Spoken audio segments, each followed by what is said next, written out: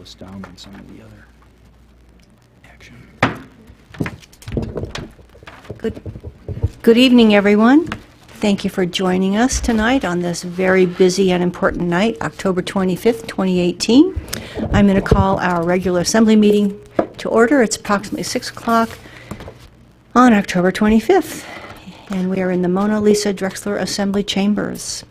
So I'm going to ask you all, I'm Catherine Dodge, I'm your presiding officer this evening, and I'm going to ask you to stand with me and join me in an invocation, or I'll read an invocation, and then I'll ask you to join me in a Pledge of Allegiance.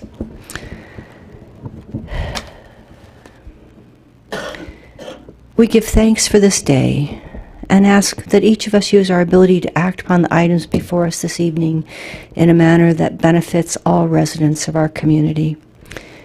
We give thanks for a community that comes together and runs for office and participates in elections, and for those that are willing to serve their community in the many different positions that we are recognizing and swearing in this evening. Amen. I pledge allegiance to the flag of the United States of America and to the republic for which it stands, one nation, under God, indivisible, with liberty and justice for all. Thank you. So with that, I'm going to ask for a roll call. Madam Chair, I'd like to note for the record that Ms. Major is excused tonight, and Mr. Quist will be late. He should be in around 7 o'clock. Mr. Lejeski? Here. Mr. Tacky? Here. Mr. Cooper? Here. Mr. Roberts? Here. Mr. Gray? Here. Mr. Lawrence? Here. City of North Pole Rep. Mr. Wally? Here. And School Board Representative Mr. Doran. Here. Dodge? Here. You have a quorum. Thank you. So that takes us to a request for removal of items from the consent agenda and any other procedural motions. Is there anyone that wishes to remove anything from the consent agenda or any other motions? Seeing none, does anyone need to declare a possible conflict of interest for items on the consent agenda, other than possibly resolutions to us about us ourselves? Seeing none, okay. That takes us to citizens' comments. Let's see. So we have two types of citizens' comments. The first are citizens' comments A, and these are items that are on the agenda but not available for public comment. So things like memorandums, bid awards, unfinished business, resolutions, ordinances to be referred. And I don't have anyone signed up. I don't see anyone coming forward for citizens' comments A. Let me open them first. I still don't see anyone coming forward. So I'm going to close citizens' comments A. And that takes us to citizens' comments B. And these are items that are not on the agenda. So anything not on the agenda that people might wish to speak about. I have 3 people signed up, so I'm going to call them first, and after that, if there's someone else that wishes to speak, then I will invite them to take the empty chair. So I'm going to open citizens' comments A, and first I have Ashton Varner signed up, and then second I have Frank Turney. I don't see Frank in the audience right now. Third I have Lynette Clark. Ms. Clark. Forward. I'd like to defer to after your new assembly members and mayor are. That will be later in the meeting. I do have one subject to bring up. Okay, thank you. Welcome, Ms. Varner. Please give us your name, spell your last name, tell us your neighborhood, and you'll have 3 minutes. My name is Ashton Varner. It's V as in Victory, A-R-N-E-R, and I live off of South Cushman. I moved here in March to serve as an AmeriCorps Vista for the Fairbanks North Star Borough Libraries. The libraries serve a variety of patrons, both in person and online. Our librarians interact with the public day after day and get a great idea of what the community wants from the library. For example, we see a need for a teen area and a computer lab at Nolween, But instead of us taking an educated guess, we want the public to tell us what they want through a community assessment survey. And that's where I come in. I'm happy to announce that our survey went live on October 1st and runs through November 14th. And hopefully you've seen our flyers around town. Many people think of the library simply as books. However, throughout the world, libraries have become much more. Now they are community centers with coffee shops, social workers, and community liaisons. Due to what seems to be natural evolution as well as deadly winter temperatures, our Fairbanks libraries are headed in the same direction. Whether you go to the library every day or have never walked through our doors, we want to hear how you think the FNSB library should serve our community. As I stated previously, the survey is live and available until November 14th. It is available at fnsblibrary.metroquest.com, or you can find a link on our Facebook page and our website, fnsblibrary.org. We also have paper surveys available at all library locations, Nolween, North Pole, and the Bookmobile. I encourage all members of the Assembly, all members of the audience, and all community members of the borough to take our survey and help us shape the future of the library. Let us know what you want. And I also have some physical copies of our flyers and surveys Super, that'd be great. to you guys. Thank you. That concludes your testimony? It does. Thank you. So, does anyone have questions for Ms. Varner? I think the only question I had was whether or not we could have a flyer to share, so thank you very much. Do I give these directly to you? That'd be great. Okay. You bet. Okay, thank you. So I now have an empty seat. Oh my, that's quite a few. Do you want to put, oh, okay. Ms. Clark, welcome. Please give us your name, spell your last name, tell us your neighborhood or address, and you'll have 3 minutes. My name is Lynette Clark, Lynetteclark. I live in Fox. Thank you. I'm here tonight to bring up the 1002 lands in our statehood compact. For those of you that do not know, becoming a state, you have to have this mechanism to enter the Union. This was pounded out and then voted on by every Alaskan in the then territory as a contract with Alaska becoming this new state. I can't think of the section right now, but it is the 1002 lands that were withdrawn from the ANWR patch. So it's separate from ANWR. Within the context of becoming a new state and things that we would need as a new state, our transportation system was taken care of. To give you an idea of the road that goes into Denali, that is state-owned. It was quitclaim deeded to this new state for $1 when we agreed and then came into the mechanism of becoming a state. The 1002 lands are rich in oil resources, and for a state that is sorely needing more funds, albeit overspending or bad financing. It's passed the Congress. Senator Murkowski is one of her committees. And with that passing, that completely amended our statehood compact, which could not and should not have occurred without a vote of the people of the state of Alaska, because it was their contract. But it changed the 90-10, which means 90% to the state upon development of the 1002 lands, and 10% to the federal government. There has to be something done on a government level, on a borough level, in support of not giving up that 90-10. It is owed to the state of Alaska. It will open up more lands, it will bring more monies to the coffer, it will build new cities, I hope. It'll put a railroad in, it'll put more highways in. It'll get us up a step up, like if you're on a boat going to go fishing, you want to get that level. That's where that can take us.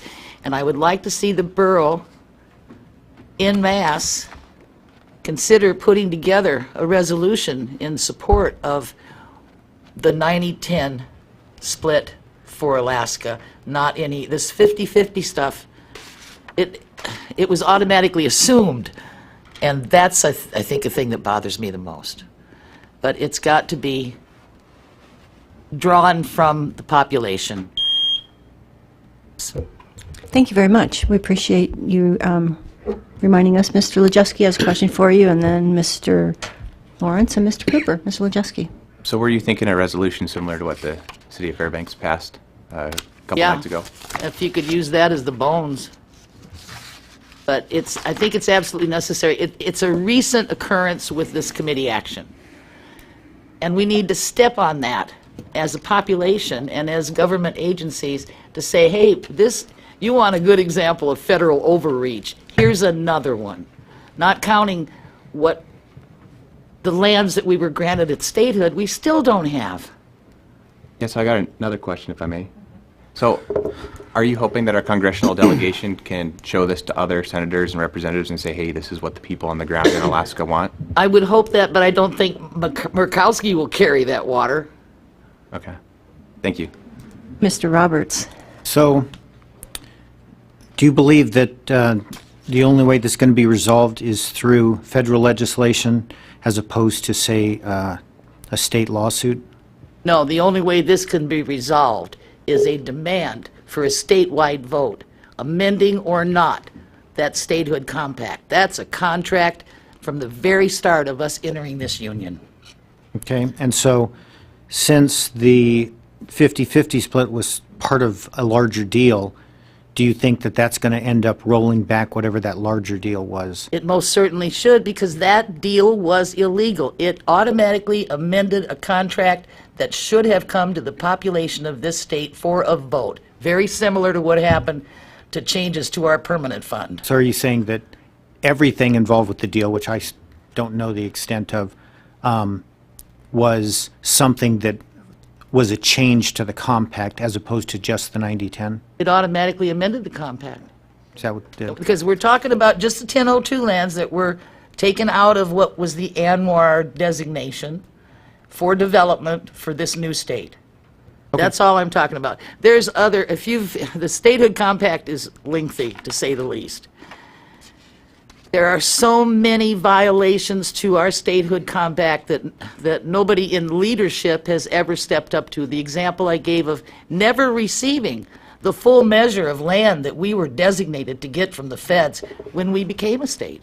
That's still a mess. There's other obvious violations, but this one is, especially in this day and age for Alaska and its monetary crisis, we can't sit back on our heels and not let them know that that is a contract, that is a violation. 50-50 doesn't exist. 90-10 does. Thank you. Thank you. Thank you. Sorry, Mr. Cooper and then Mr. Gray. Thanks, Ms. Clark, for talking to us about 90-10 last week and again, or I guess it was a couple weeks ago now, and again tonight. I was just going to ask if you could give me a call tomorrow or sometime soon to chat about this a little bit more. Give me your number. 978-7143. Pardon me. 978 7143. 7143. Is there a 907 in front of that? There is. Thank you. Glad to, Mr. Cooper. Mr. Gray.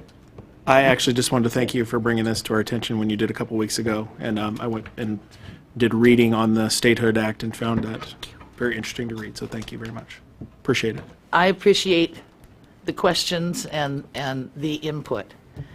There are a lot of things that as a small governing body, down to the hometown mentality, that we can take care of and step into maybe another arena to make sure that our force is heard. That's all we want. Trust in our government and that we're heard and we see something happening. I was tutored by an incredible Alaskan statesman, Joe Vogler. Okay. He would sit at this seat and he usually chew everyone out that was on that side, but he educated. And there's so little of that to the foundation of how we became a state and what those contracts involved and issues involved that they're not taught. And I feel, especially on this issue, when this happened, that vote happened, and the 50-50 even came up, I'm impelled to make sure that the population, at least in the borough here in the interior, are aware of the circumstances. And there's something we can do about it. And I'm coming to you guys now, because you carry the water. Very good, thank you. I've learned something, so thank you very much. You're welcome. I'll call Okay, you, Mr. any other questions? Seeing none, thank you very much. We appreciate you coming down and educating us. No, I'm sure. And I have an empty seat. This is citizens' comments A. And Mr. Turney, we had called you and you weren't here yet. If you'd like to come speak. This is, my apologies. So, Oh, I like that. That's Maybe important. a black cat. Luck charm. Halloween, I guess. okay. No, it might have been on the seat. I'm not sure. So, Mr. Turney, we had Yep, let him go Mr. first. Turney, would you give us your name? Spell your last name? Well, my first. Give us your name, spell your last. T-U-R-N-E-Y. Thank you. 1434 Lacey Street. Thank you. You have 3 minutes. Well, I'd probably just echo the same thing Lynette Clark echoed. And I gave quite a few phone calls, and I didn't think I'd get a call back. That means I must have a taker. Regarding Gary Cleaver's resolution. On Monday night, the resolution reaffirming the Alaska Statehood Act and then Section 28A1, 90% provision for Alaska regarding oil royalties. You know, I had an opportunity, I just being repetitious, meet Treadwell when he ran for governor. I questioned him 2 different times, and he said that he would support litigating. He said if he could have another hour on KFAR, he'd like to discuss it. And also, on UFA last night, University, I think the political science and the government who put us on, so I had a chance to, I think Lynette did, confront Senator Begich, Mark Begich, and I think indicated, he said it'd have to be litigated. And that's what it has to be, is litigated to a high court. And also I noticed Dunabee, while he was in the Senate, he fought for 90-10. I mean, you know, 90% of royalties, oil royalties, just think, wouldn't have to worry about Mary Size anymore. You wouldn't have to worry about putting an income tax in the state of Alaska. You had that 90% royalties coming to us. You know, under the Alaska Statehood Compact provision, just that word itself seals it to me. Right there. Now, whether there's a few errors here and there, I don't know. But I think that the oil companies probably had their hands in too many of these politicians' pockets and not standing up for Alaska. This 90% oil royalties, and not only just oil royalties, anything that comes out of the ground or the air belongs to the state of Alaska. You know, I think there should be a wake-up call to the media. And it's too bad that the media didn't tell us whatsoever about the Chamber of Commerce putting on an event for Vegas and Dunleavy. What I would have been there with a great big sign, question 90% oil royalties. That's for sure. I would like to see I know you have a copy of Jim Sampson, I believe in 1995, he passed a resolution here. That was historical resolution right there. And then I believe Jeff Jacobs, when he was on the city council, he introduced something, it might have been 95, and I know Jerry Cleaworth did one in 1997. So this is just reaffirming his in October 22nd, 2018. I would hope that even you people leaving office, the only person I got to talk to is Lance, and it was very short. And, you know, he says, well, you know, he can't do anything about a resolution. Yes, you can as a citizen. You can speak out, each one of you that are termed out, and support this. Anyway, I should have brought my great big thing out. Over 50. In fact, this is when recorded as a claim. This is a claim. It's in the recordings office. And over 50 city councilmen and resolutions across Alaska has supported this 90% oil royalties. Thank you, Mr. Turney. Let's see if there are questions for you. Yes, Mr. Cooper has a question for you. Since you never get questions, Mr. Turney, I have to ask you a question. So to preface this, I left a message for you on your voicemail today. So can you please give me a call back tomorrow? I always hear that from you politicians, but I can accept that. Thank you. But hey, I think you should be able to, somebody, even a mayor. Yeah, I might take, you got a copy of it, didn't you, Mayor, and legal staff? I'd like to see somebody introduce a resolution. Come on. This is for all Alaskans. Before you go, I was wondering if you had a copy of the October 22nd, 2018 resolution. If Well, you should could- have it in your mailbox. It was Oh, sent to okay. you. I didn't. And the new one, the other one didn't have its signature, so I went up and got the mayor's signature on this to make it official. So you should have got that today, too. Okay, thank you. Thanks to the Let you know. clerk. Thank you, Mr. Turney. We appreciate you coming I don't know down. where this black cat came from, but I never brought it down here. Maybe it was on the seat. Oh, Treat. there's something else over there, too, maybe. Who knows? So I have one more, I have an empty seat.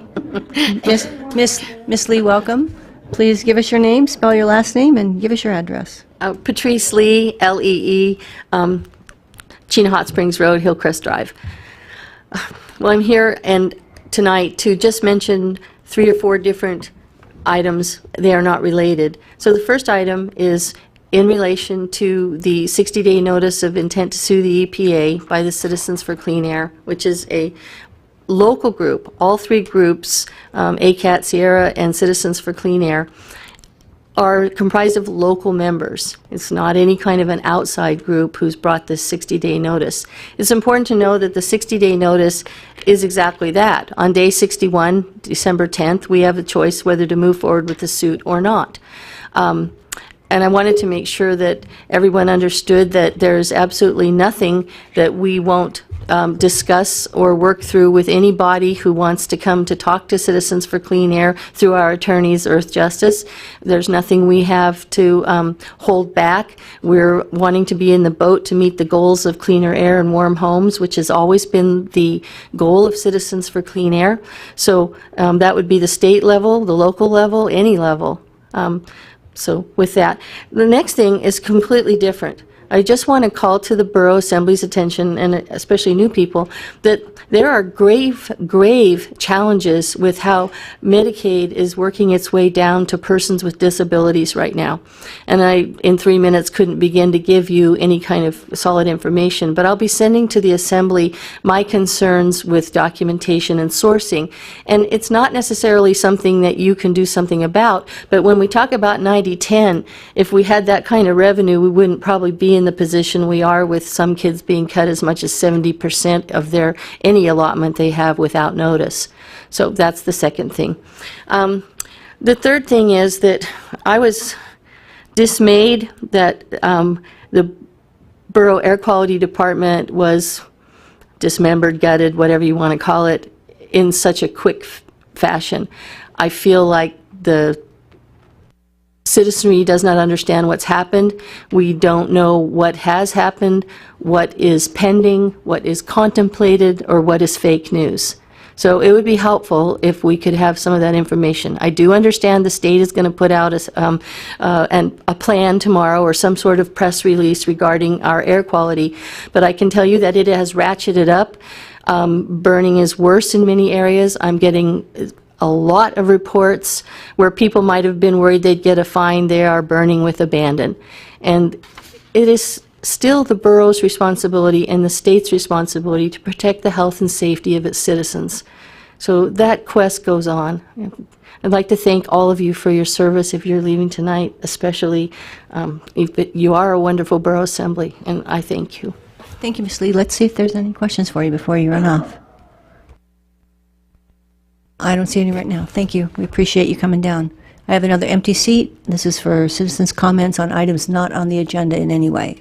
Welcome, Ms. Mullis. Hi, Please give us your name, spell your last name. Give Carrie us your Mullis. neighborhood. And just so everybody knows, it's Mullis, Thank you. not Mullis, M-U-L-L-I-S, by the Muskox Farm. So tonight I came again to talk about my favorite 3 things, the fueling tanks. I really do hope that if the guard that's going out can't do anything about these fueling stations that were fraudulently requested and $750,000 appropriated for, that the new group coming in will do something about this $750,000. It's not a lot of money, I know, in the scheme of things, but the fact that someone came to you, an employee of the borough, gave a fraudulent report, whether he was aware of it or not, it was fraudulent. It was brought out to you guys within a week that it was fraudulent. And the fact that y'all have done nothing other than to try to have the chief of staff give a little report as to why he thinks it might have happened, which isn't adequate for taxpayers' money, $750,000. That's quite a bit of money that could have gone for ESPs or something else that would have benefited us, other than pulling up 3 stations that don't need to be pulled up, that you have documentation, you have DEC telling you they have documentation, you have photos, which I sent to every single one of you on these fueling stations, and there appears to have been no repercussions at all to this director of Public Works giving y'all fraudulent information. I mean, I'm hoping that the new mayor is hearing this and he's wondering what's going on, and I would be more than happy to fill him in, but I just don't understand why people are considering that the taxpayers' money is being used in a manner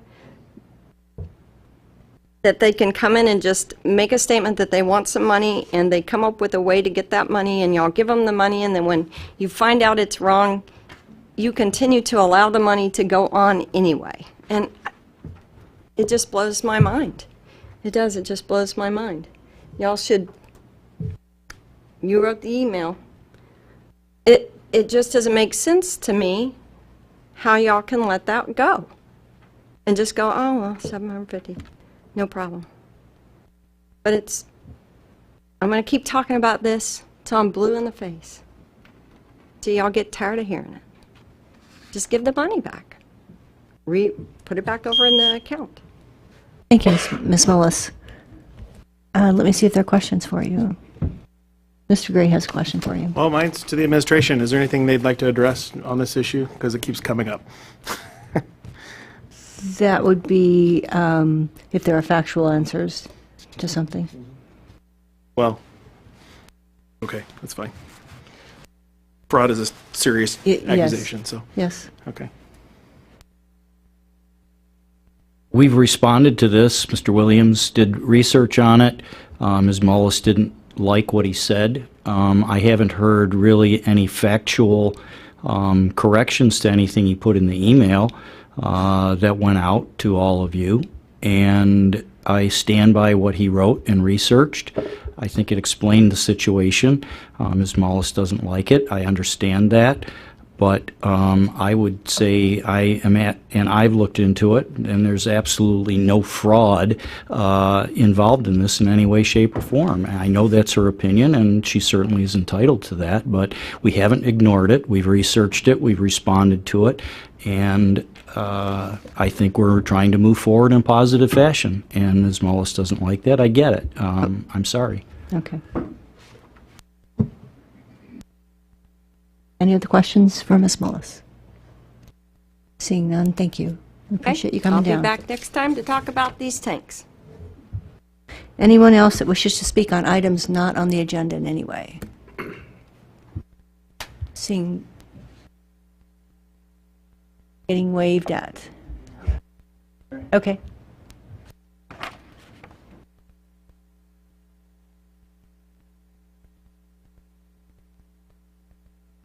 Welcome. Hi.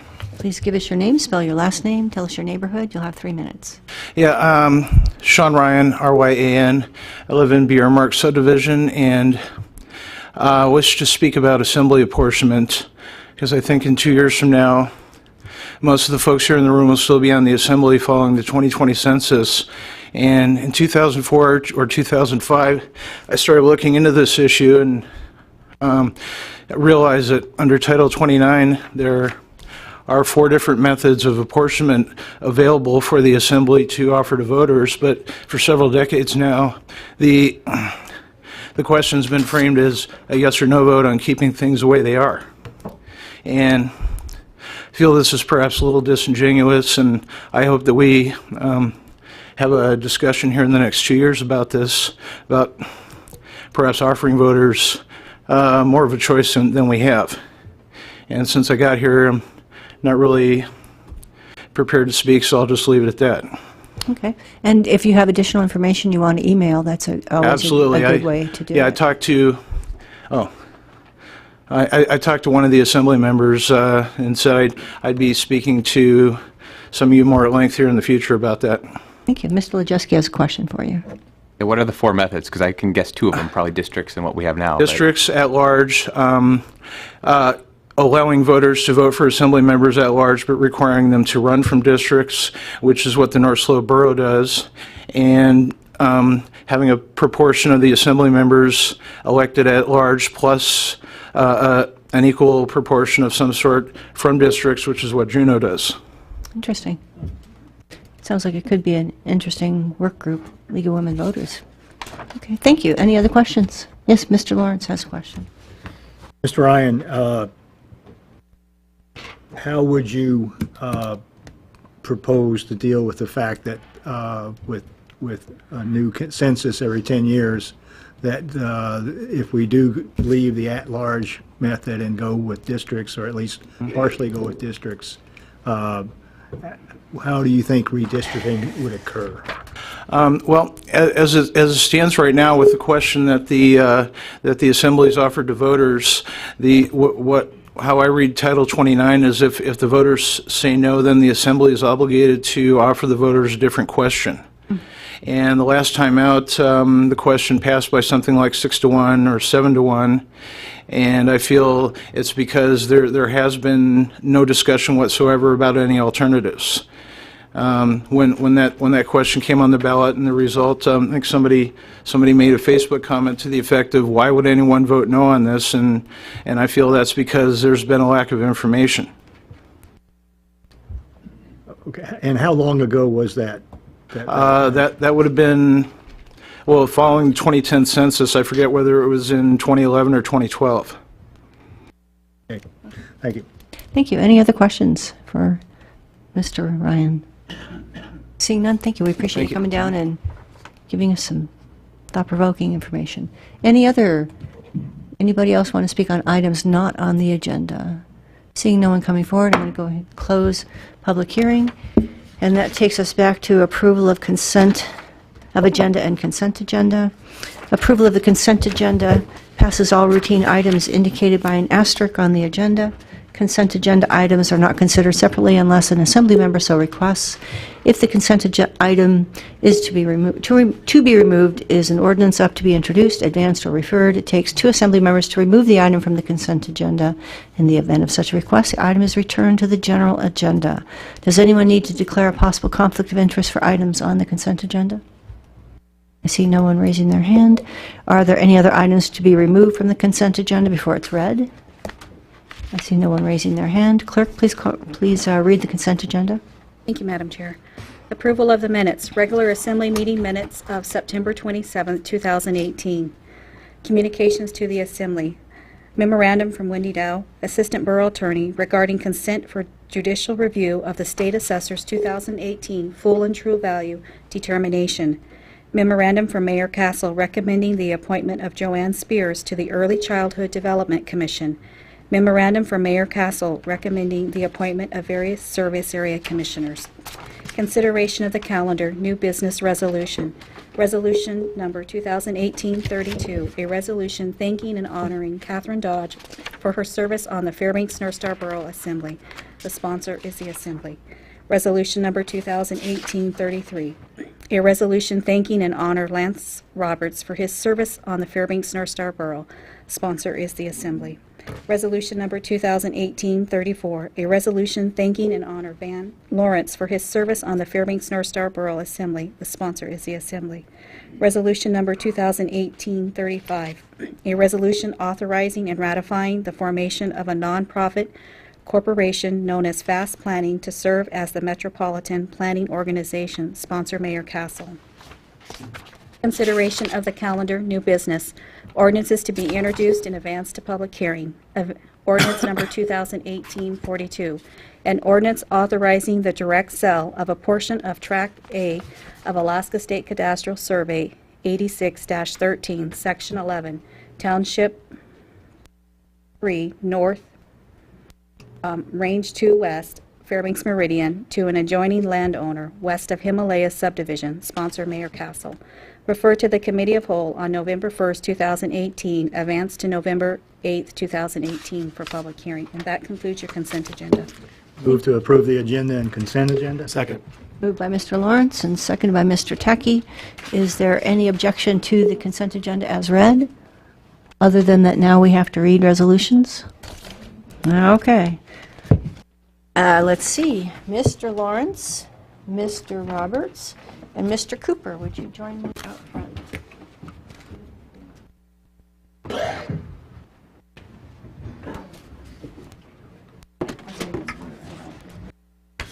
All four of us. Okay. Yeah, a little simple. Oops.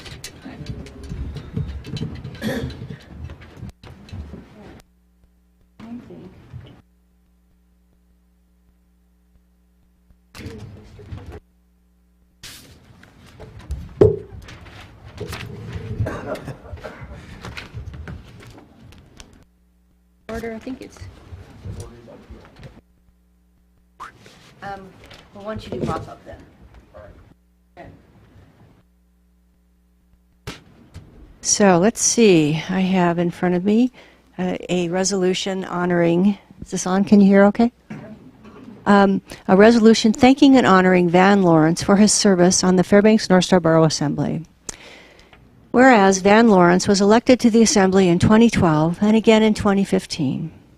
And whereas during his term, Van served on several committees, most notably the Fairbanks Metropolitan Area Transportation System, FMATS, also possibly known as FAST one day, the Policy Committee. He also served on the Economic Development Commission, the Capital Projects and Legislative Priorities Committee, and was twice elected by his peers to serve as their Deputy Presiding Officer. And whereas we recognize and thank Van for his measured leadership and ability to quickly get to the heart of any issue by asking clear and concise questions, careful to always keep the focus on the matters at hand.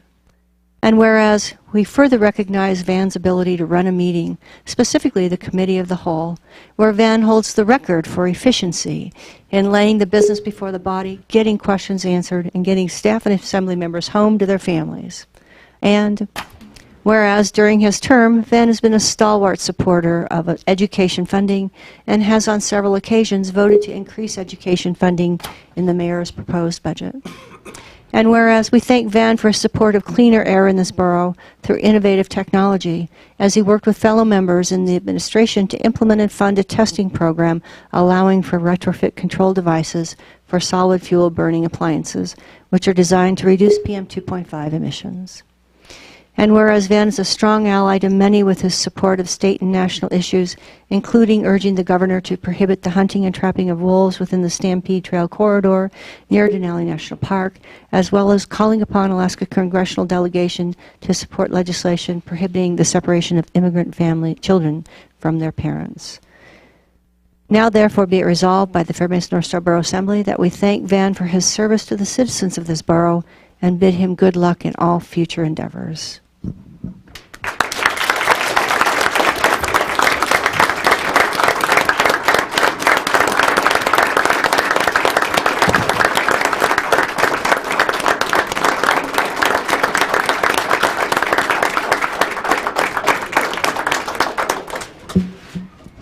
Okay, Mr. Roberts.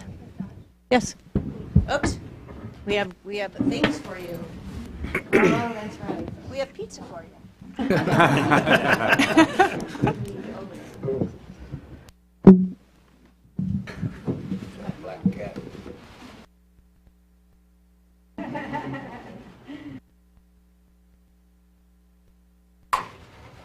Okay, I wouldn't eat this pizza.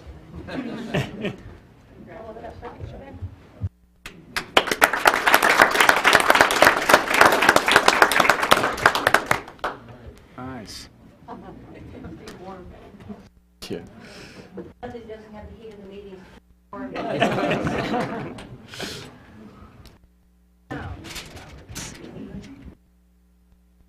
So this is a resolution thanking and honoring Lance Roberts for his service on the Fairbanks North Star Borough Assembly. Whereas Lance Roberts began his term on Assembly Seat G in 2012 and was reelected in 2015. And I remember actually being at a ITA forum in 2012 with Lance, and he said, "This is the seat I want. It's the best seat." And he's been there for 6 years. So literally, that's now, we should call it Lance Roberts' seat. Whereas during Lance's tenure, he has sponsored over 100 ordinances and resolutions, and we are fairly certain the Office of the Borough Attorney hasn't been the same since. And whereas Lance is known among colleagues and citizens alike as someone who listens to the needs of his constituents and puts in the time to find a solution, whether it's by making a change to Borough Code or simply reaching out to the administration and asking questions. And whereas a majority of Lance's committee work was devoted to the Assembly Road Service Area Committee, commonly known as RSAC, Lance began as vice chair and then led the committee as its chair the last 4 years, crafting multiple ordinances to shape Borough Code in response to a variety of important issues brought forth by service area commissioners. And whereas Lance also devoted many hours to the Land Management Advisory Commission, the famous LMAC, where he worked toward the Commission's goal of identifying ways to sell borough land to the public. And sometimes that was pretty complicated. And whereas we recognize Lance's unshakable beliefs, his courage to ask the tough questions, and his laser focus on several important areas, such as lessening the tax burden for property owners, flexibility in zoning and grandfather rights, and reducing government spending.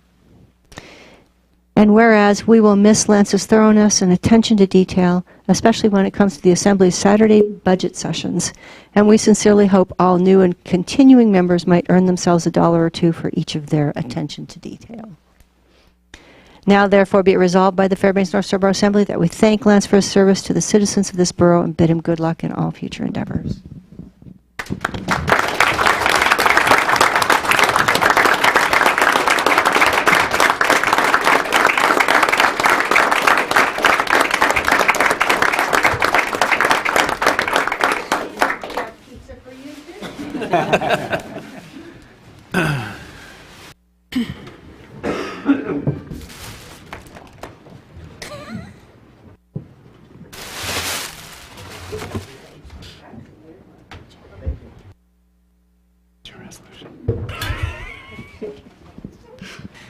So, I had no plan to jump onto the Assembly when I did in 2012 since I just got out of another degree going part-time while I worked full-time, and but it happened because I'd been going to the Assembly for 3 years, and it just drove me crazy, the irrationality of government that you see all the time, which I won't get into, but there's a lot of it.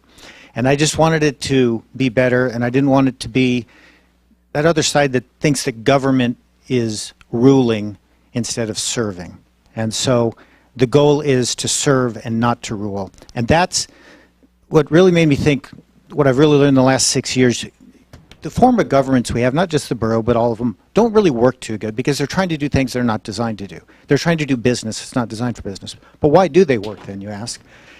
It's because we have great employees. We have great people working for the borough that make it happen. Even when the code doesn't let them, they figure out how to help people. They work on facilitating things, they work on getting it done, and then I try to come in behind them and create code that does what they do so they can justify it. But that's what makes government work. It's not, you get a few bad apples make people hate government when they're inflexible, but it's the flexibility of the employees and their desire to serve that really makes it work. So I want to really thank the borough employees for the great work they do in keeping things running. Thanks.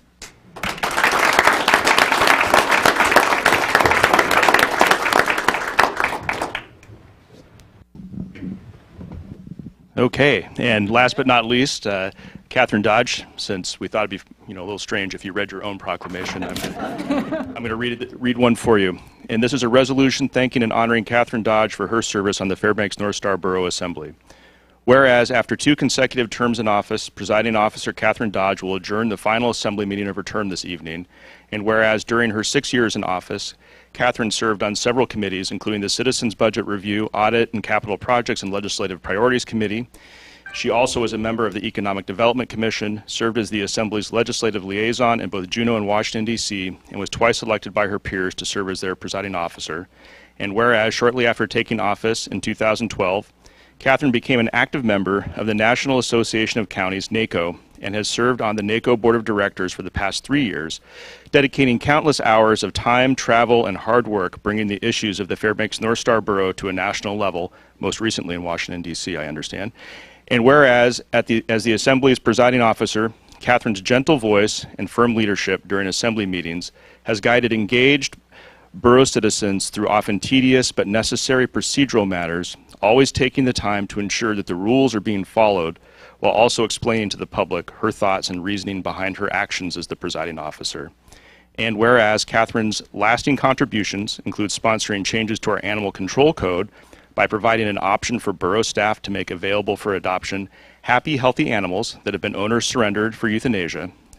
And whereas Catherine was a key proponent of the implementation of the Enhanced Voluntary Removal, Replacement, and Repair Program, which allows for citizens to exchange their old wood stoves for newer, more efficient ones. And whereas we recognize and thank Catherine for what is known as the Dodge Amendment, which removed the user fees for citizens wanting to rezone any split zone parcel or in certain circumstances rezone a group of properties from general use to residential zoning, a powerful step forward in correcting the borough's many zoning complications. Now, therefore, be it resolved by the Fairbanks North Star Borough Assembly that we thank Catherine for her service to the citizens of this borough and bid her good luck in all future endeavors. Now, therefore, be it further resolved that we remind Ms. Dodge this resolution was crafted with opposable thumbs. So please excuse any typos. And that's Ms. Dodge's tagline on her iPhone signature, which we often see. So, Catherine, congratulations.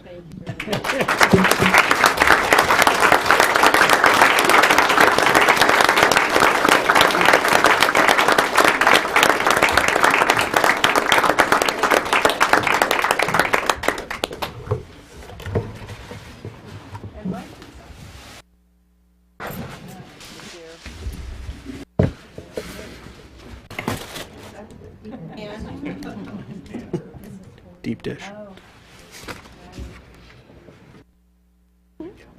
It's removable, I can still whack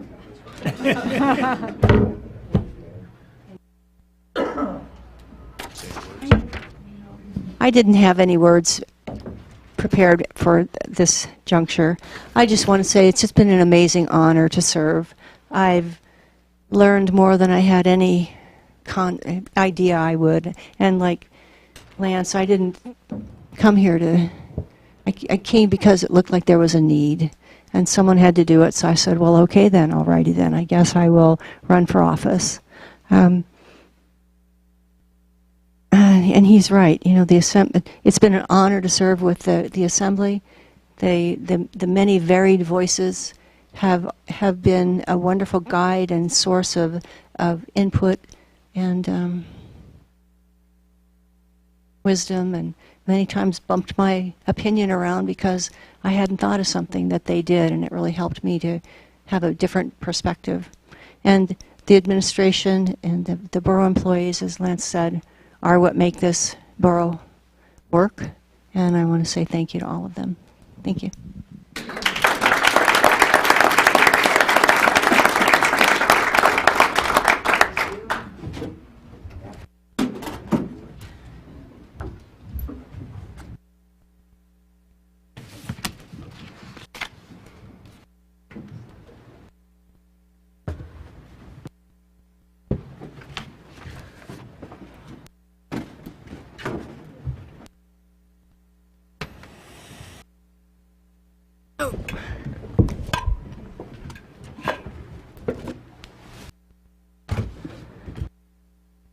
And that takes us to embedding that, it basically takes us to recessing until 7 o'clock.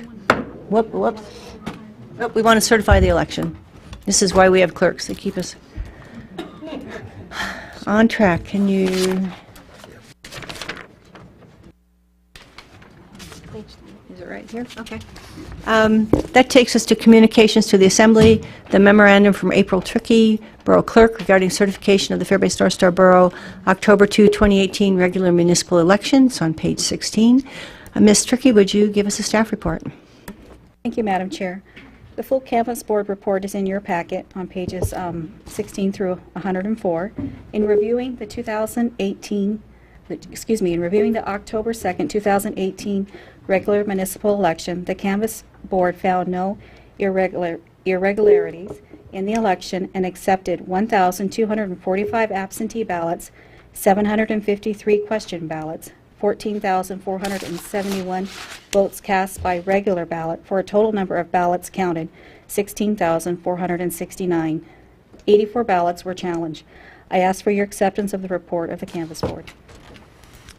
Okay, so would anyone like to? I move the Assembly accept the report of the Election Canvas Board and declare the regular municipal election of October 2nd, 2018 was validly held. Second. So moved by Mr. Lawrence, seconded by Mr. Tackey. Any discussion, debate?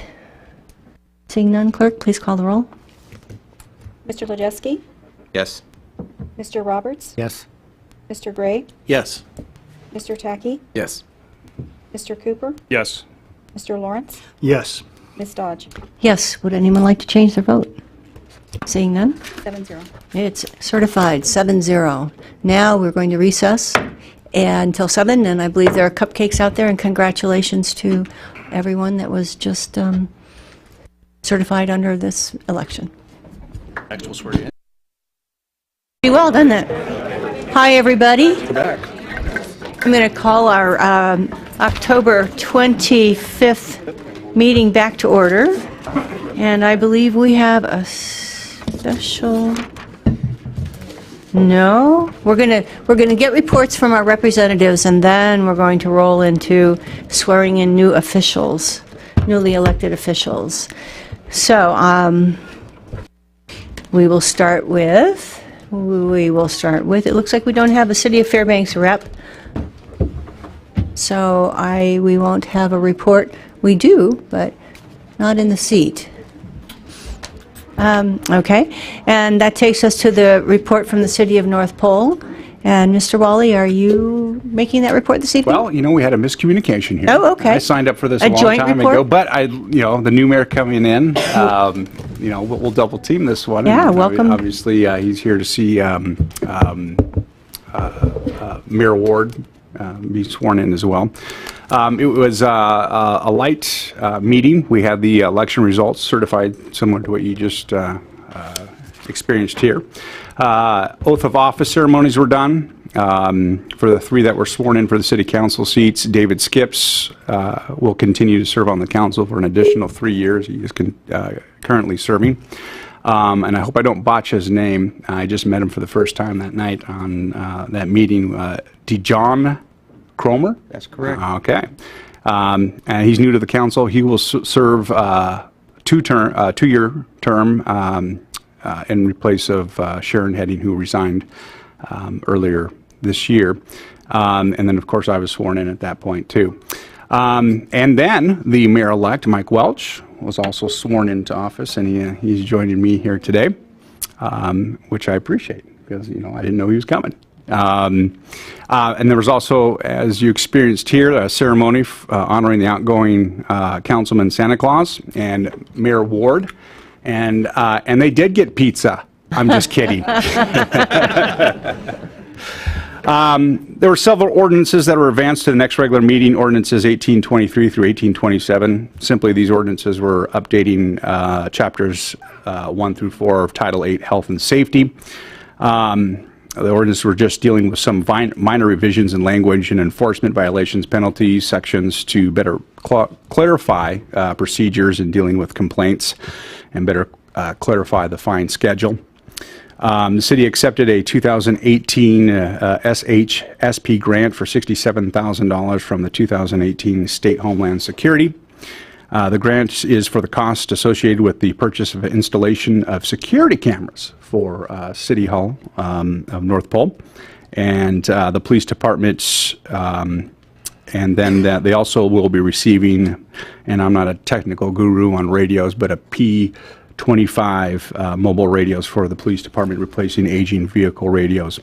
And for overtime, for the cost of the reimbursement for the 2019 Alaska SHIELD exercise that will take place. And there was no, from what I understand, no matching fund requirements on that grant. Also, we approved an extended warranty for suspect fusion wells installed as part of the water system expansion projects. I got briefed on that one during the meeting, and basically, this is from Exclusive Landscaping, who had won the bid for the Phase 1 through Phase 4 water project out there in North Pole, which I believe they completed through Phase 2, 3, and 4 next year. And they have, through some testing, and there's some various testing and bend back test and several other tests where the pipes are joined together. There were some failures in, I believe, 5 cases, mainly with the 16-inch pipe. And obviously we have 2 more phases over the next summer that are going to take place. So there was, we had approached them to ask for, there was currently a 2-year warranty, I believe, that came with the project already, but an extended warranty bond of $1 million. Obviously we asked for, I believe it was 12 to 15 years. I don't remember the exact number. I think they came back at 10 or 8, if I can't remember, I can't recall, but I think it was a 10 total with the 2 years plus 8 equals 10 years. It's a $1 million insurance bond that it's not per occurrence, it's for the entire project. So if there's multiple failures, which the last failure was in July of 18, July 18th of this year, and so things have, I think they have corrected the problem. The problems were a combination of things, they think, after reading the report, human error, and some other things that have failed. But that's, we feel very comfortable with that extension of that warranty. And I think that's all I have for you. Super duper. And I'd like to congratulate Mike Welch again. Mayor Welch, welcome. Thank you very much. Congratulations, and do you have any words you wish to add? I feel like I'm in that movie Deliverance at the very end of the movie when they're putting their hand up, help! But we have a good team, so we're going to do fine this year. Super duper, thank you. Look forward to working with you. Let's see, that takes us to the report from the school board representative. Welcome, Mr. Doran. Do you have a report? Thank you very much for our being here. One of the things I wanted to start off with was recognizing a great celebration we had yesterday. It was Aurora Lights On After School. They Alaskanized it a little bit. Instead of just lights on after school, it's a national recognition. But it was held out at North Pole yesterday, and why I want to just highlight it is because of the fact that the great service they do provide. Quite a number of our schools, some of them are grant-funded after-school programs, some of them are fee-based, and they provide both academic and enrichment supports for students, and that's been something we've been doing for a number of years, and is a great benefit to our students and families. Currently, today, we started with parent-teacher conferences following the first quarter, and tomorrow we will continue that, and this is a very significant connection between teachers and parents, talking how their student is doing, how they're progressing, what the hopes of the parents are, getting ideas that they can both have in common, how to support their student learning. And so we really appreciate the parents coming to meet with their child's teachers, but also all the employers who provide time for their employees to attend these conferences. We appreciate the certification of the election tonight. Monday, we will have our oath of office for our newly elected members of the board, Aaron Marotti and Joyer Sanderson, and we'll have our organization of the board at the same time. And we really appreciate the service that Heidi Haas and Tom Bartels have provided to our board over the years, as they will be leaving as of Sunday night, I guess. Our next regular meeting then will be on November 6th. We're promoting input from the community, from students, on 2 surveys that we have going at the moment for strategic planning, trying to look out for 5 years, how far, what do we need to do for students, what are the best practices for them, and so we'd appreciate getting that input, and also on our budget. We have a survey. These can be accessed on the school district website, and having that budget input is also a very, very valuable, important part. And a lot of times people can think outside the box, and it's nice to get those ideas to prompt the discussions. So in both those areas, strategic planning and budget input. On November 3rd, next Saturday, week from this Saturday, the No One Left Behind Awards Banquet will be taking place over at Ryan. I mention this because this is a student-organized event, and it is to recognize first responders. And they've been doing this, I believe it's 3 years. This will be the 3rd banquet for that, and it's a great opportunity to recognize our first responders. And I think the student leadership is very significant, because that's what we hope to see throughout our educational system, students taking on that leadership, and they certainly do with this. And again, information and tickets are available through the website. The other major thing is we have a K-12 magnet exploration, a couple of work sessions going on. These are open to the public to get input. It's exploring ideas, best ways we can serve kids, and the next 2 meetings are November 1st and November 15th. So again, as we explore different ways of serving kids and families, this is another one of those avenues that we would love to get community input for. Finally, I want to really thank the Assembly members, Mr. Roberts, Ms. Dodge, Mr. Lawrence, for your service. We really appreciate what you have done for our community, and we know what you will continue to do because your interest is there. And Mayor Castle, we want to thank you for your service for the community. The great celebration tonight for what the 4 of you have done, and we look forward to welcoming the new Assembly members and the new mayor. So, thank you. Thank you very much. So I have a few things I need to catch up on. One is, please let the record request that Mr. Quist has joined us. Thank you. And I forgot to ask if there were any questions, so we'll see if there are questions of either the school board or the City of North Pole. Any questions? Never mind. Seeing none, thank you. We appreciate you being here, and congratulations to our newly elected members. That takes us to the swearing in of newly elected officials. So we're going to swear in the newly elected officials, the new borough mayor. I saw him in the audience. The Borough Assembly seats A, F, and G, and the Interior Alaska Natural Gas Utility Board at-large seats A and B. So the borough clerk is going to administer the oath of office for Mr. Bryce Ward, the newly elected mayor. He would come forward. Marna Sanford, our newly elected borough seat, Assembly seat A, is unable to join us this evening. She's out of town on a business trip that was planned prior to her being elected, and she'll be sworn into office on Monday, October 29, 2018 at 8:15. And Ms. Like, Borough Assembly seat F, if you would. April, you prefer everyone come up, is that correct, or do you want a onesie-twosie? Your call? Do you want to? Okay. Do you have a? She's got the mic.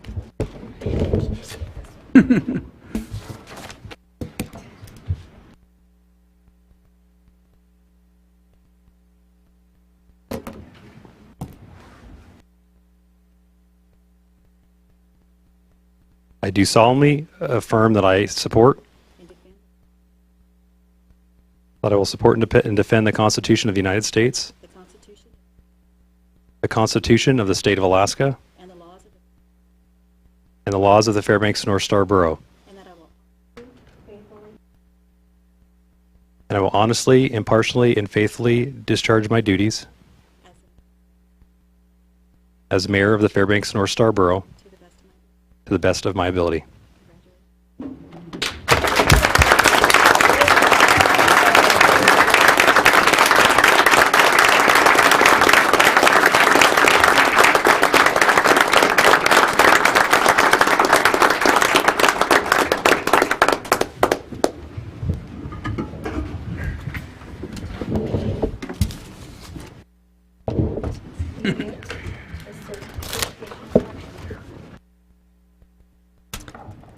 Congratulations, Mr. Mayor.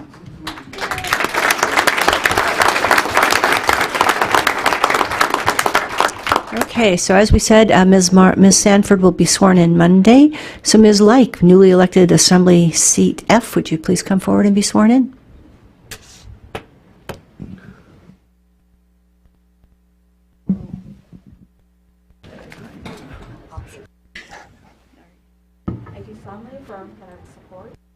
I do solemnly affirm I will support and defend the Constitution of the United States,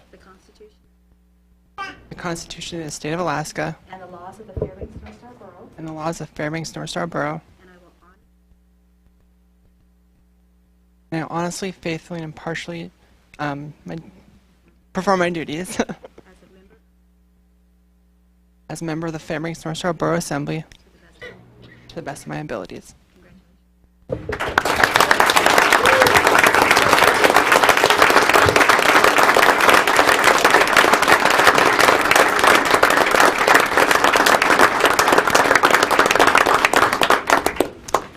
Congratulations and welcome, Assemblymember Like.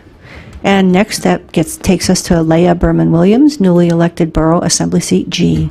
Ms. Williams, would you please come forward? Berman Williams.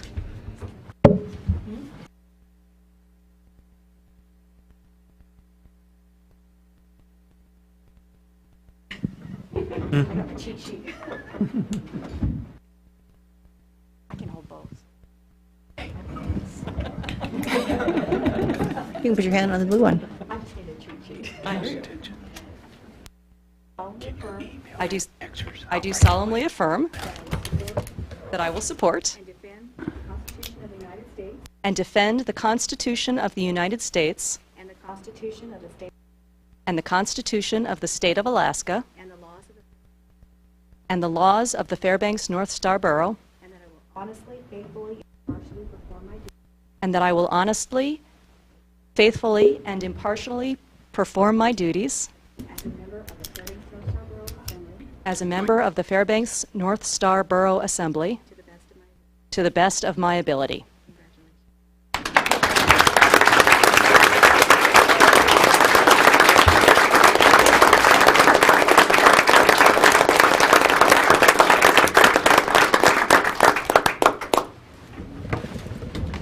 Congratulations and welcome, Ms. Berman Williams. And next we have Ms. Troop. Pamela Troop, re-elected Interior Alaska Natural Gas Utility Board, at-large, Seat A.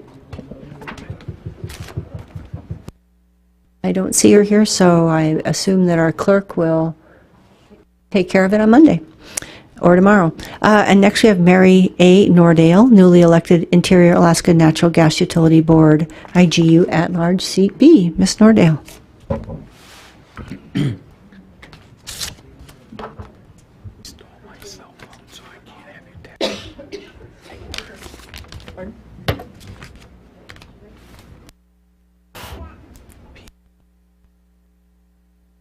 I do solemnly affirm that I will support and defend the Constitution of the United States and the Constitution of the State of Alaska and the laws of the State of the North Star Borough, and that I will honestly, faithfully, and impartially perform my duties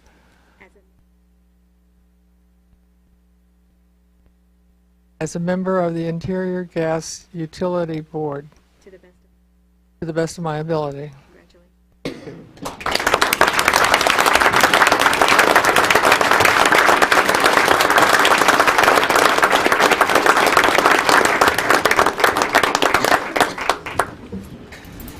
Congratulations, Ms. Nordale. You're going to get it.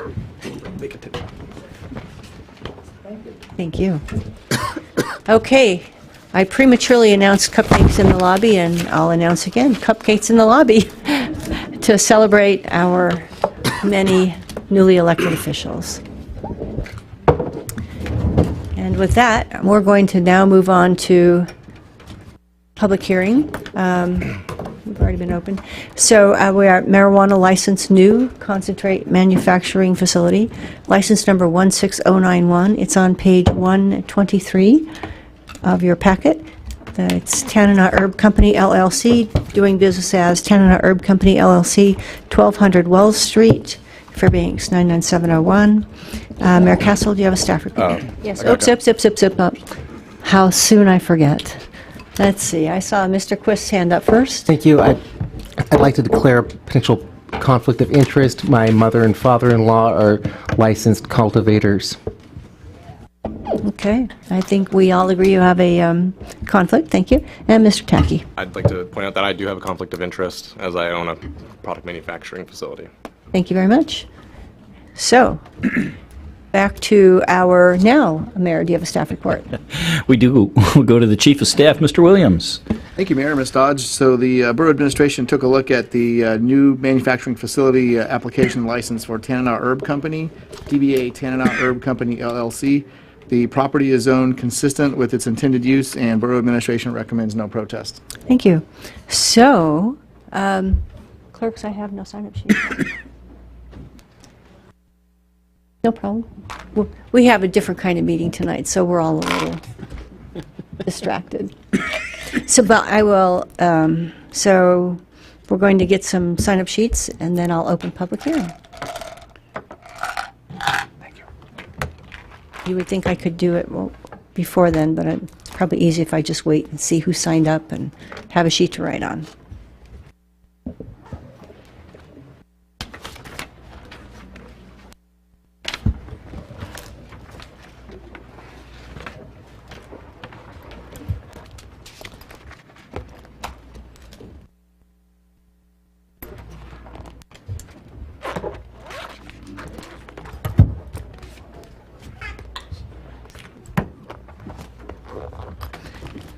So, all that suspense, and I'm going to open public hearing on marijuana license, new concentrate manufacturing facility, license 16091, and I have no one signed up. Is there anyone that wishes to speak on license number 16091? Please come forward and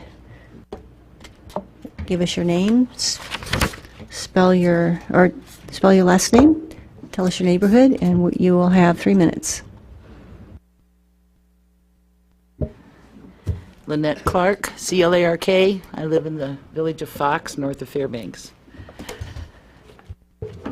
Coming out of the world of Southern California in 1964, as a member of the Air Force and out of the Midwest, I was amazed at what the hippies were doing and the various things that you could smoke, swallow, or rub in your belly. I did not imbibe then or until very many years later. I never thought I would see the day, for one, where a state would legalize marijuana use. I dreamed out at the Howling Dog to be able to go up to their cigarette machine and put money in it and get a pack of joints. I never thought that would happen and haven't seen that yet. I am pleased that there is legalization on marijuana. I'm also pleased to see that the borough is open to cultivation, to this one here is the concentrate manufacturing, the next one's the retail store. But I'm pleased that the borough did not turn Puritan in their functions of trying to get these positions and stores open and operational. I thank you for that.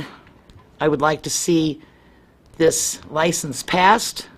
I won't stand for the next one, but I want to see that passed also. And thank you for your efforts in organizing that's the ability of that to come into fruition. Thank you, Ms. Clark. Let's see if there are questions for you. Mr. Lejeski has a question for you. Curious, when you say Puritan, are you referring to the early colonists of the New England Yeah, area? I'm Okay. referring All to right. the Puritans. little hard-headed. Thank you. Appreciate it. Anyone else wish to speak on license number 16091? If so, so just come forward if you feel like you want to speak on this. Yeah, it's more efficient if we fill the empty chairs, if you wish to speak, not that we fill them. Okay, thank you. Welcome. Thank you. Kathy Otterston, 1435 3rd Avenue. And spell your last name, please. Ottersten. Just want to Your apologize for your neighborhood. I'm sorry, I wasn't very clear with you. Place of residence is Or Weeksfield. neighborhood. Okay. Right here downtown. I apologize for the city council's inability to get our act together, so to have a representative over there. But I do want to note that we did pass the ordinance for this license on Monday night with only the objection just concerning the C of O. So the city would concur with allowing Tanana Herb Company to go ahead and begin to manufacture concentrates. And as they stated, it will involve no toxic chemicals and have almost no impact on any of the nearby businesses. So that was about it. Super, Ms. Otterston. Let's see if we have any questions for you. Seeing none, thank you. Mr. Lejeski has one for you. I'm just curious, are you speaking for yourself or for the whole city council? I'm speaking for myself, but I just did want to note that in case it was not in your packet that we had agreed that this company can go forward. Okay, thank you. Any other questions for Ms. Otterston? Seeing none, thank you. We appreciate it. Thank you. Anyone else wish to speak on this license? Seeing no one coming forward, I'm going to close public I'd hearing. move to file no protest. Second. Moved by Mr. Gray and seconded by Mr. Lawrence to file no protest. Discussion, debate? Seeing none, clerk, please call the roll. Mr. Cooper? Yes. Mr. Lejeski? Yes. Mr. Roberts? No. Mr. Gray? Yes. Mr. Lawrence? Yes. Ms. Dodge? Yes. Would anyone like to change the vote? Seeing none, 5-1. it is approved. The no protest is approved 5-1. Okay, and that takes us to marijuana license new retail store, license 15814. It's on page 90. We're going to note that the two people that have recused or have been excused are still excused. So this is new retail store 15814, Tanana Herb Company, LLC, doing business as Tanana Herb Company, LLC, 1200 Wall Street, Fairbanks 99701. Mayor Castle, do you have a staff report? Yes, we do. Back to Mr. Williams. Thank you, Mayor. Ms. Dodge, Borough Administration reviewed the new marijuana license retail store application for Tanana Herb Company, LLC, DBA Tanana Herb Company, LLC. The property is zoned consistently with its intended use, and Borough Administration recommends no protest. Thank you. So with that, I'm going to open public hearing on marijuana license new retail store 15814. I have no one signed up to speak. I don't see anyone coming forward, so I'm going to close public hearing. Move to file no protest. Second. Moved by Mr. Gray, second by Mr. Lawrence to file no protest. Discussion, debate? Seeing none, clerk, please call the roll. Mr. Lejeski? Yes. Mr. Roberts? No. Mr. Gray? Yes. Mr. Cooper? Yes. Mr. Lawrence? Yes. Ms. Dodge? Yes. Would anyone like to change their vote? Seeing none? 5-1. It is the no protest is approved 5-1. We'll invite our members back to the dais, and that's going to take us to Ordinance 2018-25. And this is an ordinance amending Fairbanks North Starborough Code Title 18 to add a definition of commercial outdoor recreation and add it as an allowable use in various zones. The sponsor is Assemblymember Roberts. It's on page 466. Mr. Lejeski, you want to talk about a conflict of interest? Sure, I don't believe it's a conflict, but I have a Right, potential possible. conflict of interest. Whereas this ordinance talks about zoning and Aurora operations, and I own or self-employed in my own Aurora operation. Thank you. Ms. Dolan, would you speak to that? Just the same as we've discussed at the past two meetings. I don't think he has a direct conflict in this. I think it's too attenuated to be a property interest or a financial interest in this action. Thank you. We just wanted it on the record for, and I agree that that this is a planning ordinance and that your interest in it is de minimis, if there is one. So that takes us to, so there's additional information in our yellow folders. And Mayor Castle, do you have a staff report? Nope, you don't. Assemblymember Roberts, do you have a staff report? Yes. I'm trying to do too much, sorry. So this ordinance came at a request from constituents because it turns out our zoning code doesn't actually have a place in it for commercial outdoor recreation, like aurora viewing and dog sled tours, snow machine tours, ATV rides, things like that.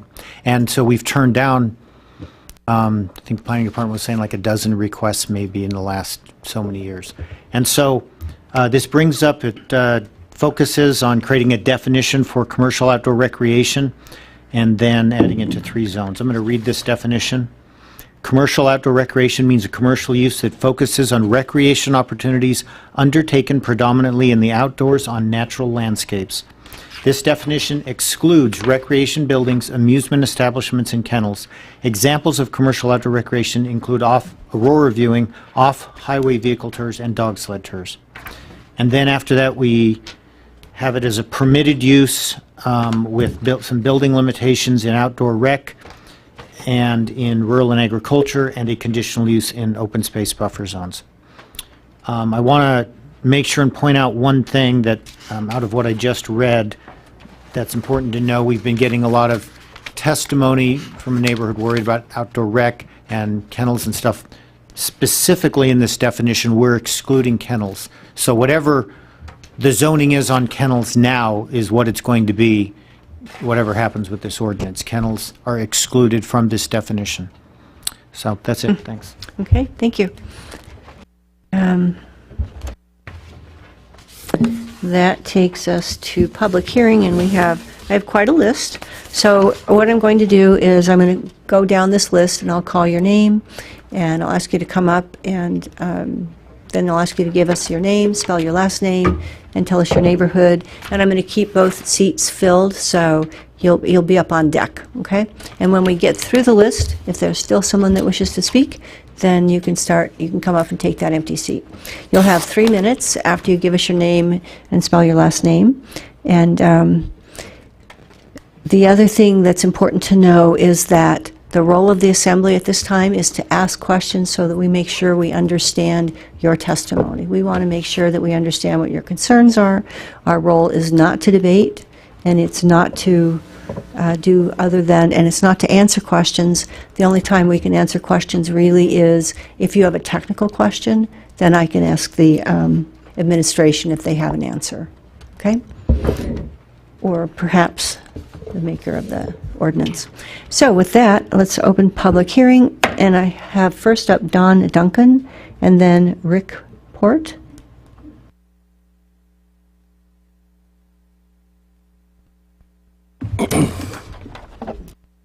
So, Mr. Duncan, please give us your name, spell your last name, and tell us your neighborhood. My name's Don Duncan, spelled D-U-N-C-A-N. Neighborhood is 5.5 Mile Old Steese. Also have a property on Farmers Loop toward the western end. I want to thank Mr. Roberts personally for introducing this proposed ordinance. Although my attempt to do my thing with my business started 2.5 years ago, a long story. As it stands now, Fish and Game has agreed to join my rezone to go from rural residential to outdoor rec. That'll give me almost 4 acres with 1,000 feet of refuge frontage, Creamer's Wildlife Refuge. I did not support your bill as originally written because it didn't include outdoor buildings. I had to have outdoor buildings to do my deal with snow machines so people didn't step out of their car, freeze to death before they got their clothes on. We had big problems with that.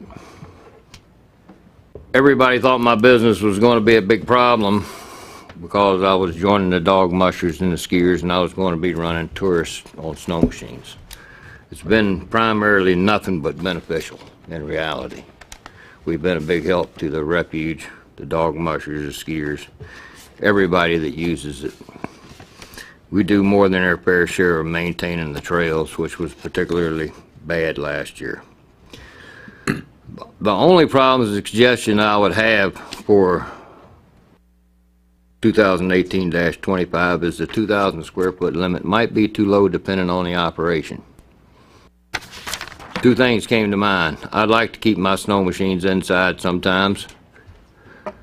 My trailers are so big and have so many sets of closing snow machines right now that a 30-foot, 8-foot wide trailer can't hardly hold it all and get somebody in there.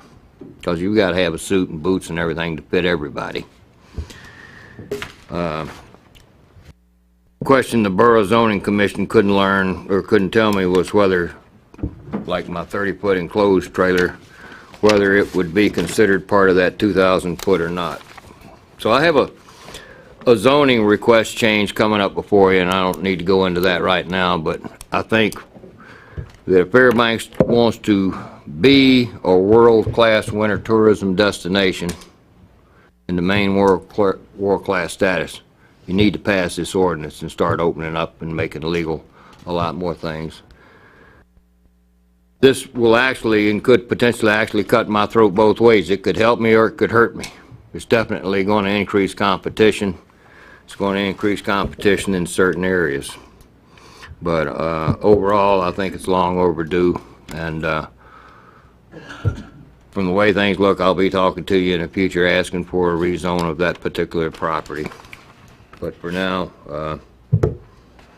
that's about all I have. Okay, your timing's very good. Let's see if anyone has a question for you. Mr. Quist has a question for you over I here. have a question for the administration. Or the maker of the... A technical one. Uh-huh. I mean, is a trailer, an enclosed trailer, counted in square footage for... If it's on wheels and a chassis, no. If it's like an Atco trailer that's on the ground, yes. Thank you. Thank you. Any other questions? Yes, Mr. Lawrence and then Mr. Lejeski. Mr. Duncan, what is the zoning of the property your business is on now? Rural residential. So are the 460 plus acres. The primary, almost all of Creamer's Wildlife Refuge is miszoned. The Department of Fish and Game manages that property. So DNR owns it, but almost all of Fish and Game's property is miszoned at this point. They have agreed to join my petition to rezone at least 400 and some plus acres from rural residential into outdoor recreation. All right, thank you. I'm thinking that since this was coming before the body as a rezone, we might want to just stay a little clear of it. Yeah, Ms. Lejeski. And for everyone else listening, this question refers to line 42, but it has to do with that 2,000 square feet. So I guess it's a two-part question, but the first is how many square feet do you think is adequate for you, and then what would also be adequate for everybody in general? The answer to my question, my original plan was to basically have a pole barn to cover my snow machine so I didn't have to blow them off every day. My biggest logistical problem that I have right now where I'm operating out of is, which I love it, it's out off Echo Acres, have a deal with Fish and Game where I maintain the parking lots, but I have to trailer my snow machine over there 6 to 8 on a 30-foot trailer, maybe take 2 or 3 trailers over there every day, unload them, use them, load them back up, and leave again. It's killing me. So, for me, if that building is 2,000 square foot, I've got 45 snow machines. Not all of them would be at that location at any one time, but I'd like enough building space to at least keep them covered. I'd also like a small building place where I could pull in 2 or 3 of them and thaw them out and, you know, and do a little maintenance on them. And I need a place where I can have the clients come in, kill time. The Chinese tour companies that I operate with primarily, they want to bring me a busload, but they want a half-hour trip. So they need somewhere warm and dry for them to stay in there and be occupied while they're waiting their turn to learn how to drive a snow machine. So if And I understand completely. I'm not a dog musher, never have been. I don't have anything against dog mushers.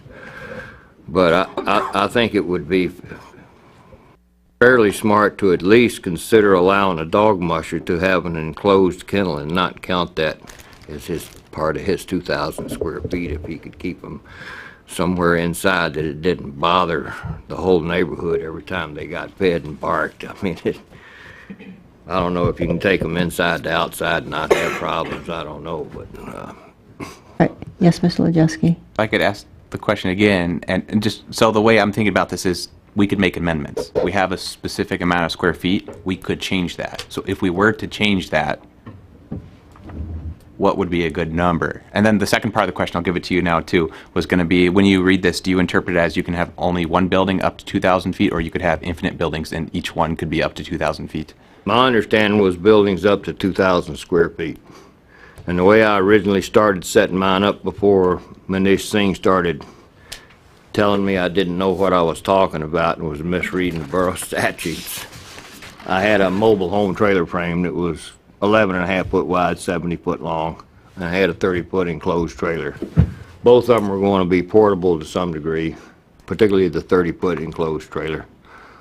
And my use was primarily going to be winter only. And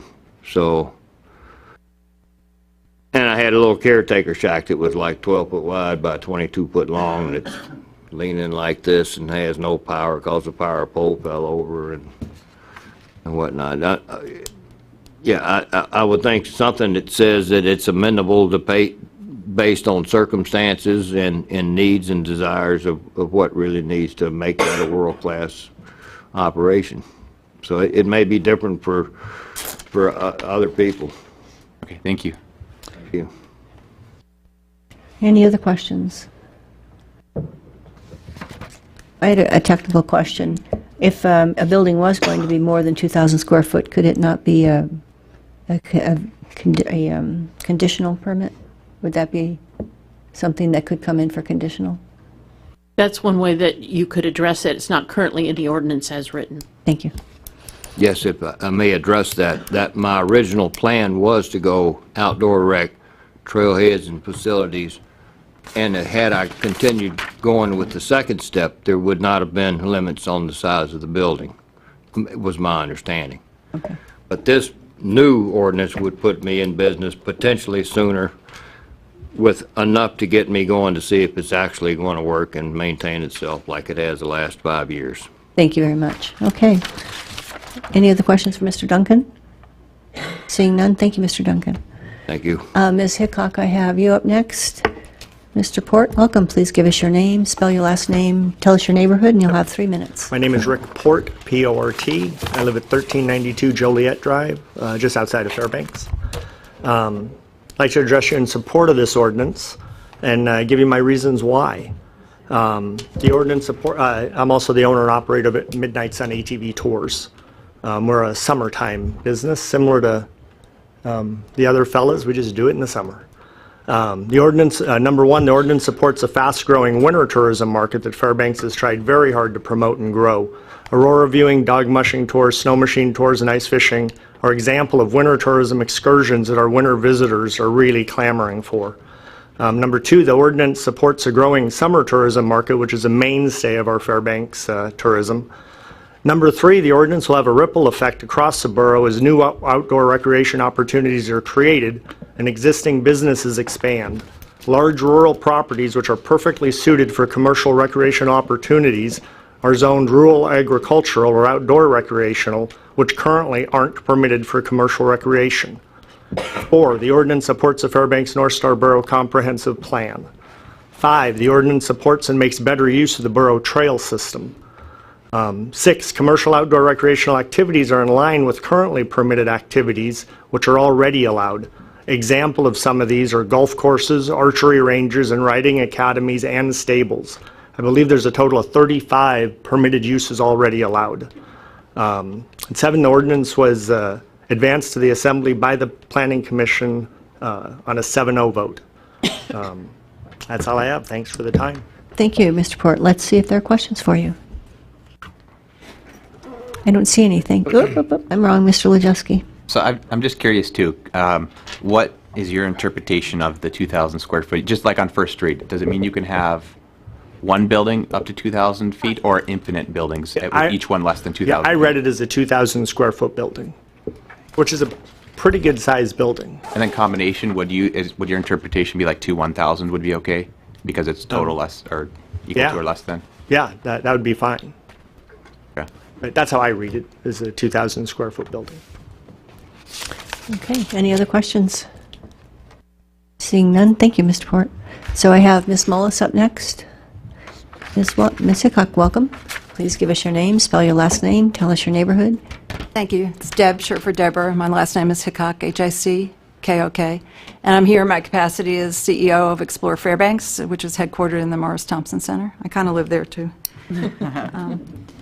We're only 3 testimonies in, and we're already repeating ourselves, so I'll just try to make it as brief as possible. But I also wanted to thank Assembly Member Lance Roberts for his well-intentioned ordinance, and we're just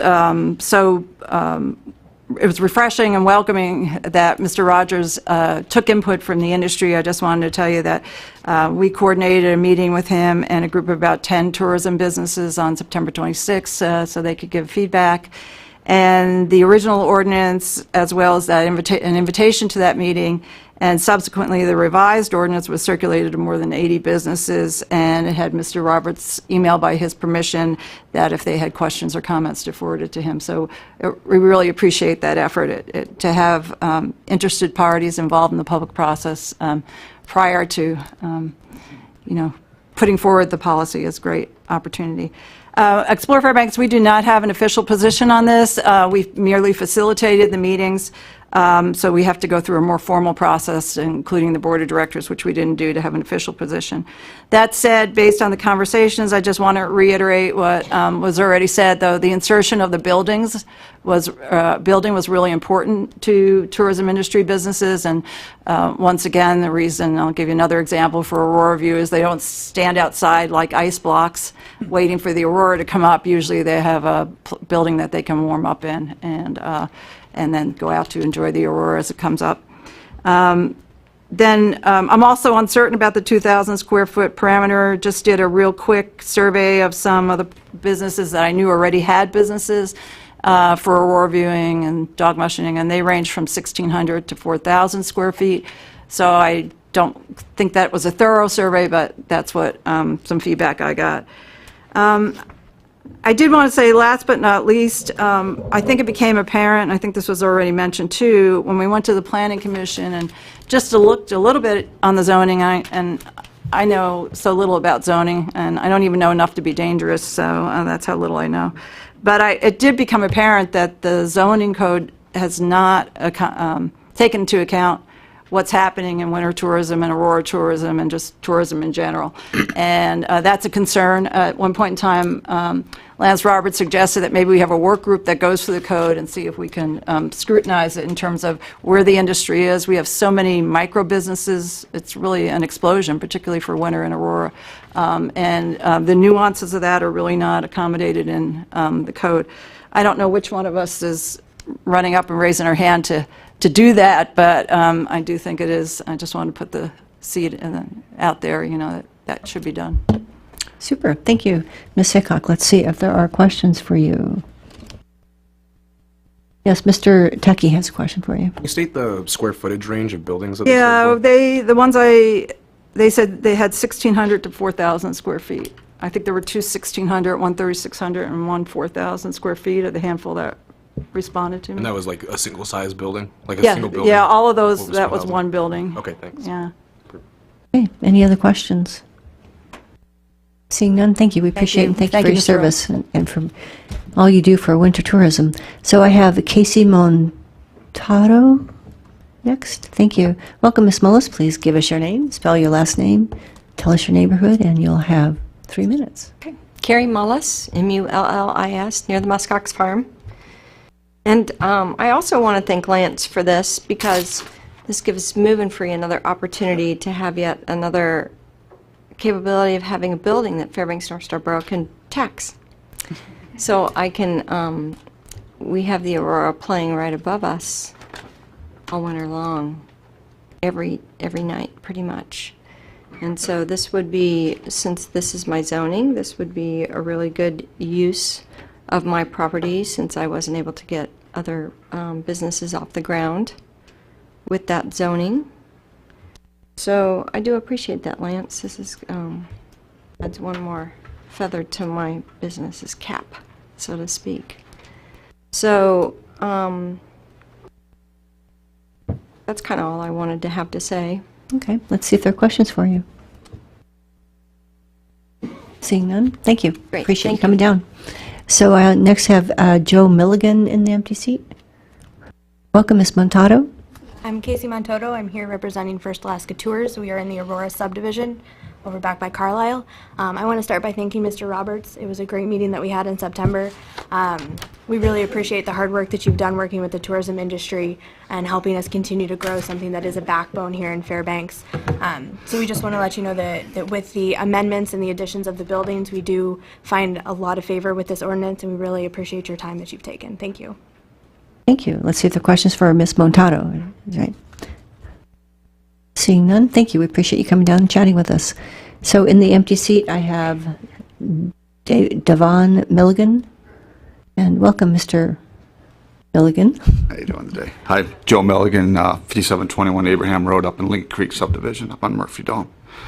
This ordinance is going to directly affect small communities out here in Fairbanks with setting up spot zoning, I feel. You got a lot of small areas that are designated OR that you're going to allow large scale commercial businesses to go into, and with that happening, you got all these little areas, like for instance, right across the street from my house is a little parcel that if you pass this ordinance, a commercial operation can come in there, put 2,000 square foot buildings up all over the place and call it an Aurora viewing business. And there's nothing I can do about it because you changed the ordinances, and we live in a subdivision where it's all residential. There's 45 families that live in there. To bring even a dog sled tour business in there and have them run out of there 45 dogs, it disrupts the whole neighborhood. It brings barking all the time. You got running dog sled tours down the road because the fact that the trail system is so far away from everything because we're in a residential neighborhood. So they're running dog sled tours down the road. You got to stop your car to let the dog sled tour go by. God forbid something happened and somebody got hit. You know, we could have all kinds of issues going on up here. The biggest thing that I can see with it is that by bringing large-scale commercial businesses into a small residential area, it's not beneficial for anybody in the neighborhood whatsoever because of the fact that it's going to bring more vehicles in. You got a commercial business that runs up on top of Old Murphy Dome that brings about 3,000 tourists through their business a year. Can you imagine bringing 3,000 tourists through our neighborhood? Who's going to do the maintenance on the roads? Who's going to take care of all the problems that are come with bringing all those people and the trash that they're going to bring? The noise that's going to be brought into our neighborhood. You know, we move up there to be away from people. It's a very quiet neighborhood. We live off the grid, and people keep to themselves. And when you go outside at night and you're having a barbecue, the last thing you want to listen to is 45 dogs barking. And if you live in that neighborhood and they're running dog sled tour businesses all night long doing Aurora viewing, the trail systems that run in our neighborhoods run right past people's houses. How would you like to be sleeping in your house at 2 o'clock in the morning? They stop the dog team right there by your house. The dogs start barking away. There goes your evening of sleep. So I feel passing this ordinance is going to be a very bad thing for the community, especially with the one setting up the spot zoning and two not bringing to the fact that you're setting it up in small residential areas where commercial businesses, large-scale commercial businesses should not be allowed. That's all I have to say. Thank you, Mr. Milligan. Let us see if there are questions for you. Mr. Lejeski has a question for you. I've got a technical question. This has to do with road surface areas and taxes. If a new building is built, and let's just say it's $100,000 or $1 million, doesn't matter, does that increase the overall tax revenue of that road surface area by a like amount times the mill rate? Yes. Or does it dilute it? Okay, it's new dollars to the road Yeah, surface new area? construction is added, yes. Okay. So I hope that helps answer one of your questions. Yeah. Any other questions, technical or otherwise? Seeing none, thank you. We appreciate you coming down and visiting with us. And I have Gina Gucker. Perhaps you'll tell me how to pronounce that properly. Welcome, Ms. Milligan. Please give us your name, spell your last name, tell us your neighborhood, and you'll have 3 minutes. Dawn Milligan, Milligan, Lincoln Creek subdivision. So I'm against this. I think that everybody, I mean, I support tourism. I'm just against it being in the residential neighborhoods. I didn't hear about this till today, so I wasn't able to be very prepared. But it's like, I know a lot of people who are against this and are just hearing about this. We didn't have time to prepare. It was kind of lucky that we heard about it today. I know there was a hearing or something before, and there was lots of statements made, and I'm here with a bunch of neighbors that say things were said that weren't true. And pretty much a lot of the neighborhood is against this. We've got a lot of little slivers of land that will connect to where they want to be, and these little slivers of land is where they're going to be in between our properties, where it's pretty peaceful. And when this happens, it won't be peaceful anymore. That's all I have. Thank you. Let's see if there are questions for you. I have a question for you. Is your land zoned outdoor recreation, your neighborhood, or is it just little areas within it? There's just really little slivers of it. Oh, okay. Thank you. Any other questions for Ms. Milligan? Yes, Mr. Roberts has a question for you. Yeah, do you know if the outdoor rec land in your neighborhood or next to your neighborhood is owned privately or by the borough? Borough. Okay, thanks. Thank you. Any other questions? Yes, Mr. Cooper. I guess I just have a technical question for Mr. Roberts, perhaps, which is, my understanding is that this ordinance accepts or excludes kennels and dog mushing from the definition. Is that correct? It doesn't exclude dog mushing, it excludes kennels. So they would have to bring the dogs in to do their mushing and then bring them back out. Thanks. Any other questions? Seeing none, thank you. We appreciate you coming down and speaking with us. And I have Valerie Webb in the empty seat. Miss Gucker, is it? Thank you. is. Welcome. Please give us your name, spell your last name, and tell us your neighborhood. Gina Gucker, Gucker, 6465 Abraham Road. Thank you. Lincoln Creek subdivision.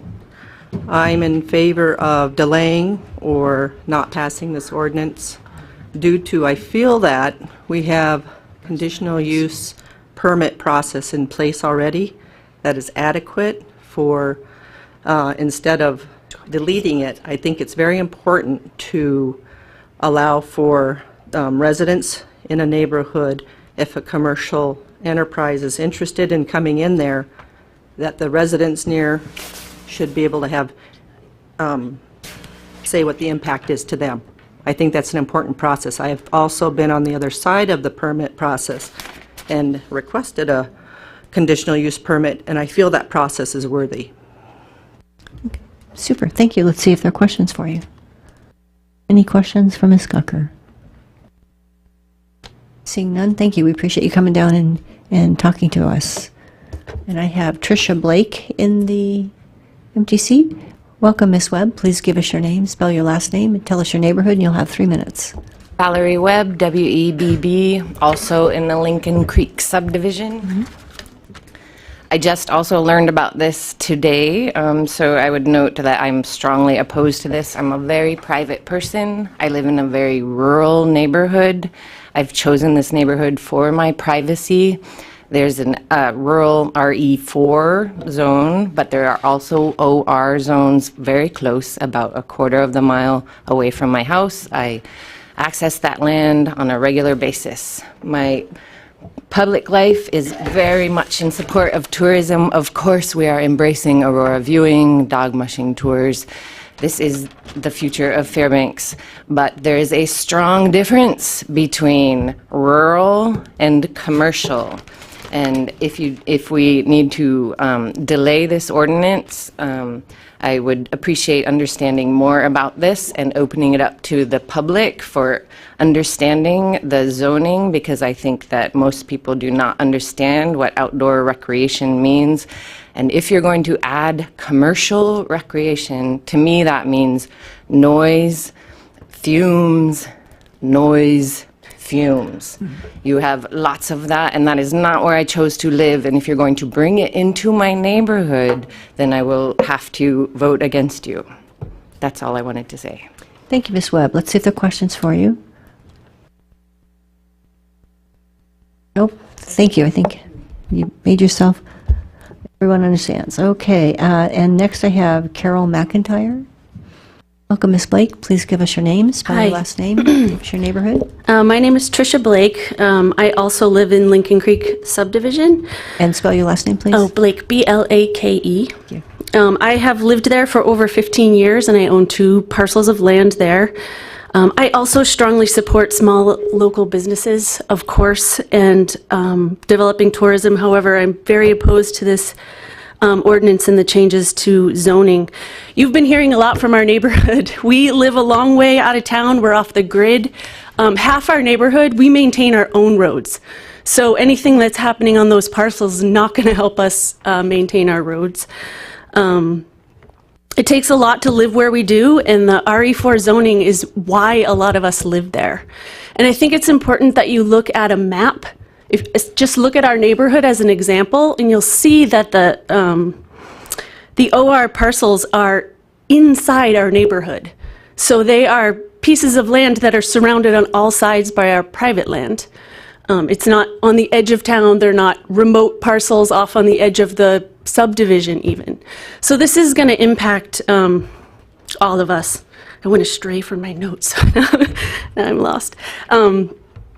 So this land is essentially in our neighborhood, and for all intents and purposes, you're going to be changing our zoning if you do this without requiring permits.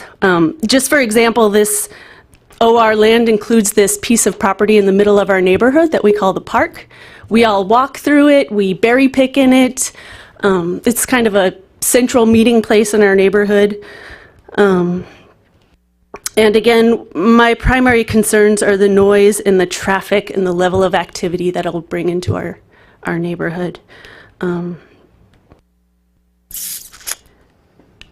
think that's it. Again, I would encourage you to look at a map, and you'll see which roads are maintained and which roads aren't. There's a large stretch of OR land on the road that we personally maintain with our own time and money. We're working on it right now.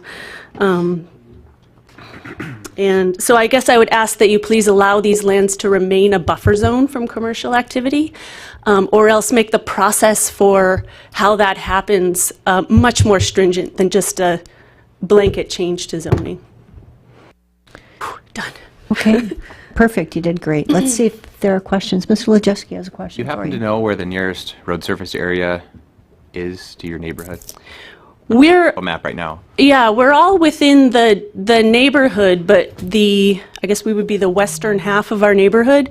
The roads are not maintained by the road service district because they haven't been brought up to whatever standard they need to. So we do that ourselves. We plow ourselves, we haul rock ourselves, we rent equipment, and we clear off the snow, and we had a skid steer recently, and we're getting all the ruts out. So, with commercial traffic coming through there, that works on us. I had a couple questions for you if no one else does. Can you remind me what the name of your subdivision is? Royal Park? It's Lincoln Creek. Yeah, Thank we you. are off the grid way out Murphy Dome. Okay. And when you think of this OR land, it sounds like you use the term park. And that's what I was wondering. Do they feel like little pocket parks in the neighborhood? Is that? So there's one piece in the middle of the neighborhood that is OR zoned. There are trails to it. We have a trail system through parts of our neighborhood, and it does go along our own property. So that's land, we ski on it, we hike on it, we walk our dogs on it. We do outdoor recreation on it. It's just not commercial outdoor recreation. And then there's another stretch of OR land that has a bunch of neighborhood ski trails that we all have been working and maintaining for a couple of decades now, for the whole 15 years I've lived there, and they were there when I moved up, so. Okay, thank you. Yeah. Any other questions? Yes, Mr. Lawrence has a question. Ms. Blake, you referred to these little pockets of OR land in your subdivision. Are they completely surrounded by private property, or are they just mostly surrounded? There's some of both. So there is the park that I referred to is surrounded by property, private property. Private property. Mm-hmm. I think we could probably dig up a map at some point. There's another stretch that's along the unmaintained part of Abraham Road, if you look at a map. So that's bordered by properties on one side, but not on the other side. So it varies depending on which piece you're talking about. Well, are you aware that a commercial business would have to get permission to cross somebody's private property? And so, for that reason, a surrounded OR piece of land probably would not be accessible for a commercial business. But the other ones, like the ones with our ski trails, probably would. And that would be on the road that we are maintaining ourselves also. So there's issues with the different pieces of land. Yeah, different issues with different pieces. Thank you. Thank you, Ms. Blake. I don't see any other questions. Appreciate you coming down. Let me see, I have Jordan Timberlake in the empty seat. I don't see Mr. Timberlake coming forward. Megan White. Mitch Weiss. Tony Latiga. I'll find out how to say it. My apologies. Lalore, you'll tell me. Okay. Thank you. Thank you for your patience, Ms. McIntyre, right? Yes, my name is Carol McIntyre. That's McIntyre. And I also live in the Lincoln Creek subdivision on Abraham Road. Thank you for giving me the opportunity to testify today. I want you to know I'm testifying for myself, my husband Ray Hander, and our neighbor Karsten Thies, who can't be here today. Ray and I live on Abraham Road and own two other adjoining properties. Most of our land borders or is near borough property that is zoned OR. We are urging the Assembly to either delay or reject this ordinance as written for the following reasons. Number one, the process used for the development of the ordinance is inconsistent with the borough's regional comprehensive plan. That plan provides the framework for citizens and officials to make decisions related to land use and to form the basis for ordinances and programs to guide land development. We see no evidence of such use as such framework for the development of this ordinance. However, I was very alarmed just to find out that there's actually been several meetings with people invited to talk about this ordinance, people from the industry, not public citizens, but constituents who are interested in expanding these opportunities. I didn't know about that today. It's not in my written testimony, and I'm actually quite alarmed at that, because today was the first day I learned about this meeting, that this ordinance was going to be here, and I only learned about the public meeting the other day that was held in September. I think that is pretty alarming, and it looks like we're sidestepping a public process. That is against our regional comprehensive plan. Here I'd refer you to page 470 of your packet, where Mr. Roberts, in his own words, described how this ordinance came about. Basically, it was a response to the needs of one constituent who was thinking about developing a business in an area where current zoning would not permit it. I would encourage you all to read that. Number two, as I mentioned, there were scarce opportunities for public input during the development of this ordinance. Yet obviously there was a great push among industry people to talk about this ordinance without any input from the people who it could impact, and that's the community members of the Fairbanks North Star Borough. Number three, the ordinance includes substantial changes to borough code on a borough-wide scale in multiple zoning districts. However, we are not aware of any quantitative analysis of how these changes would affect these areas bordering these zones, and people living within them. This again goes against our regional comprehensive planning activities that encourage strong development and quantitative analysis to assess impacts. And here I refer you to a recently formed urban agricultural subcommittee that actually looked at some of the things that could impact neighbors living in neighborhoods where you change zoning. So the issues regarding the rapid growth of commercial outdoor recreation in the borough are of similar complexity and deserve similar quantitative assessments. Number four, the definition of commercial outdoor recreation is vague and confusing in this ordinance. The definition includes a wide diversity of commercial outdoor recreations activities and assumes they all have equal impacts. We believe that the definition should be very clear, provide little room for misinterpretation, and specifically list the types of activities that are considered permitted use. May I have permission to speak for one more number, my number 5? Someone will ask you if not, so please do. Number 5. Overall, we wonder if there really is a need for this ordinance. At least 95% of the borough is currently zoned general use, which allows nearly every type of land use included in this ordinance without a permit. Since 97% of the borough lands already allow for commercial outdoor recreational activities, we question why a new ordinance is needed at this time. So, thank you very much. Thank you, Ms. McIntyre. Let's see if there are questions for you. Mr. Cooper has a question for you. Like I say, one question, and that is, if in the OR zoned areas, if the commercial outdoor recreation use was conditional instead of permitted, mean that an applicant would have to come in for a conditional use permit and go through a hearing, is that something that would help assuage your fears? Yes, it would, because that allows the public process. Thank you. Thank you. Any other questions for Ms. McIntyre? Seeing none, thank you very much for coming down and speaking with us on short notice. So I have Tony LaCortelia, and I also have an empty seat, so if there's someone else that wishes to testify on this ordinance, now is the time to come fill an empty seat. So, Mr. Cortelia, please give us your name, spell your last name, and tell us your neighborhood, and you'll have 3 minutes. My name is Tony LaCortiglia, L-A-C-O-R-T-I-G-L-I-A, and I also live in the Lincoln Creek subdivision. I, too, was taken by surprise with this ordinance coming through, and that's my main concern, is that this has gone through with, mostly industry putting things through without public comment from the adjoining neighbors. I understand the need for outdoor recreation, and I agree with Carol that I don't know that we need any more ordinances to change this, especially in residential neighborhoods. As other people have stated, this OR stuff comes right into the middle of our neighborhood, and it not only in the middle, but it is a very high point in the neighborhood, so the sound travels tremendously from that spot.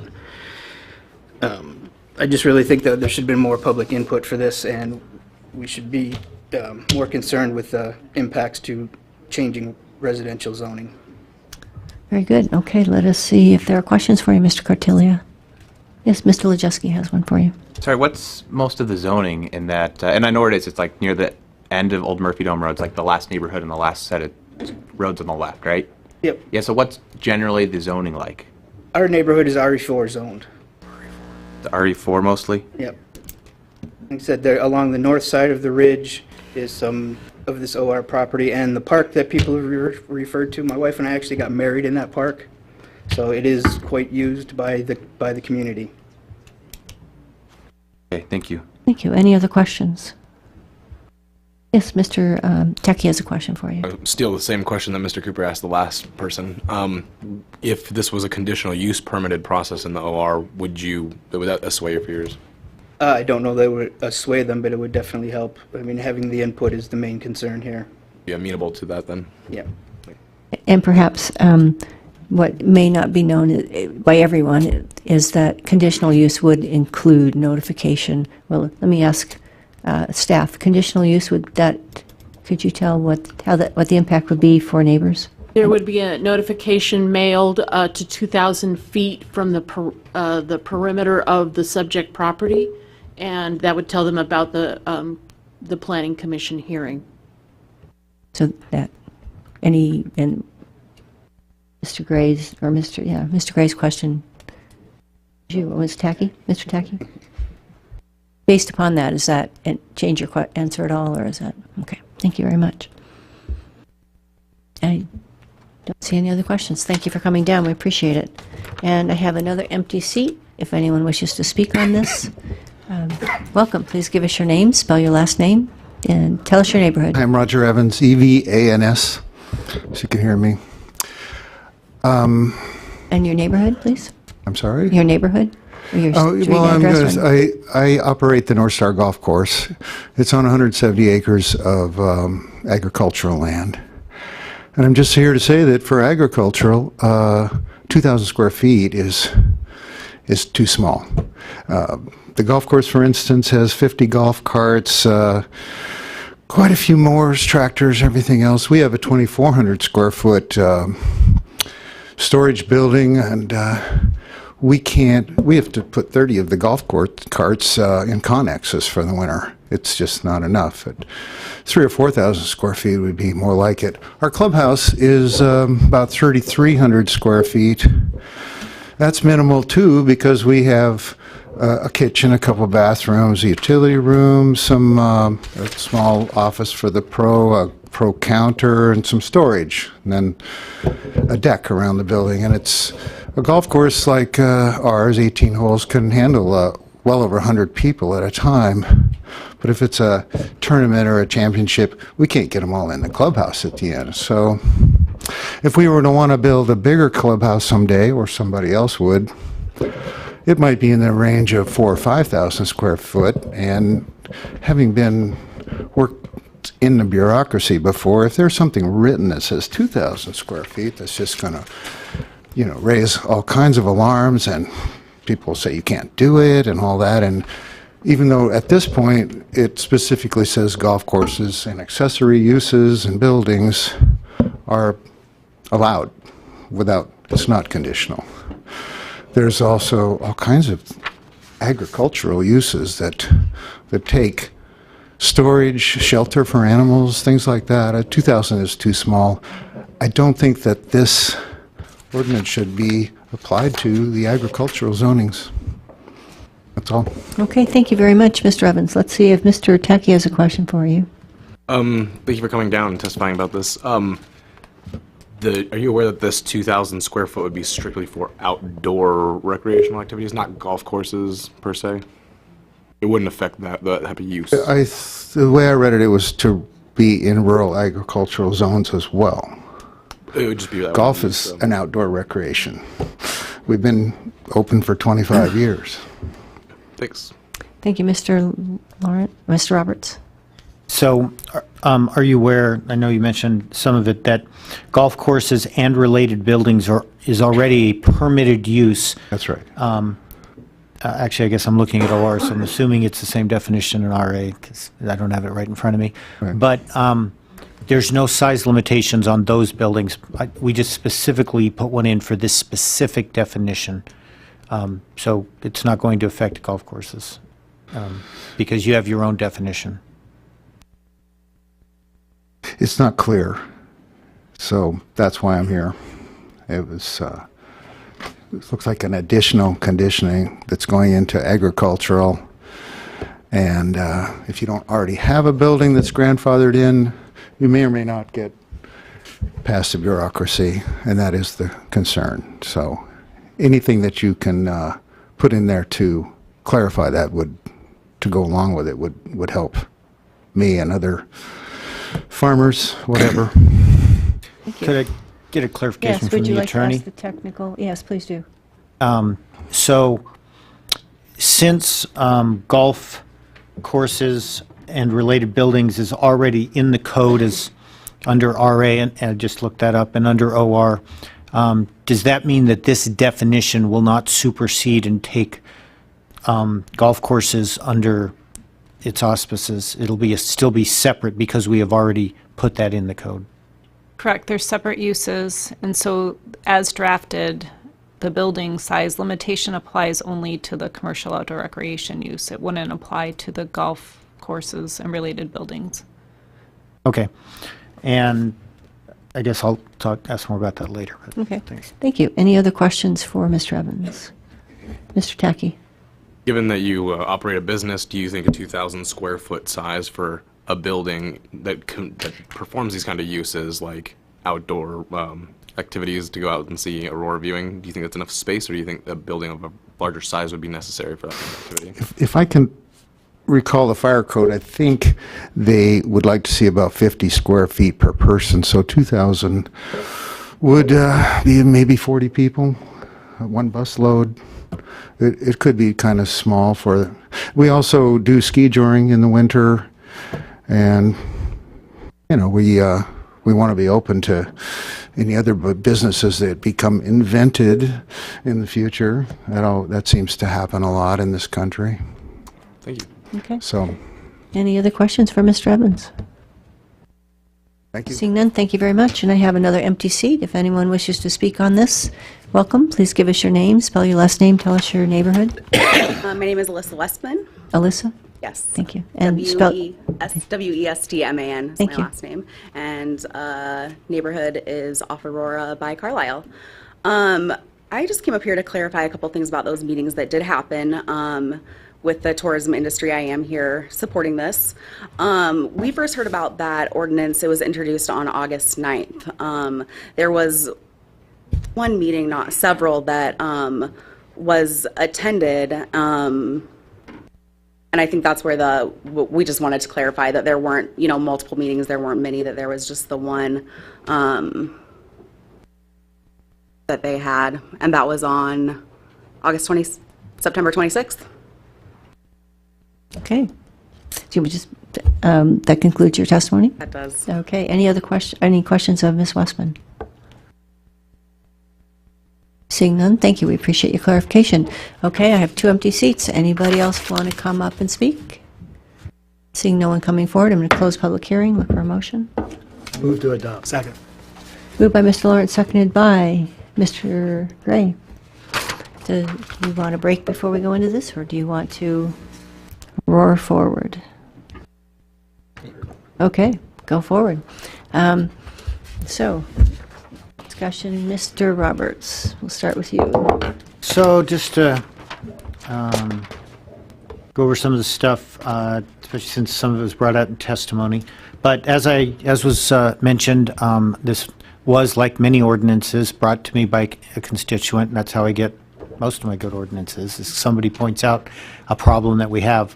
As it turns out, and the staff can maybe tell us more in some numbers, though they don't track that specifically when they turn people down, but we've had dozens of people, or a dozen, maybe they were referring up to a dozen, turned down for this type of business over the years. So even though 97% of the land in the borough by land area is zone general use, there's still a lot of RA out there mostly, and some OR. Now in this particular, the neighborhood, they brought a concern, and I really appreciate people coming out because it's hard to get the public to come out. We had this meeting at the Planning Commission and didn't get a lot of input from the public on it, though we did get some from the industry, which prompted me to get with them to have another meeting so that we could adapt it so it would work better. But and I lost my train of thought on where I was going with that. So I want to cover a few other points that were brought up.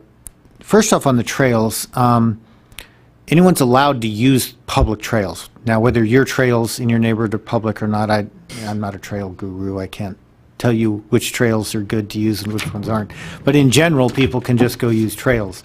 This ordinance with the use is really about allowing them to set up something of a permanent nature. I think that's going to be pretty hard to do on borough land that's set aside for parks within neighborhoods. They've got that in a lot of subdivisions where they've got land set aside that the borough does for parks, whether they ever develop them as a park or not.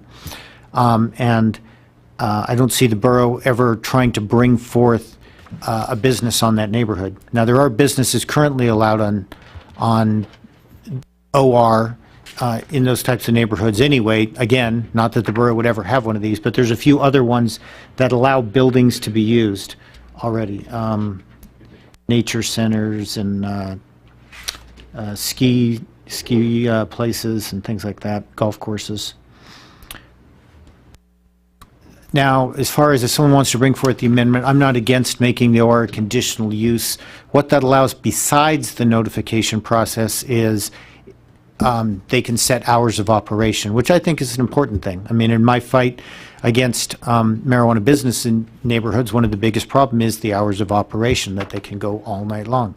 And so I think that's not an unreasonable request, and I'll let someone make the motion because they might have it more fleshed out. So I just wanted to cover a few points there. Thanks. Okay.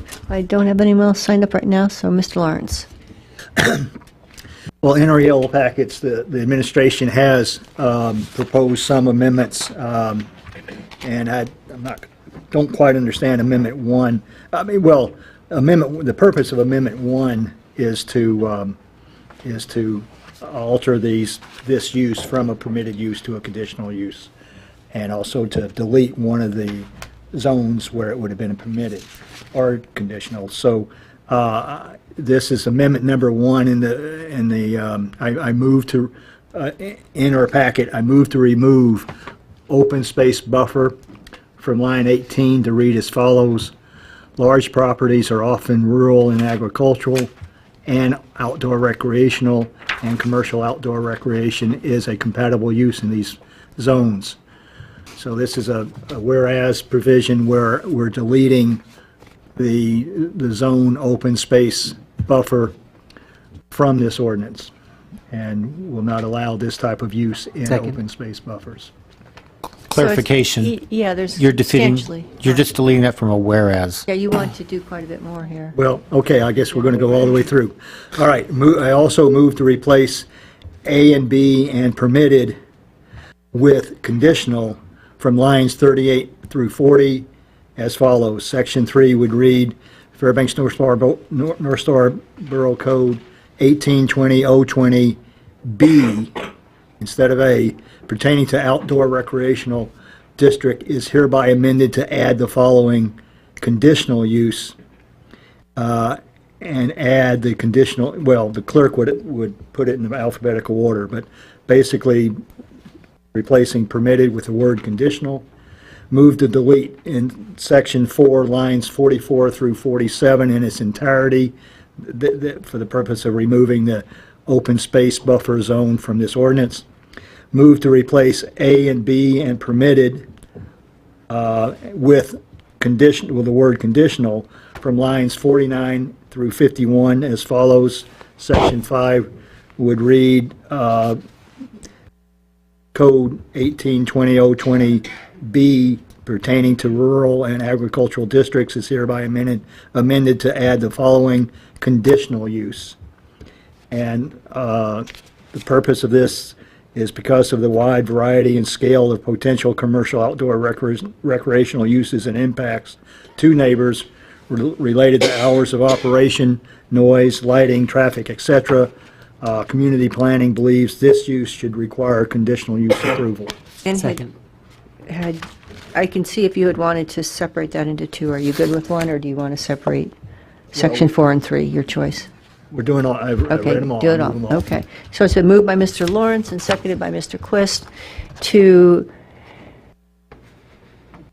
it's pretty long, to do Amendment 1. It's before us, but it's not before other people, so I'm going to read it again. Move to remove open space buffer from line 18 to read as follows.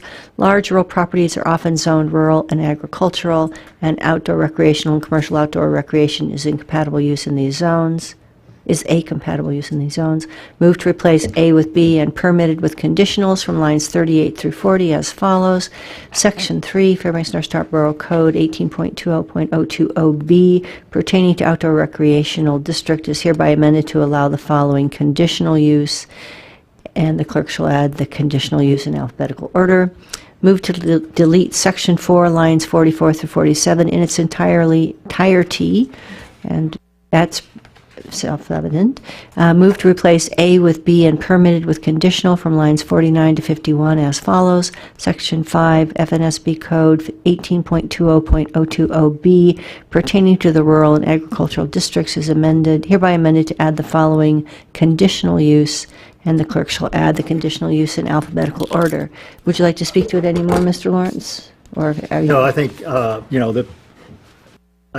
this is an amendment that I would have made had the administration not proposed it. I think it's pretty clear from the testimony we've heard tonight that while this type of activity is good for the economy of this borough, it's important that we also respect the fact that there's a lot of residential uses that would be impacted, and I think by applying for a conditional use, that can be taken into account, and conditions can be set that will protect those residential users.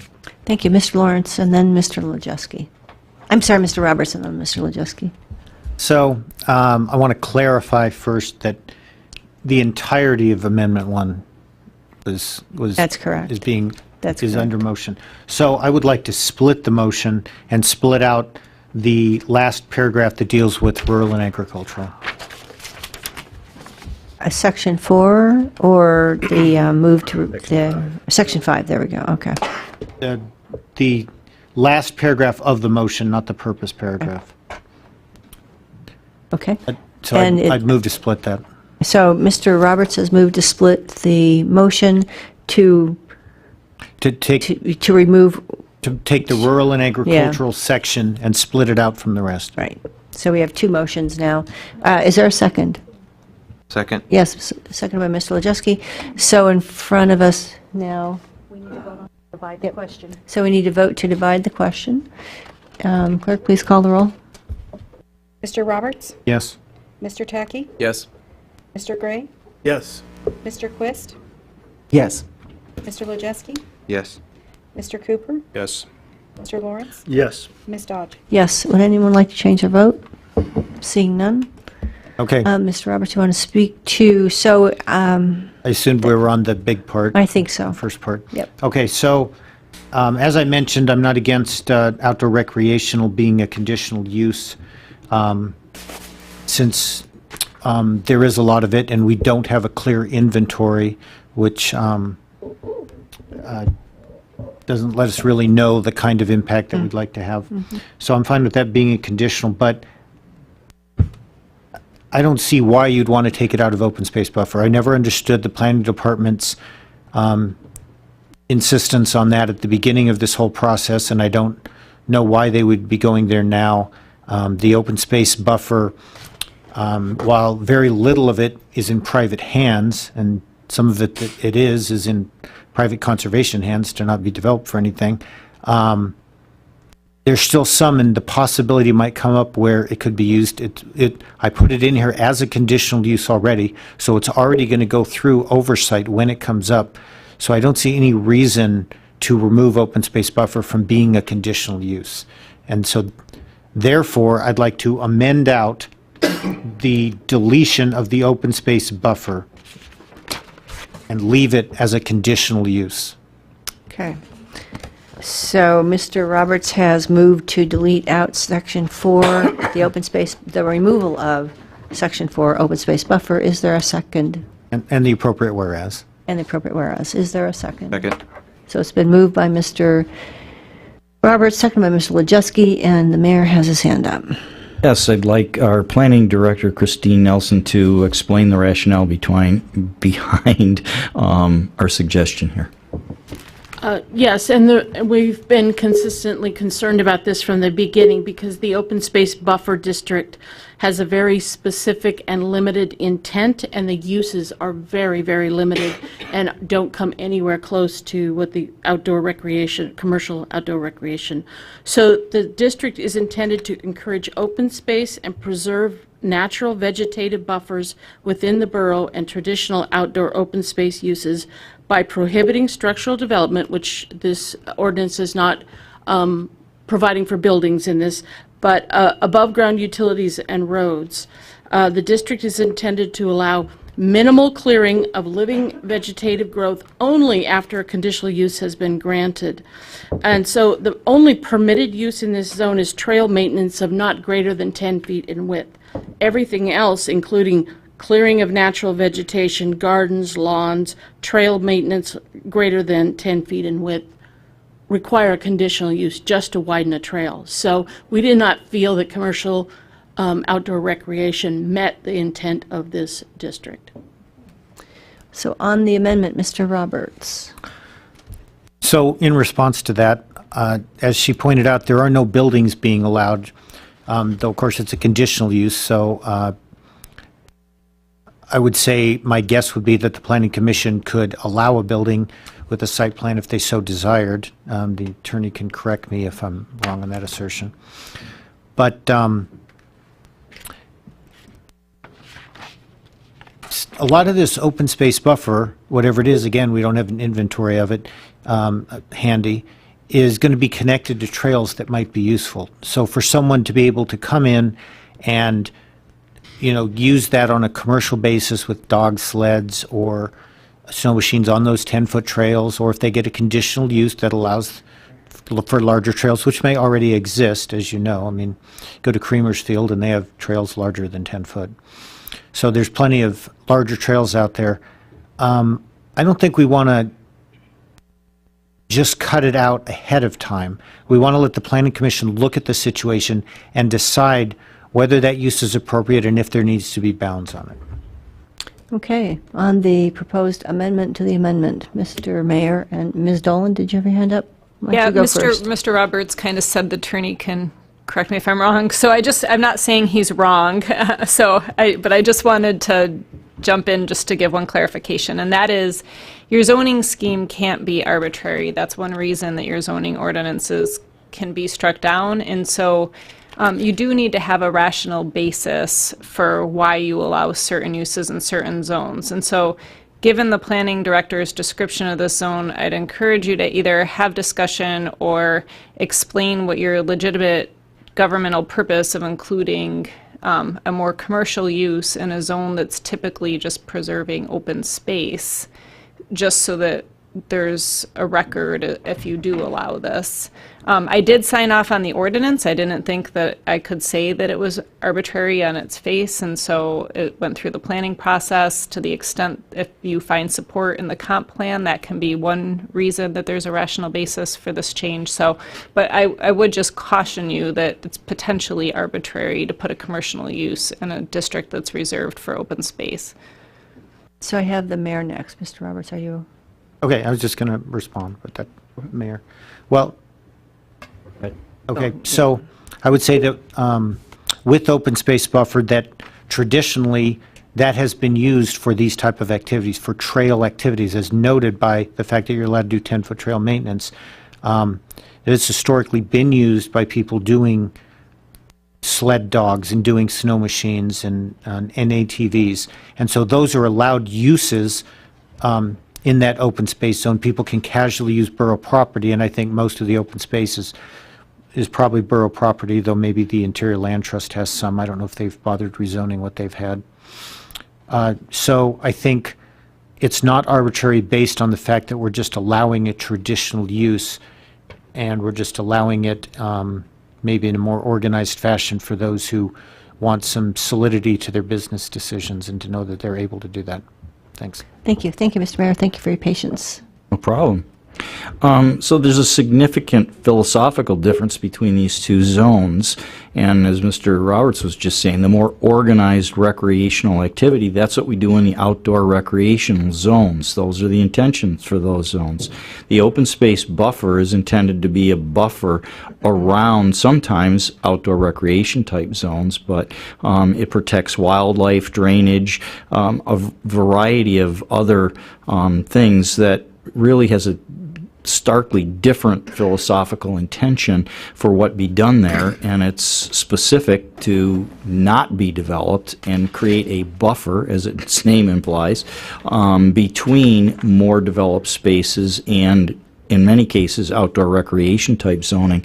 And I'd like Ms. Nelson to add to that a little. Thank you. So just to clarify, the way we would interpret this is that, yes, you can do dog sled tours or other kind of trail activities in this zone.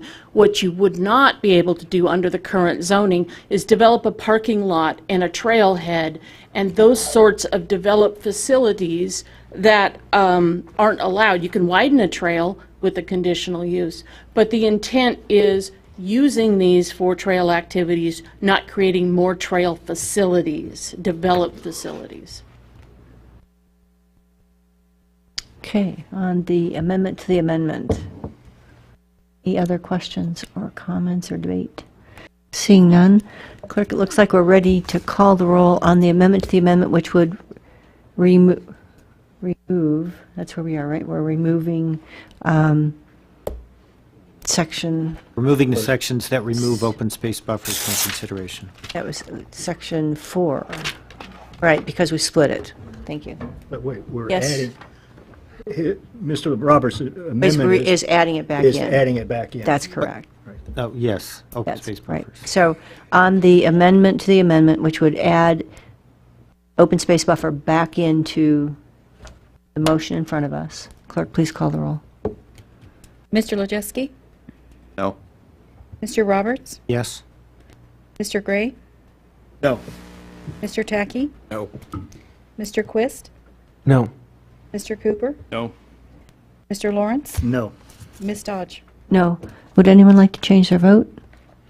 Seeing none, 7. it fails, and we're back to the motion, which is first 3 paragraphs in our amendment number 1.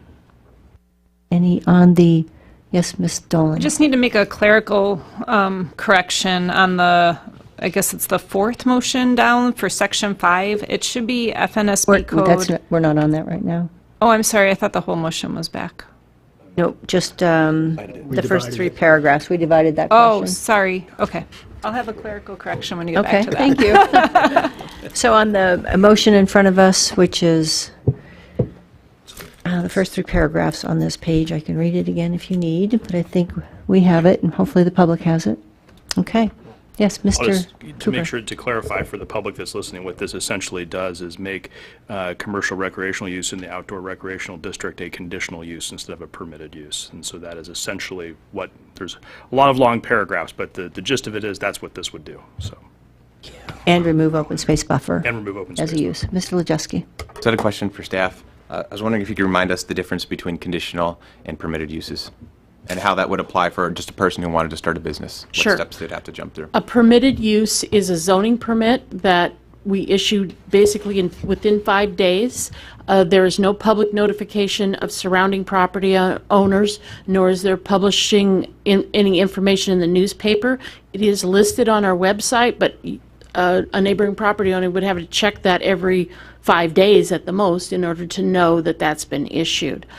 A conditional use permit, as stated, is a public hearing in front of the Planning Commission. There's specific criteria, some of which address the compatibility of land uses and the suitability of the site for the proposed use. The applicant has to fill out an extensive application about what they want to do, where they want to do it, the hours of operation, the type of uses on the property, so that surrounding property owners who would be notified within 2,000 feet outside of city limits would be able to come in, look at that information, participate in a public hearing. It's also noticed on the borough website, in the newspaper, so that other people would be aware of it, so the industry might know about it as well as surrounding property owners. So then, yes. What's the monetary costs for a would-be business owner to do that? And then what's the time cost? And I don't mean the time in like going to meetings and things. I mean like delay for opening of the business. So a zoning permit is free. It has a 5-day timeline in code. A conditional use permit is, I believe, $1,000. It's either $800 or $1,000. I would have to double check my fee schedule. And it's about a 3-month process. Both of those, the Planning Commission decision is appealable. If somebody is within that notice distance and comes to the hearing and makes comment. A zoning permit also is technically appealable. However, without notice, the likelihood of a zoning permit being appealed is obviously much lower.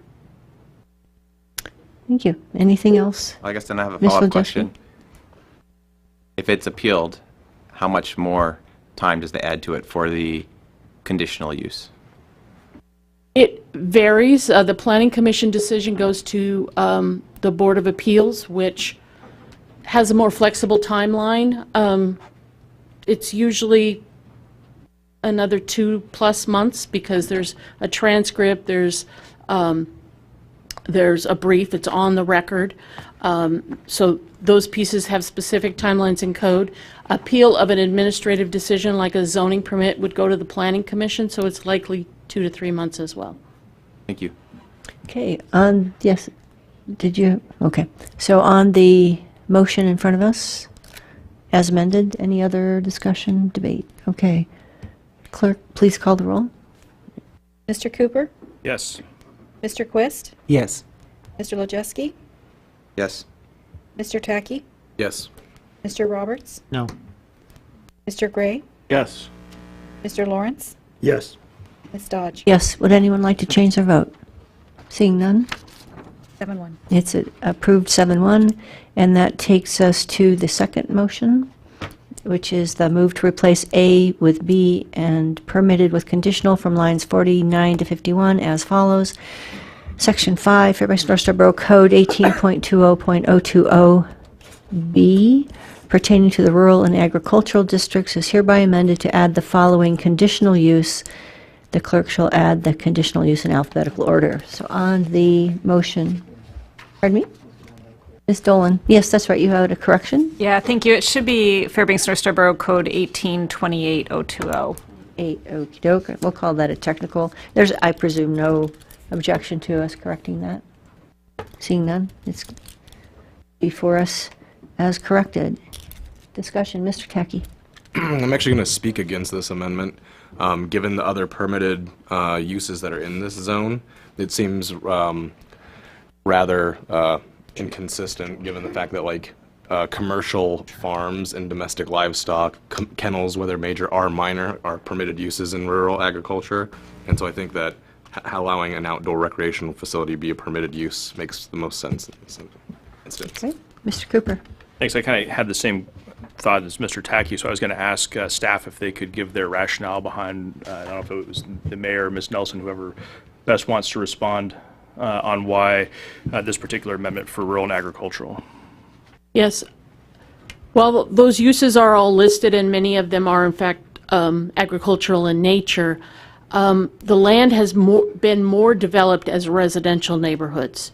And so moving forward, looking at that compatibility of land uses in an area that's already residentially developed. So the conditional use process allows for that consideration. A large parcel that isn't close to neighbors may be fully appropriate for a very intensive outdoor commercial use that operates 24 hours. A small parcel of an acre or two in the middle of a residential neighborhood may not be appropriate for that same type of outdoor recreation. It may be appropriate for a different kind.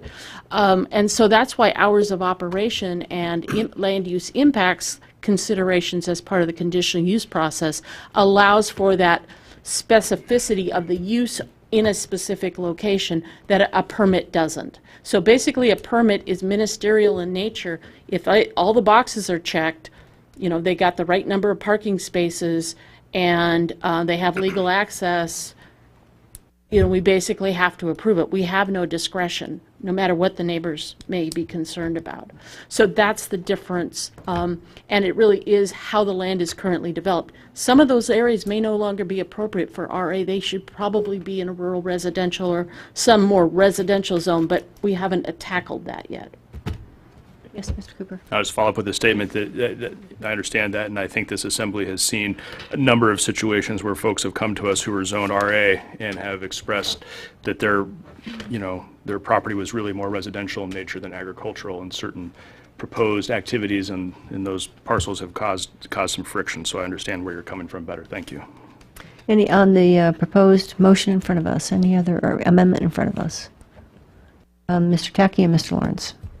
Well, I mean, that comes to like a psychological way to tackle this then, is like how would you want to fix the RA situation? Like all those, there's a long list of permitted things that are in RA where people have purchased property with the intention of having agriculture potentially. Same situation we have with GU.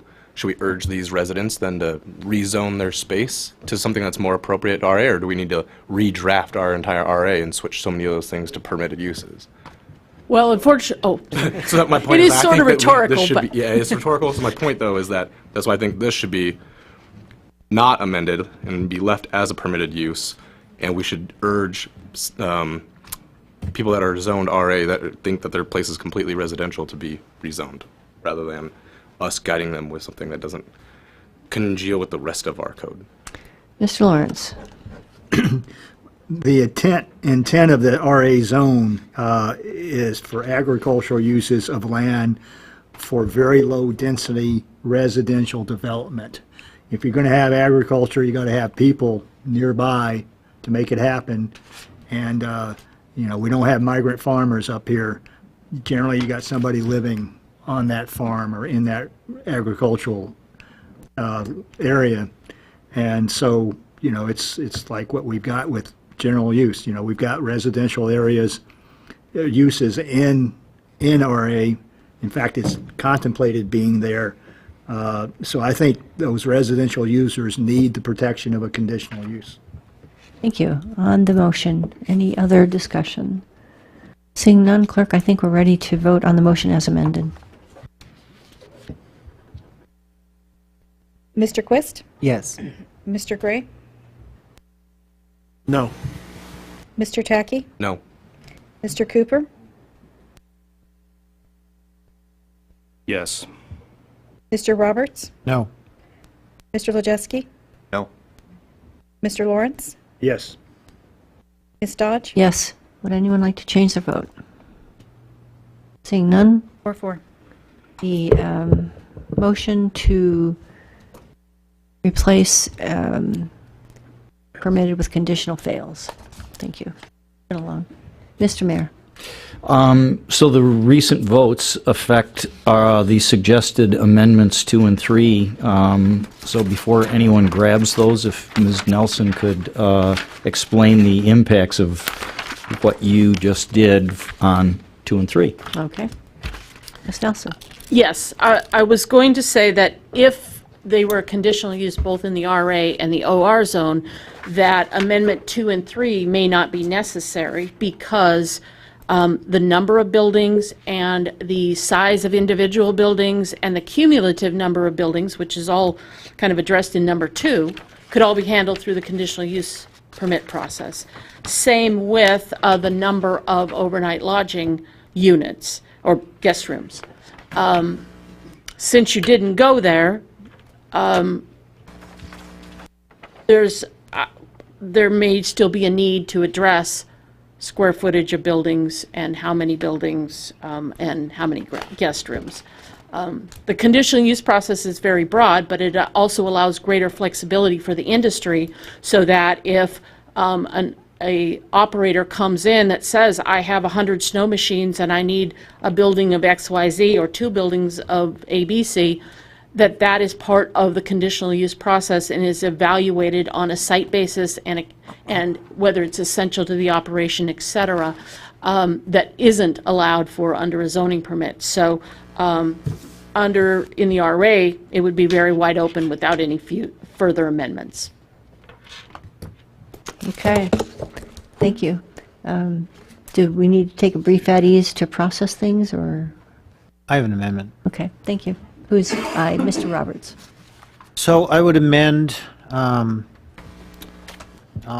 what is currently line 53. I'm not sure if that changed with our other motions, but change the 2,000 square feet to 3,000 square feet. Second. So it's been moved by Mr. Roberts and second by Mr. Lejeski, no, Mr. Tacky, to change on line 53 to change from 2,000 square feet to 3,000 square feet. Do you want to speak to it, Mr. Roberts? No, I think testimony bears out that there's probably a need for a larger building. Especially, I like what the one testifier talked about with building codes and a bus load, and those buses are really big. And so I'm thinking we might need a larger building. I mean, you don't necessarily need to always have a larger building in some places. I was at Chena Hot Springs where they have a humongous building, but the Aurora waiting area itself is actually pretty small, though well located, I think. But some places who are just going to have a warm-up building with some big windows and stuff, they might need a little more space to handle the kind of bus traffic that they're going to get and still keep legal. So I want to give them a little more slack. On the amendment, anybody else? Mr. Mayor. Well, I would speak against this. I understand the intention, and I agree that an operation might need a facility larger than 2,000 square feet. But the way it's now reads with just raising that one number, you could have 50 3,000 square foot buildings. So I don't think that's the intention of where we really want to go with this. And so there's a couple of ways I think you could get to the intention of this and say one building that could be even 5,000 square feet or whatever, and the rest to not exceed the 2,000 because there's no limit to the number of buildings. And so just saying there's no limit to the number and a much larger size for each and every one of them gets problematic. But you do need a meeting space. The other way to address it is with the suggested amendment 2 that we put in our packet to give it a total square footage for the piece of property. So you can get 5,000 or 10,000 square feet of total buildings on the property. So it could be a lot of small ones or one real big one, but the idea, with your amendment, this just totally opens the door to unlimited number of buildings of a significant size, and I don't think that's where we want to go. Thank you. Mr. Roberts on the amendment. Sure. So to the attorney, if we were to bring in a total square footage of buildings on the property in addition to per building limit like we have now, would somebody be able to apply through a variance process, since that's a numerical item that we're putting in? Could somebody get a variance from that if they needed to have more buildings and go through a process? No, I don't think so, because it's directly the use. So when it's limited as a use, like for instance in our light commercial zone, we limit certain buildings to 5,000 square feet. I would say no, because that changes it into a new use when you alter that. Okay, thank you. Yep. Now I have Mr. Lawrence and then Mr. Tackey. You know, I support this amendment because of the testimony that 2,000 feet may not be big enough for a single building, but I do that because I intend to propose amendment number 2 after this amendment to limit the total amount of square footage of buildings on a lot at 5,000 square feet. Okay. Mr. Tackey. Okay. I have a technical question. Thank you. My technical question is, this is going to be equal, will this apply equally to a 4-acre parcel and a 20-acre parcel? Yes. Thank you. Mr. Wojcicki, thank you for letting me ask that. Can we exclude or add a separate limitation for garage square footage? Or specify how it's heated, like if it's 40 degrees, then it doesn't count towards your normal square footage? You have to relate your standard to your land use. I'm thinking like storage for snow machines. 40 degrees, to me, I don't even own a snow machine, but I would think that would be completely fine for a snow machine. But from a land use perspective, there's no practical difference between the temperature of a building, whether it's at 40 degrees or 70 degrees. So you have to look at the impact on the land use when you're looking at exercising your zoning power. I would argue it does with respect to the neighbors, because if there's a limited amount of heated space, there's a limited amount of guests who will come there for whatever purpose it is in the winter, because they can only fit so many people in one building to warm up. It doesn't matter if you've got a billion square footage of 40-degree snow machine shed, you know.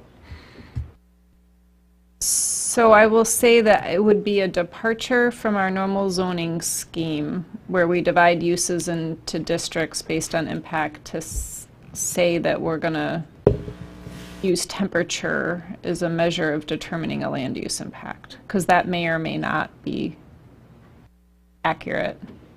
It would be accurate in the winter. It wouldn't be accurate in the summer. I see what, yeah. Yeah. Mr. Cooper. First, thank you, Ms. Roberts, for a zoning discussion on your last night at the Assembly. Just to clarify, Mr. Roberts, you've only moved to amend line 53 with regard to RA, is that right? Yes. Was there another place you thought appropriate? No, I just wanted to make sure I was clear on where we were at, and it was just real agricultural. And I want to add to that I support and agree with Mr. Lawrence. I support the 3,000 with the intent of putting a cap on there that's proposed by the mayor. And I think that some of the discussion that we're having might be answered by having a second step here, which is if somebody has a need to use or exceed either a restriction on the maximum per building or the maximum per lot area, we could have a conditional use process. And so perhaps I'll ask Ms. Dolan while we're discussing this to help come up with some language, sentence we could add to have a conditional use process for buildings that exceeded those limits. I think. Good idea. You could do that. I will say at some point, when you start talking buildings instead of the outdoor recreation use, the whole definition that commercial outdoor recreation is based on kind of erodes, because the definition itself says it has to focus on recreation opportunities undertaken predominantly in the outdoors on natural landscapes. So to the extent that we're talking about related support buildings, that's one thing. If you're talking about having to go above and beyond that, then you're really talking about a different use than what this one is contemplating here. And I'm talking about related support buildings for commercial outdoor use, where you might have a situation where a operator wants to have or needs a larger building for associated with that commercial outdoor use, would be a conditional use process. So you would then just take this definition and make a conditional use with the higher building limit. So you could just essentially add it as a conditional use in the RA zone, for instance, and then include it with a larger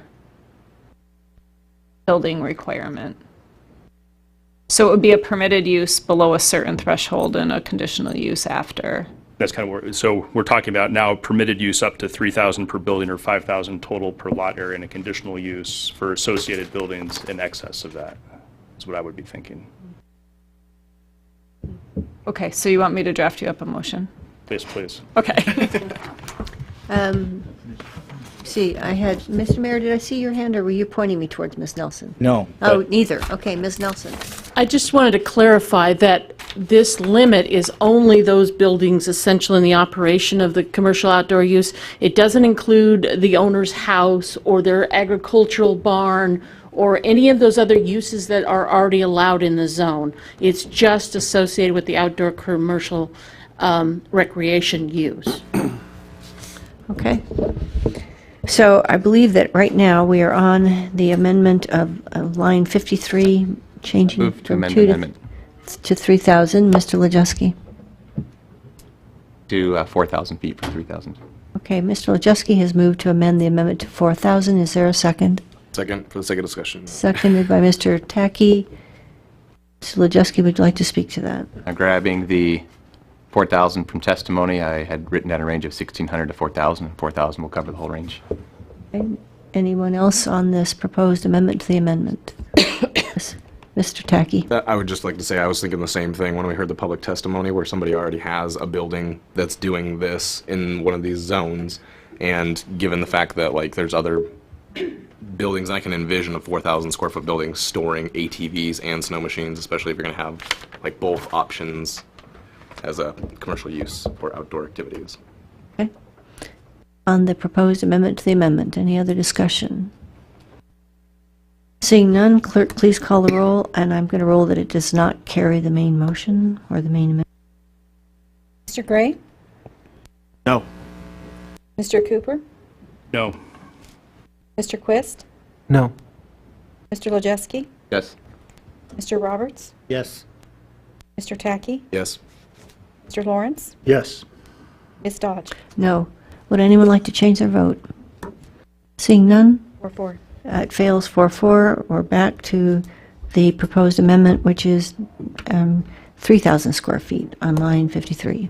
Mr. Tacky. I'm going to move to amend the amendment to 3,600 square feet as that will capture the other building that Ms. Hickok mentioned. Second. So moved by Mr. Tacky and seconded by Mr. Lejewski to amend line 53 to 3,600. Discussion, debate? Mr. Lawrence. I really wish we had addressed the total limit on how many buildings, square footage of buildings can be on a lot first, but I'm going to take a chance, and I'm going to vote in favor of this amendment to 3,600 because I think it's a more useful size. but, I'm counting on the 5,000 limit passing. Mr. Quist? Are we on the first level amendment here now? We're on amending line 53 to 3600. So I'd like to. Second level. Yeah, we're on an amendment. The amendment, yeah. Thank you. Okay. Clerk, looks like we're ready to call the roll, and that is to amend line 53 to 53 to 3600. Mr. Tacky? Yes. Mr. Roberts? Yes. Mr. Lejeski? Yes. Mr. Cooper? No. Mr. Quist? No. Mr. Gray? Yes. Mr. Lawrence? Yes. Ms. Dodge? No. Would anyone like to change their vote? Seeing none? 5-3. It's approved 5-3, and now we're back to the amendment in front of us, which is to,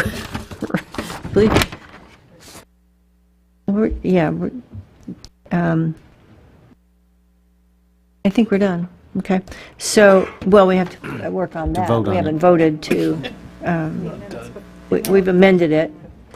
So, thank you, Mr. Quest. Thank you. I'd like to move to amend the amendment to,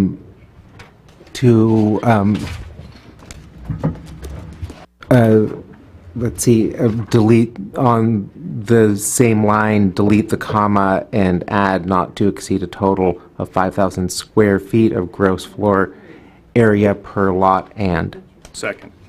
Yeah.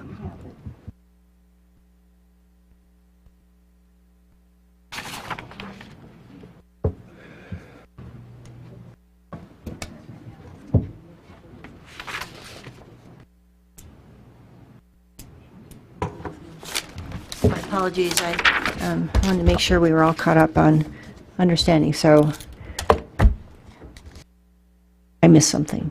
I move to amend the amendment to, on this same line here, delete the comma and add not to exceed a total of 5,000 square feet of gross floor area per lot and.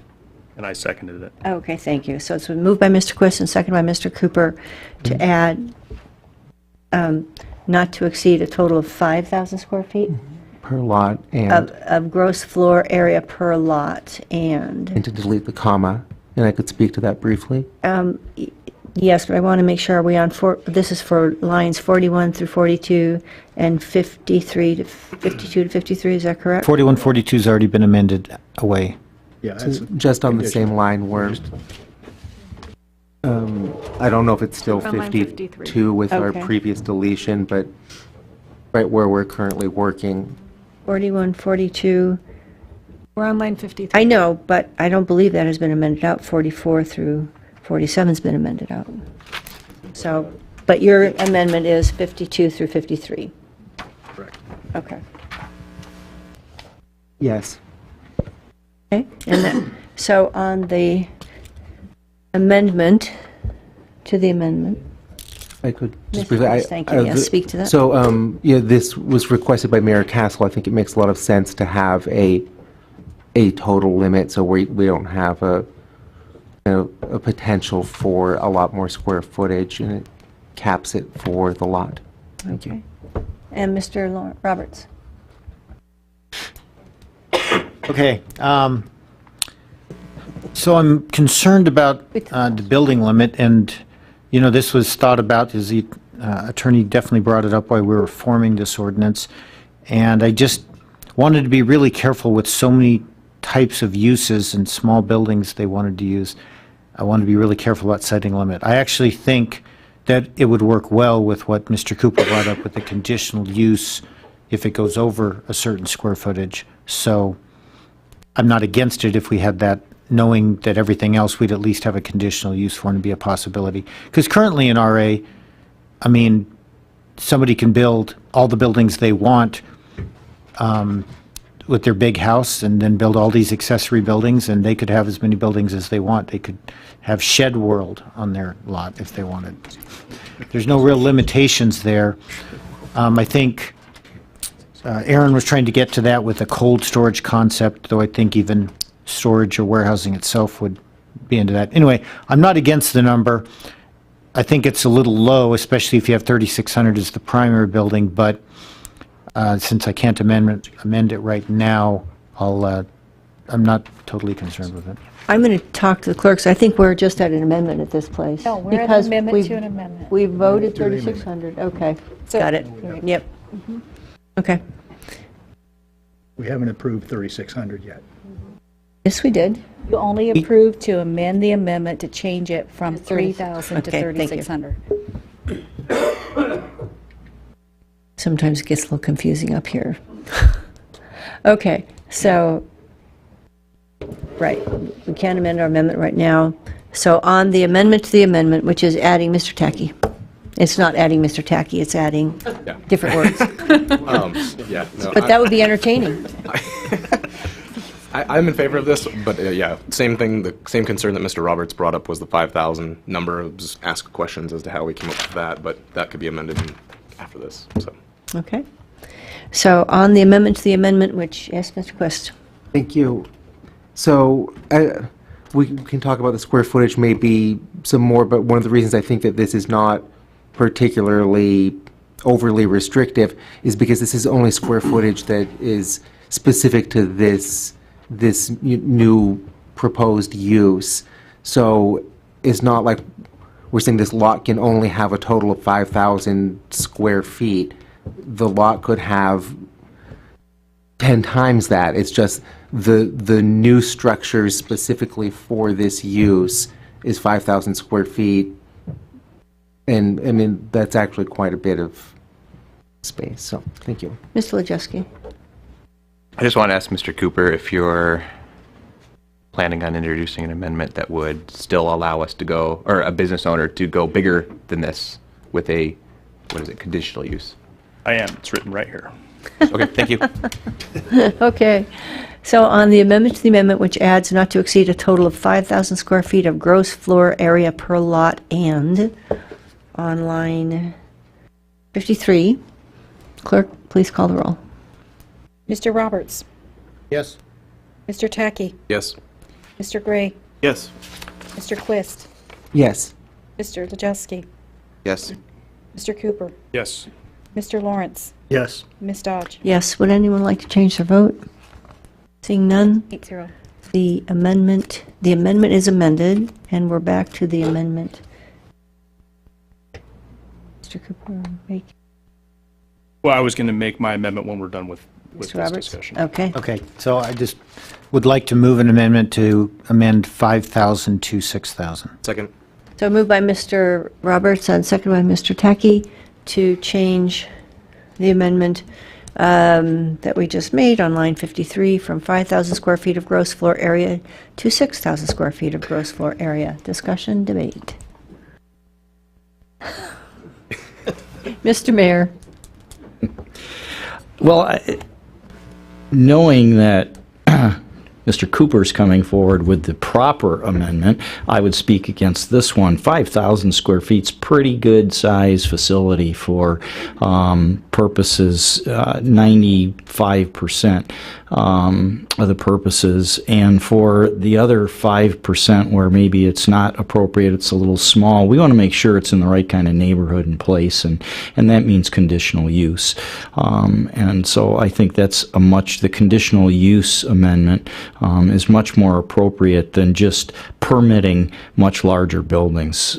They are applicable on a large piece of property, but in a small lot residential more style area, I would say they're not. And so let's do a conditional use permit. I certainly understand Mr. Roberts and agree with him that we need to have some way to allow larger facilities, but this isn't the right way to go. Thank you. Thank you. Mr. Cooper? Thanks. And just to echo the mayor's comments, I think the conditional use process is a better way to approach this for buildings. As some have noted, 5,000 square feet of gross floor area, 3,600 square feet for one building is a pretty big building. And I I think that that's why I've been voting no on increasing these limits, because I think that suits itself better to the conditional use process. Okay, Mr. Tacky. Well, I'd just like to recharacterize the position that the mayor was stating about 6,000 square feet for a size of a building. It's not the single building, it's the square footage of all the other buildings. So imagine you have a large parcel with an outdoor rec facility, and let's say they need a 60 by 60 warehouse, that's 3,600 square feet for one spot. That only leaves you 1,400 extra square feet for huts that might be down a trail for viewing aurora. So if you end up splitting that amongst, another 4 buildings or huts, you have very small space in those areas to have. So I think 6,000 is a reasonable thing, given the fact that all the other characteristics associated that are permitted uses inside this zone permit untold number of buildings. So I think that it's a reasonable number, and then beyond that, the conditional use would be appropriate. Mr. Lejeski. So I just asked a question myself and asked that everyone else asked the same question, but does going from a total of 5 to 6,000 feet potentially, is that like the threshold that's going to really bother the neighbors and ruin their enjoyment of their house or their property? And your answer might be different than mine, but I'm also thinking the extra $900, $1,000, 3 months, 6 months, whatever it turns out being in delay for a business owner. I know some of you guys have started businesses here. When I started mine, I always had reserves, but I got to a point where I was uncomfortable, and $1,000 would make a big difference, and that could be true for other people doing them. So that's kind of what I'm thinking of. So I'd rather go for 96% instead of 95. But anyway, that's where I'm at. Okay.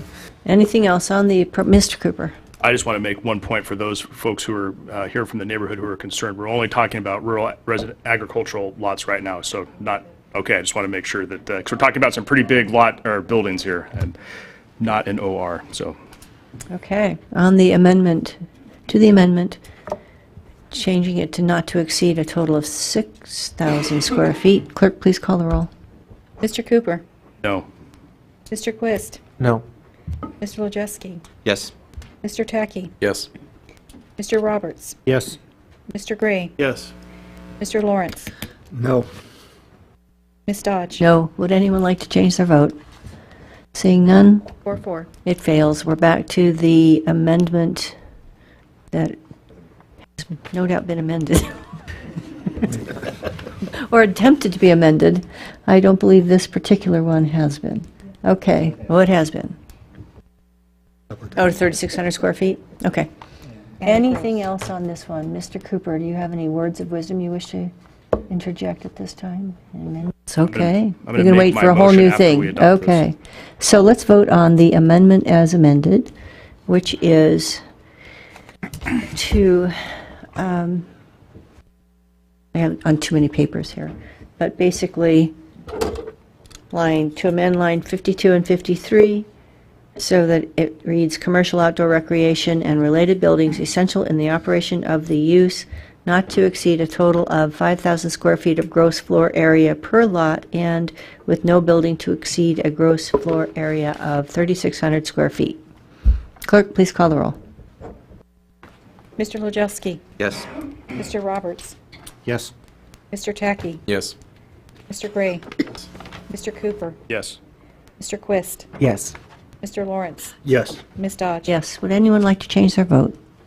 Seeing none, the amendment is approved 8-0. Would you like to go now, Mr. Cooper? Sure. Now I have an amendment. I'd like to amend the ordinance to include a new Section 6, which will move current Section 6 to Section 7, and the new Section 6 will read, Section 6, Fairbanks North Star Borough Code 18.28.020B pertaining to the RA districts is amended to add the following conditional use: commercial outdoor recreation and related buildings essential in the operation of the use, including buildings exceeding a total of 5,000 square feet of gross floor area per lot, and individual buildings exceeding a gross floor area of 3,600 square feet. Second. If you can read my writing. Thank you. So it's been moved by Mr. Cooper and seconded by Mr. Tacky, I believe, to add Section 6, Fairbanks North Star Borough Code 18.20.020B pertaining, that's the right one, right? To the RA districts is amended to add the following conditional use: commercial outdoor recreation and related buildings essential in the operation of the use, including buildings exceeding a total of 5,000 square feet of gross floor area per lot, and individual buildings exceeding a gross floor area of 3,600 square feet. Okay, on the proposed amendment, discussion. Would you like to talk to it, Mr. Cooper? I think that I described it earlier, but I included both the maximum floor area per lot and per individual building with the, I thought that you could have circumstances where either of those might need to be exceeded depending upon the use. I mean, you imagine a 160-acre RA lot where somebody wants to put up a warehouse to house all their snow machines and airplanes and ATVs or something like that, but that's it. Okay, Mr. Mayor and then Mr. Lawrence. I very much appreciate this amendment and support it. I think I also appreciate the timeline on conditional use permits and sympathize with businesses trying to get started to have an additional cost and additional time to get started. But they're trying to get started, and we have, in some cases, we have property owners that are already there who have a significant investment, and they might want to move as a result of some very large-scale commercial operation coming in, and they ought to have a say in protecting their investment that they've already made, kind of a grandfather right sort of thing. So it's inconvenient for a business trying to start up to maybe face it, but I believe this is a much better way to approach and allow larger commercial operations, make sure that through the conditional use permit process, we take a look at the applicability on a specific parcel. Thank you. Okay. Yes, Mr. Lawrence? Mr. Cooper, just a quick question. What code section would this amend? Will you be adding? Or, yeah. I'll ask the attorney, is this adding a new section or is it amending a current section? Well, not the ordinance. I'm talking about the code. Where would this fall in the code? In the rural agricultural district under conditional uses. So it would be under 18. 1828 OTOB. Sorry. All right. Thank you. It's just adding a new conditional use under that provision of code. Yeah. Yeah, I'll speak in favor of this amendment. I think it allows for some flexibility, but at the same time protecting the property owners around, and it gives job security to the Planning Commission. They were worried about getting bored. Okay. Is there objection to the proposed amendment? Seeing none, it's adopted. We're back to the main motion. Yeah. Yes, Mr. Roberts. So, on line, I'd like to amend lines 41, 42 to, as referenced in the original ordinance here, to remove everything after the word buildings on line 41. Second. So Mr. Roberts has moved and Mr. Tackey, correct? Has seconded amending line 41 so that it would read commercial outdoor recreation and related buildings? Yes, I can speak to that. Okay. So, I thought that was taken care of, and our presiding officer pointed out that we hadn't amended that when we did the other amendments. There's no reason to have the building limitation if everything's going to be a conditional use. That can be determined by the Planning Commission on the related buildings, and they'll have a site plan and they'll be able to say what they want, and that's appealable to us. So I don't think that language is necessary and probably should have been included in the original amendment. Okay. On the proposal, or proposed amendment to remove on line 41, essential in the operation of the use with no buildings to exceed a gross floor area of 2,000 square feet. Mr. Cooper, did you have your hand up, or were you just moving? I was going to ask the administration for their response. I think it makes sense, but I'd like the administration to weigh in. Mr. Mayor. I understand the logic on the size of the building and such, but I don't think we would support eliminating essential in the operation because you're just allowing any buildings potentially or confusion. So my recommendation would be to leave the words essential to the operation in there. So it's commercial, outdoor recreation, and related buildings essential in the operation of the use. Of the use, right. Yeah, and end it there. We would be fine with that. And I would be happy to amend the motion for that. Okay. So, and the second, so, well, we have to do it this way. Mr. Roberts has proposed to amend the motion so that it would read, commercial outdoor recreation and related buildings essential in the operation of the use. Is there objection to amend, thank you, it's been seconded by Mr. Gray. Is there any objection to accepting that amendment to the amendment? Seeing none, it's approved. Is there objection to the amendment as amended, as presented? Seeing none, it's adopted. We're back to the main motion, as amended. Mr. Quest. Yeah, I've got a couple of questions. Connex containers, do they count in square footage? I would say yes, they're functioning as a building. Thank you. And then, if I may, so let's say somebody wants to get a conditional use permit for something, as we've just amended here, they go before the Planning Commission.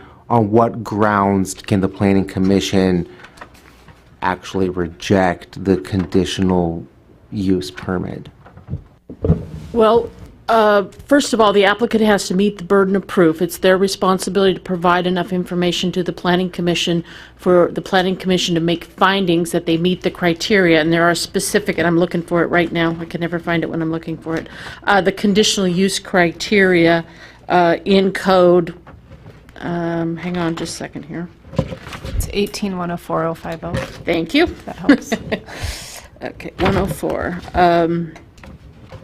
And first of all, they have to be consistent with the comprehensive plan and borough ordinances. So if they're, at some point, commercial outdoor recreation supplemental standards were adopted, like we have for a number of other uses, then they'd have to show they beat those in addition to the basic criteria. But the basic criteria are whether or not the proposed conditional use conforms to the intent and purpose of this Title 18 and other ordinances and state statutes.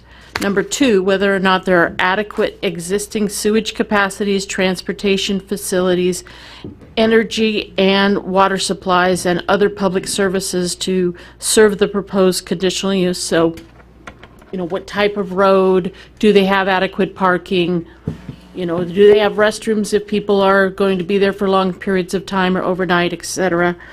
And then whether or not the proposed conditional use will protect the public health, safety, and welfare. And that's where we address noise and, bus exhaust and lighting and a variety of other impacts that could impact neighboring property owners.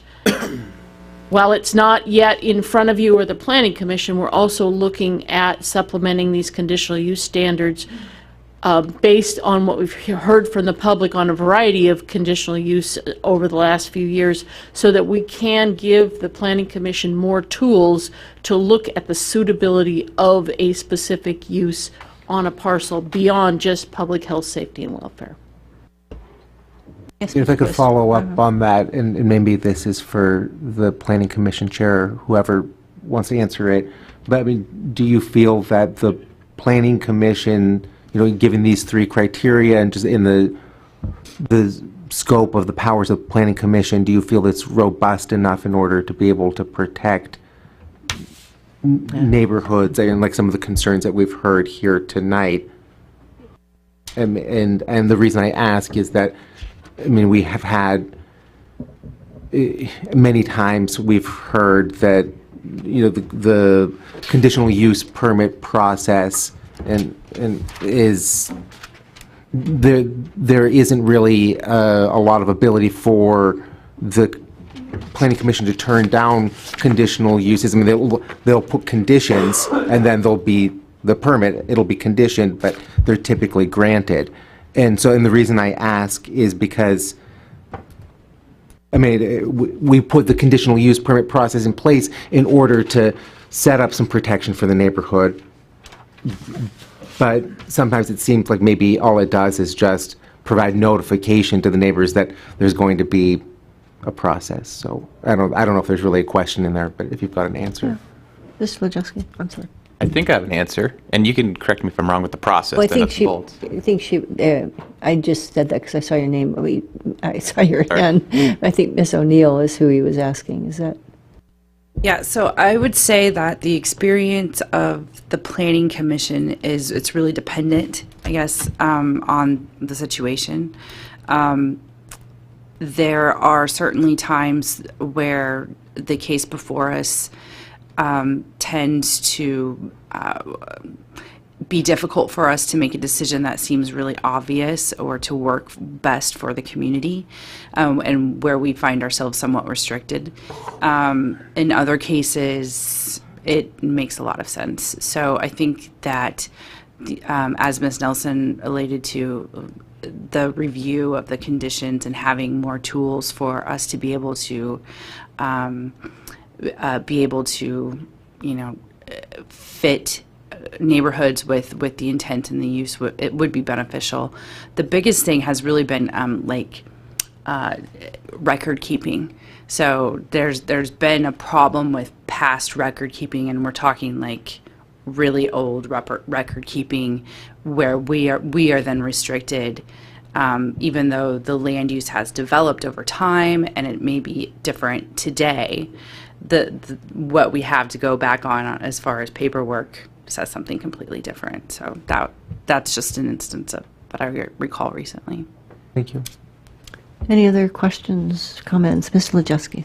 I still have my answer, which I think is complimentary. So I would say you could, well, you're going to have the final judgment, but I would suggest that perhaps you could vote yes without, I forget the right word, but without fear of hosing the neighbors, because as a check, this is kind of like the safety valve. The neighbors, if they really say, hey, this is egregious, and went through the process, and you guys say, hey, but it met all the boxes, we had no choice, we had to approve it, they can appeal it to us. And of course, that's unfortunate because there's the cost for the business owner, there's the stress for the neighbors, and the time cost and everything, but we could ultimately turn it down and appeal to assembly. And so that's where I was just going to say you could jump in if those nuts and bolts are wrong. But anyway, that's what I would suggest to you, Mr. Quist. Thank you. Mr. Cooper. Thanks. The administration had a third amendment, which I'm going to offer so that we can at least have it on the table and have a discussion about it. And that is I move to amend lines 32 through 36 to remove and on line 34 and add on line 35 after kennels and accessory overnight lodging with more than 9 guest rooms as follows. So it would read as follows. Commercial outdoor recreation means a commercial use that focuses on recreation opportunities undertaken predominantly in the outdoors on natural landscapes. This definition excludes recreation buildings, amusement establishments, kennels, and accessory overnight lodging with more than 9 guest rooms. Examples of commercial outdoor recreation include aurora viewing, off-highway vehicle tours, and dog sled tours. Moved by Mr. Cooper and seconded by? Second. Yeah, we have to pick. Mr. Lawrence. To change on line 32 through 36, after the words establishments, remove and after the words kennels, add and accessory overnight lodging with more than 9 guest rooms. On the amendment, do you want to speak to it, Mr. Cooper? Sure. As I understand it, this will bring the definition more in line with the allowances under RA zones for bed and breakfast homestays. And I'd ask perhaps Ms. Nelson or Ms. O'Neill to talk a little bit more about that. Yes. Bed and breakfasts are allowed in the RA zone, and the maximum number is 9 units. So it was unclear when the ordinance went to the Planning Commission whether the intent was to include overnight lodging or not, because it didn't specifically list it as an example, nor did it specifically exclude it as an example. But it became clear during industry testimony that they did want overnight lodging as part of aurora viewing and potential multiple tour stays, that kind of thing. And so we expressed to the Planning Commission and also to you during the committee, the whole work session, that clarity was important. In the RA zone, the this limit at 9 units is comparable to what is allowed as the homestay and the bed and breakfast residence. So that's why we picked that number. And the one other thing is the reason that the bed and breakfast, homestay, and residence don't work as a separate use is because there's been an interpretation over time, and in fact there was an appeal that was related to this, that said a bed and breakfast had to be in a single building. And it also became clear from the industry that they wanted dispersed units where each unit would have their own skylight where they could lay there and look at the aurora and have more privacy in a rural setting than a single building with multiple units, guest rooms.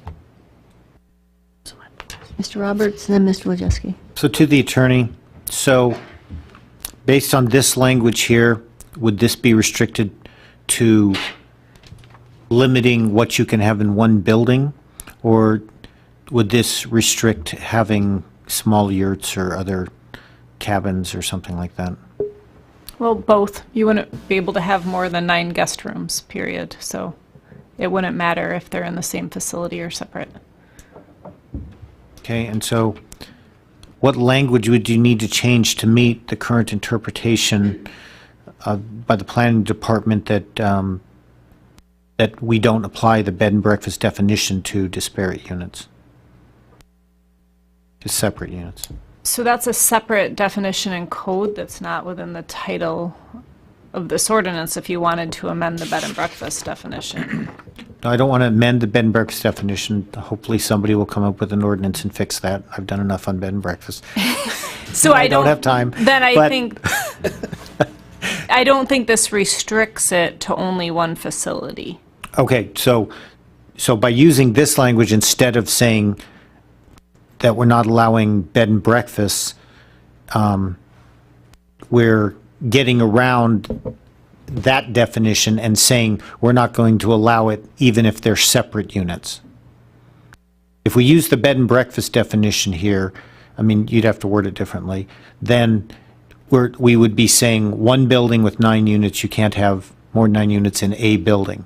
But by saying it this way, you're saying that we don't allow a bunch of separate accommodations either.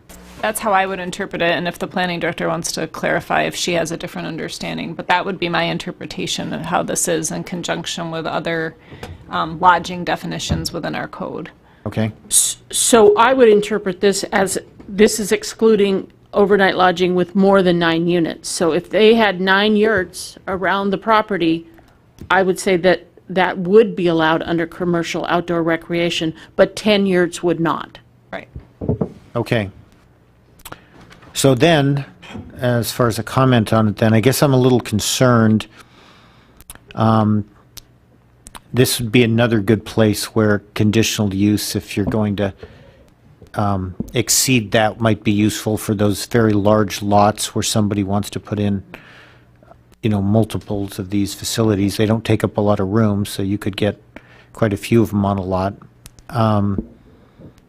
So I don't think I support this amendment the way it is, because I'm just thinking we're being a little too restrictive here, and I'm not sure that there's a wide enough concern to be worried about that. So, thank you. Okay. Mr. Wojcicki, I had you next. I move to table the ordinance and take it from the table immediately after item E, the next one. Mr. Wojcicki has moved to table this until after item E. I forget if it's debatable. I can explain why. Second. Is there, well, let's, so after item E, which is our second ordinance, is there a second? Second. Okay. So, Mr. Wojcicki, Mr. Wojcicki has moved and Mr. Tacky has seconded, tabling the ordinance that we're working on at this time, which is 2018-25, until after, immediately following the ordinance that immediately follows this, ordinance 2018-41. So on the, would you like to, this, can't, okay, so clerk, please call the roll. Mr. Wojcicki? Yes. Mr. Roberts? Yes. Mr. Gray? Yes. Mr. Tacky? Yes. Mr. Quist? Yes. Mr. Cooper? No. Mr. Lawrence? No. Ms. Dodge? No. Would anyone like to change their vote? Seeing none? 5-3. It passes 5-3. So we are tabling what we're working on now, but we are going to take a break before we pick up the next one. All right.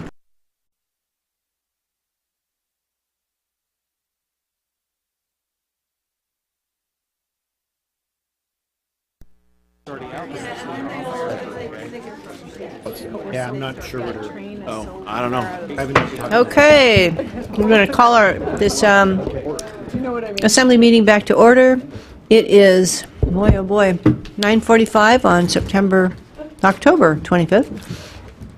And we have before us ordinance number 2018-41, an ordinance amending Fairbanks North Star Borough Code Title VII regarding the school district budget and the permitted accumulation of school district funds. Sponsor is Mayor Castle. It's on page 494. There's additional information in your yellow folders. Mayor Castle, do you have a staff report? We do, thank you very much. So this ordinance addresses an issue that we've been dealing with for a while. It's not new. Back in April, Ms. Dolan sent you a letter on this topic back when we were in budget sessions and addressed a number of questions last spring that have come up again with later correspondence or recent correspondence, I should say, from the school district. So she sent that to you again so that you would have it and remember our discussions from the spring. This issue is not really as complicated as what some try to make it. It addresses two questions. Question number one is, should the school district use their lapsing funds or the unspent, unrestricted funds at the end of the year, monies that they did not spend that were budgeted for them, should they spend that money to help support school building major maintenance? That's question one. Question two that it addresses is, what's a maximum appropriate responsible fund balance for the school district to maintain? We've been discussing both of these questions for some time. Question one was answered previously in 2009 with an ordinance that was brought forward by Nadine Winters. And that ordinance was also attached to Ms. Dolan's recent correspondence to you. Excuse me. That lapse ordinance was created to address this long-term maintenance of schools, and you're very familiar with major maintenance issues that we're dealing with across the whole system, including school buildings. Our philosophy back in 2009 was and still is that the school district use some of these leftover funds from unrestricted accounts for maintenance, just like we do at the end of each year when we have unspent funds and they're going to lapse. Our existing code reflects this philosophy, and it's set up to do exactly that. Unfortunately, the existing code, not the one proposed here, but the existing code, has loopholes in it, and it allows that its application can be circumvented by shuffling some money around. This new ordinance eliminates those loopholes, and that's why we're bringing it forward, so that the philosophy and intention of existing code would be followed. Question number two, what's the appropriate total balance for the school district?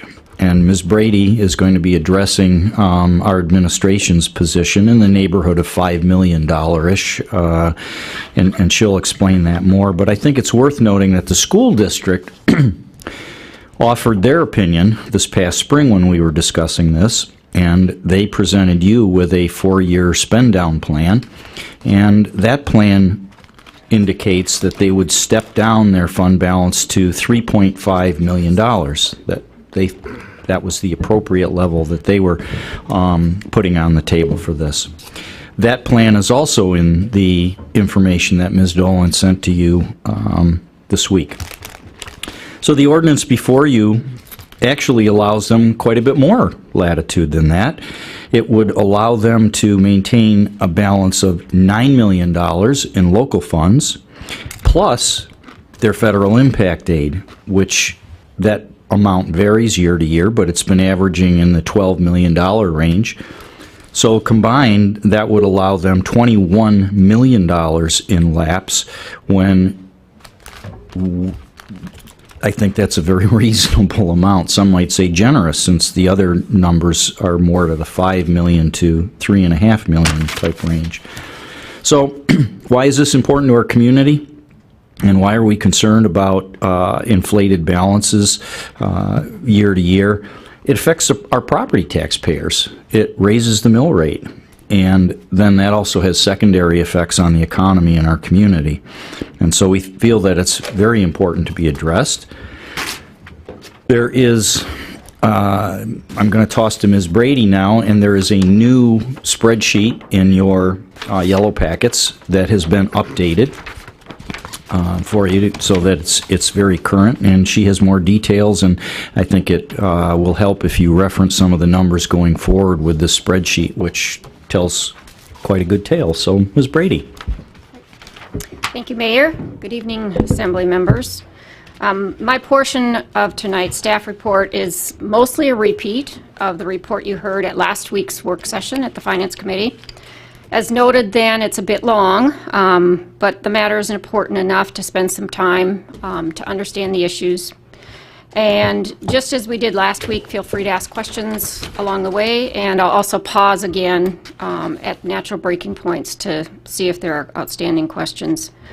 I want to begin tonight by recalling to you resolution number 2018-17 from April 2018, which specified the minimum amount of local funding to be made available to the school district for FY19. This assembly adopted it at the end of April, and much of this staff report reiterates the whereases that were in that resolution. The starting point for tonight's report is about the legal and financial relationship between the borough and the school district. As stated in the whereases for this ordinance, the Assembly is the taxing authority for the borough and the school district, and as such decides how to allocate limited resources.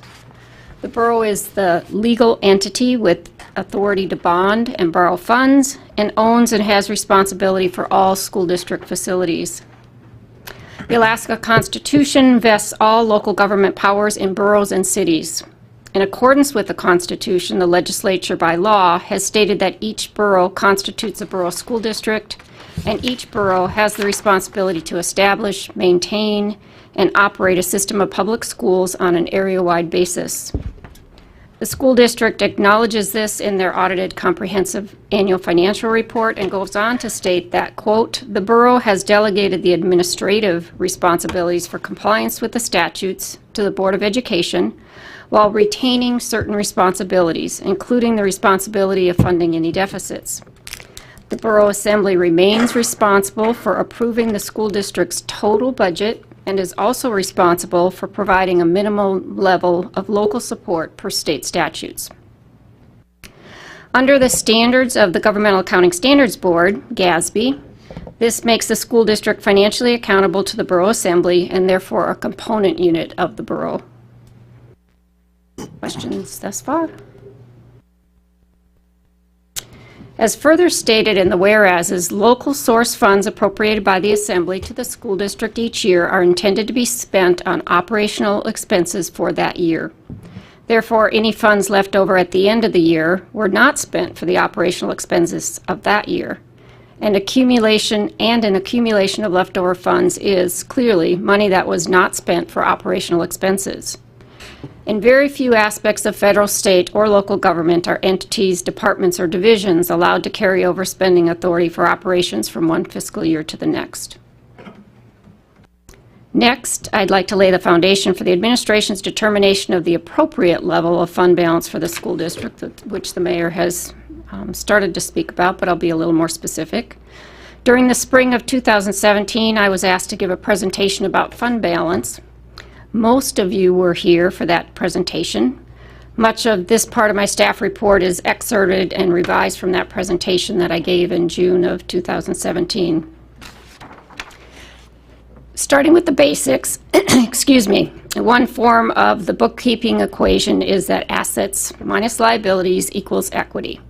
Equity is what's left over. Equity is the amount of cash you would have on hand if you were able to liquidate all of your assets and pay off all of your liabilities. Equity in a governmental fund is called fund balance.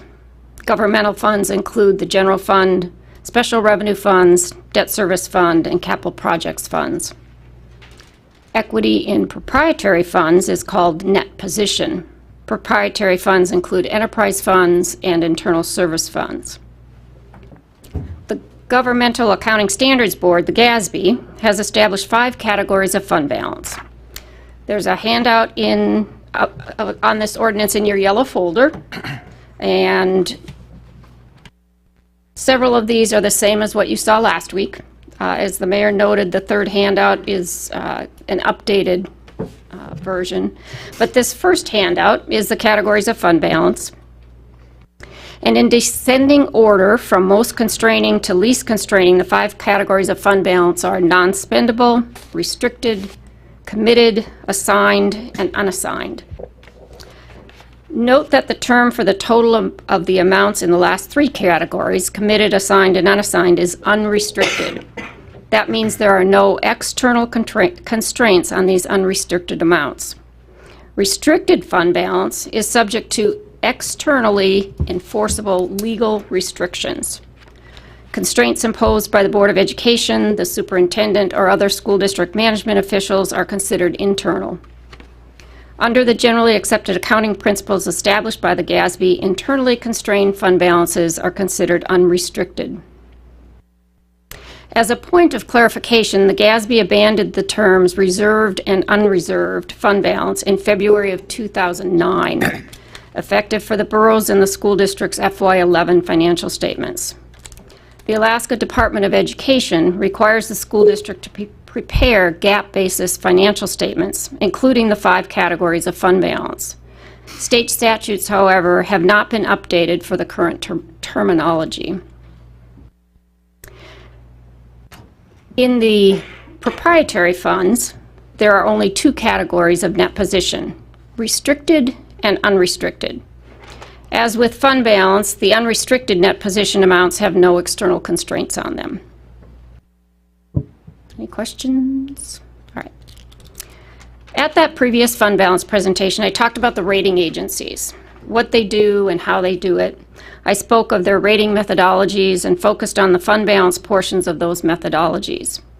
For a general purpose government like the borough, which has the power to tax and bond, Standard & Poor's starting assessment considers fund balance of an amount equal to 4% to 8% of expenditures to be adequate. Standard & Poor's then goes on to evaluate numerous qualitative factors, and before issuing a final rating, S&P considers what it calls overriding factors. Moody's has a different evaluation scale for fund balance than S&P. For general purpose governments like the borough, Moody's starting assessment considers fund balance of an amount equal to 5% of revenues to be at the lowest end of moderate. Furthermore, Moody's specifically addresses that fund balances of school districts. And there's a second handout in your packet. And again, this is the same handout you saw last week, but I'll read what Moody's states. Our scorecard allows for school districts to carry lower fund balances than cities or counties at the same rating level. This is consistent both with existing medians and with our belief that school districts by nature need less fund balance to operate consistently. It is important to note that Moody's is referring to school districts that are obtaining bond ratings. This means these are school districts that have the power to bond, school districts that own their own facilities, and school districts that have revenue-raising capability. None of those apply to our own school district, which as a result would require an even lower level of fund balance. Consequently, a target limit for unrestricted equity of all funds was chosen to be 5% of general fund expenditures. 5% was chosen because it is within the adequate fund balance range defined by Standard & Poor's and at the lower end of the moderate fund balance level defined by Moody's. Given that the school district would not be the subject of a bond rating because they cannot bond or tax, the administration considers the 5% to be more than sufficient. Any questions?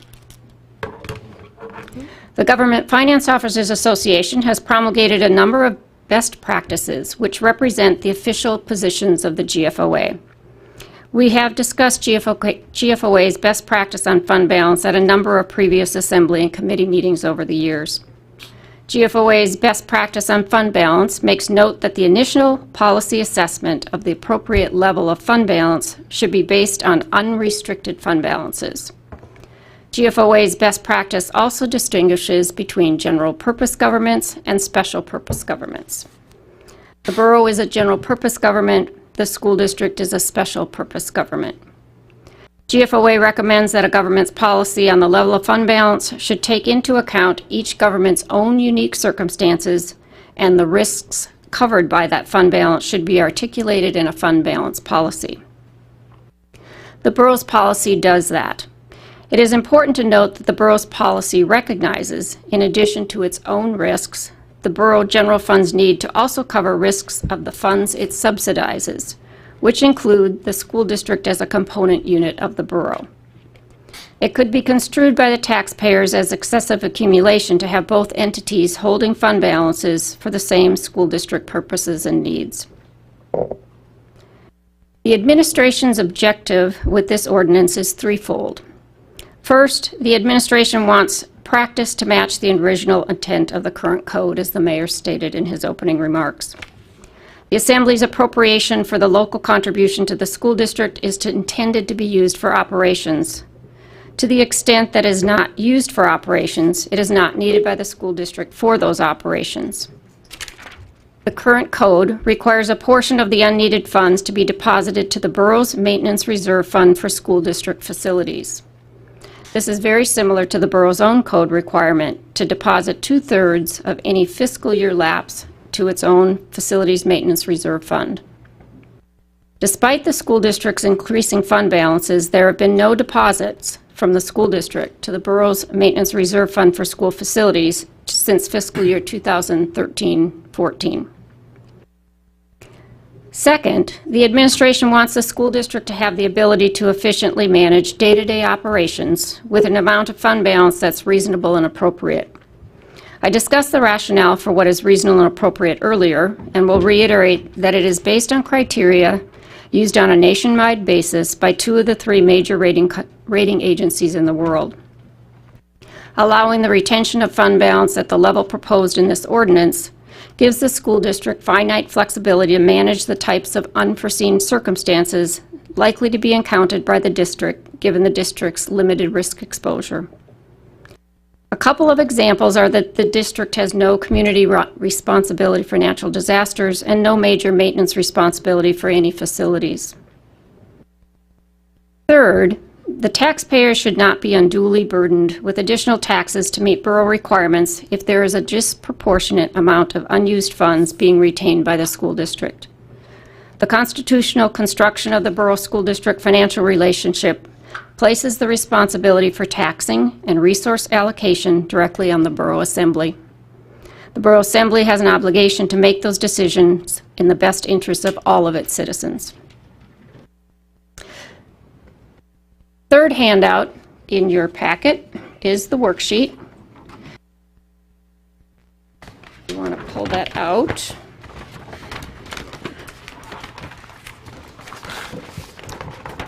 And you'll know you have the right one because it's dated October 25th in the top right-hand corner.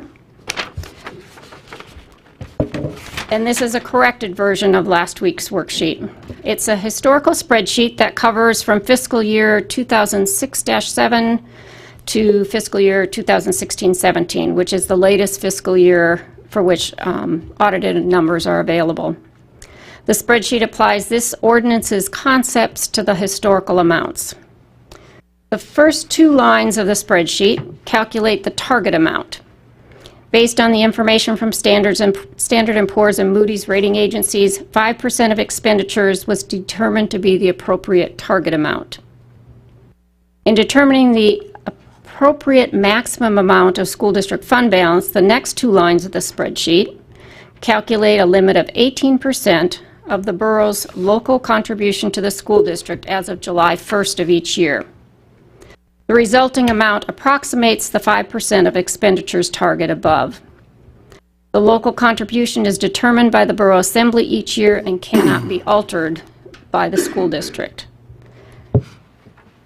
And as the borough mayor noted, that's one of the loopholes that he intended to plug with his proposed ordinance here.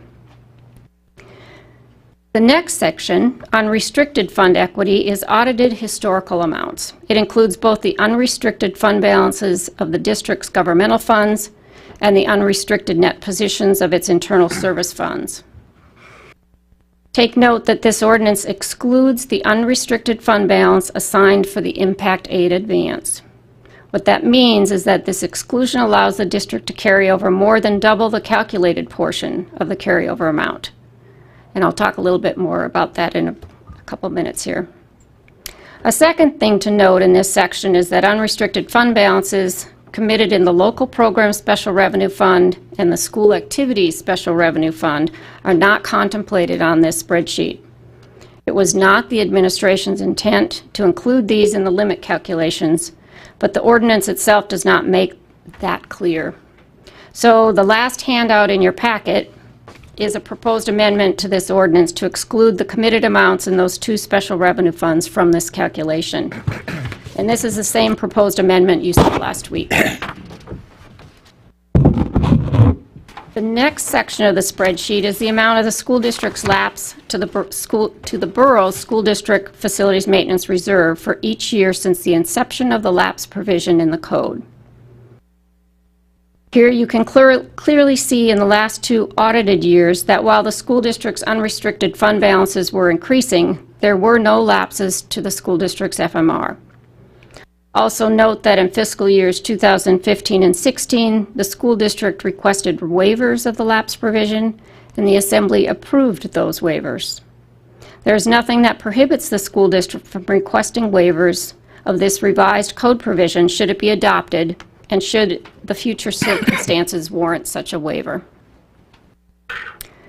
For your information, the next section shows the balance in the school district's FMR at June 30th of each of the years displayed.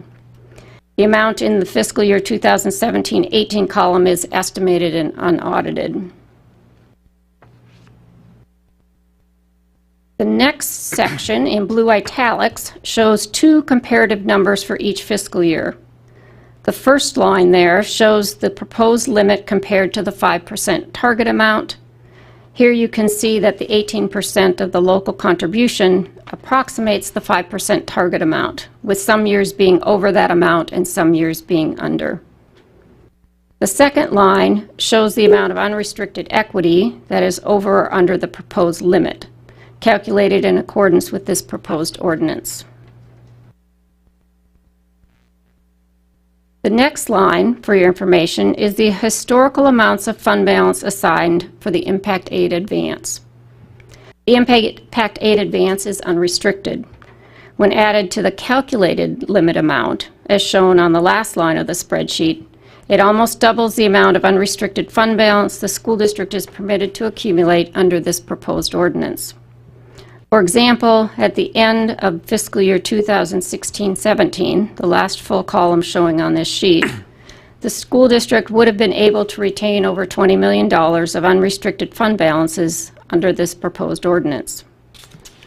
Applying this ordinance historically, the unrestricted fund balances that would have been permitted to be retained range from 10.7 to 13.5% of expenditures, with an average over the 11 years of 12.1% of expenditures, so much higher than the 5% target on the calculated portion. Lastly, it is the administration's intent, as stated in the last whereas clause, to annually make the school district whole for any reduction in state aid for school funding arising from the application of this ordinance. In conclusion, in addition to the school district having the ability to request a waiver of the lapse provision itself, the school district also has the option of coming to the Assembly at budget time or any other time, and making a request to retain additional unrestricted fund balance for specific school board priorities. I would also point out, I need to refer to the attorney here, we looked at another draft amendment to allow for any other things that we might have not contemplated in terms of law restrictions that would impact this, that we would follow those. And I don't know if that got put in the yellow folders or not. Okay, so you guys do have a copy of that also. That concludes my report. I'm happy to answer questions. And to wrap up our report, Ms. Dolan, could you address that amendment that Ms. Brady just... Sure. I'm just... In discussions, there was a concern that perhaps if the permitted accumulation amount resulted in a deposit to the Facilities Maintenance Reserve Fund, that would result in our required local contribution going below the minimum that's statutorily required, that we could run afoul of state law. And so this is just qualifying language that's being proposed to the extent permitted by law at the end of that sentence, just to ensure there are no state law conflicts. And then Mr. Williams can wrap up our report with a discussion on capital investment and the value of money. Sure. So if passed as presented, if this ordinance is passed as presented, obviously it would work with Mayor Ward. He may have some slight course corrections, but a couple practical things that'll probably get addressed pretty quickly. First thing is there'll be a one-time infusion into our facilities maintenance reserve fund on the school district side, and that would likely set us up to deal with a substantial amount of agreed-on maintenance issues that we have agreed already with the school district, and you'll see that coming forward in the form of a resolution on November 4th. The Legislative and Capital Projects Committee has been working on some examples of those projects that have been mutually agreed on. First up and foremost is the school district's #1 priority is to complete Barnett Phase 4. The price tag on that right now is about $14.2 million, and that price is increasing year by year. Some critical capital investments, capital maintenance that really needs to get done, and it's agreed on by both public works departments, is the Crawford roof, the Anderson Elementary roof, and the Arctic Light roof. And just quick tally on the price tag to get those things done quickly is in current dollars about $6 million, just a little over $6 million to get that done. Some other projects on the list that we have identified, some lighting and energy efficiency upgrades that Arctic Light have been deemed important, and then just general system-wide electrical and IT upgrades across the district. So those tally up to about $29.4 million in current 2018 dollars. So the second point on the second thing that would be dealt with is the problem of this time value of money and the increasing cost of capital that we deal with in the borough. It's a problem that just it can get out of control here. So to kind of put it in perspective, you got two competing things going on. If we take cash, it's not getting put to work. It's sitting in just a cash account. Our investment policies are pretty conservative, so it grows at a very, very small interest rate. But if we just sit and let projects languish, the cost of capital to fix those projects grows at least one order of magnitude percentage point per year faster than that money just sitting basically as cash, not really doing anything. So it's, from a fiscal management, setting priorities of how we use cash, it's probably better to use the cash that we need and use it quicker instead of let it sit around. So, Mayor, do you have any comments on that? Anything else to add? No, I think that concludes our report. Thank you. Okay, so that takes us to public hearing, and I have one person signed up for a public hearing on Ordinance 2018-41, so I'll open public hearing. I have Carrie Mullis signed up. See Ms. Mullis in the room. Does anyone else wish to speak on Ordinance 2018-41?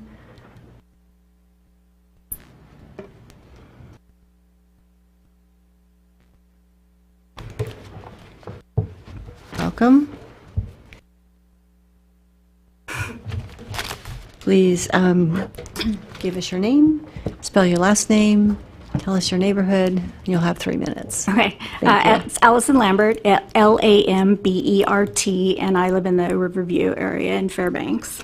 I'm not going to come up here and try to get into a debate on all of this. Mr. Dorn is up here to answer questions and to provide the district's way ahead on this. But what I would like to do is provide a way ahead for the Assembly to kind of delay this, or, I would ask that you either delay it or that you vote this down today. And I'm going to provide a solution, a way ahead. That doesn't mean that this ordinance could not come up later, but it will provide a way for us to have this dialogue, a needed dialogue between both of our bodies and the administrations, with both our new Assembly members, with our new school board, with our new COO for the district.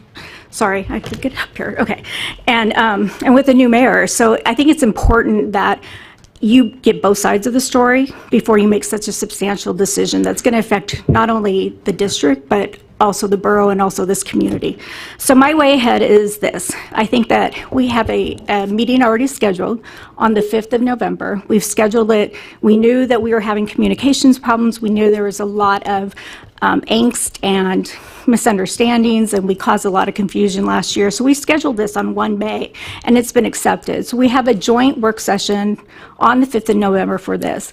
I recommend that at that joint work session, the mayor maybe convene a working group that can work through some possible solutions that can do the intent of this, which is to provide some constant funding into the maintenance reserve fund, but still allowing the district to plan, because with a $9 million, and it is $9 million, it's the smoke and mirrors on the impact aid. I mean, cut down to the chase, it's $9 million to allow us to plan and to allow us to react to contingencies. For example, this year we have to go into our reserves another $3.5 million because we're 300 students down from our projected. So we're going to be taking another $3.5 million out of those reserves in order to do this. So if we convene a working group, and then we go forward with that, we can convene another joint session. The working group can provide different options that are available at that time and can say how things are going. And if we can't work together come, let's say, early February, then we can reconvene. Or then at that point in time, the Assembly can make a decision and say, no, this is going nowhere. We don't have a way ahead for this, and we're going to come back and provide this ordinance. There's no hurry for this. Barnett, if you want to do Barnett at $14 million, in 2020, the moratorium on the 5-year capital budget reimbursement is going to sunset. We can do Barnett at 70% of a state reimbursement. That saves the community $9.9 million instead of expending $14 million up front. So there's things that we can do that will effectuate both of our intents. Thank you, Ms. Lambert. Let me see if there are questions. And just be clear, you all are in a public testimony situation and we don't debate. Right. We ask questions, all of us. That's our role as the Assembly. So are there questions of Ms. Lambert? Yes, Mr. Lawrence has a question for you. Back in April, Ms. Pierce, the CFO at the time, created a memorandum regarding the school district's fiscal position and the 4-year fund balance utilization, where at least she came up with a plan to utilize the spend down the district's surplus or fund surplus over a 4-year period. Was that a plan that was adopted in any official way by the school board? I don't think it was actually formally adopted by the school board, but I can tell you that that 4-year plan no longer exists. We're starting out at $21 million in my best guess in deficit at this coming budget, and that 4-year plan is pretty much out the window. Yeah, I was aware of that. But that plan proposed that after 4 years, the fund balance would be a little over $3.5 million. If it's spent down at the rate that it was going, yes. Okay, well, can you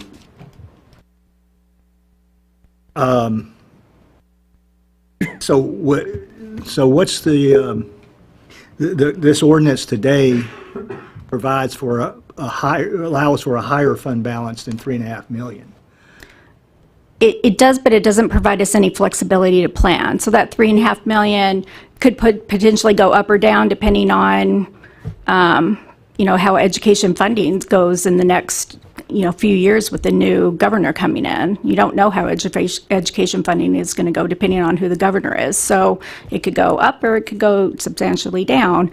It doesn't allow us to plan. So if we do have extra funds that are in the reserves coming in, we can only keep that 9 million or whatever the 18% is. So it doesn't allow us to plan out for any future. It allows us to go into a spend mode. It actually forces us to go into a spend mode, and it doesn't allow us to provide for contingencies like this year at 3.5 million that we have to do. That would come off of that, and we'd be coming back to you asking for a substantial amount. Is that bad? I don't know. I hear all the time, we're your bank, all you have to do is come back and ask for money, but I don't know if the community and you could support funding up to the legislative cap each year if that's what we needed. I don't know if you could support it. I just don't know if you would have the resources and the funding to support something like that. So could it be bad? Yes. Because we can right now buffer some of that. All right, thank you. Mr. Cooper.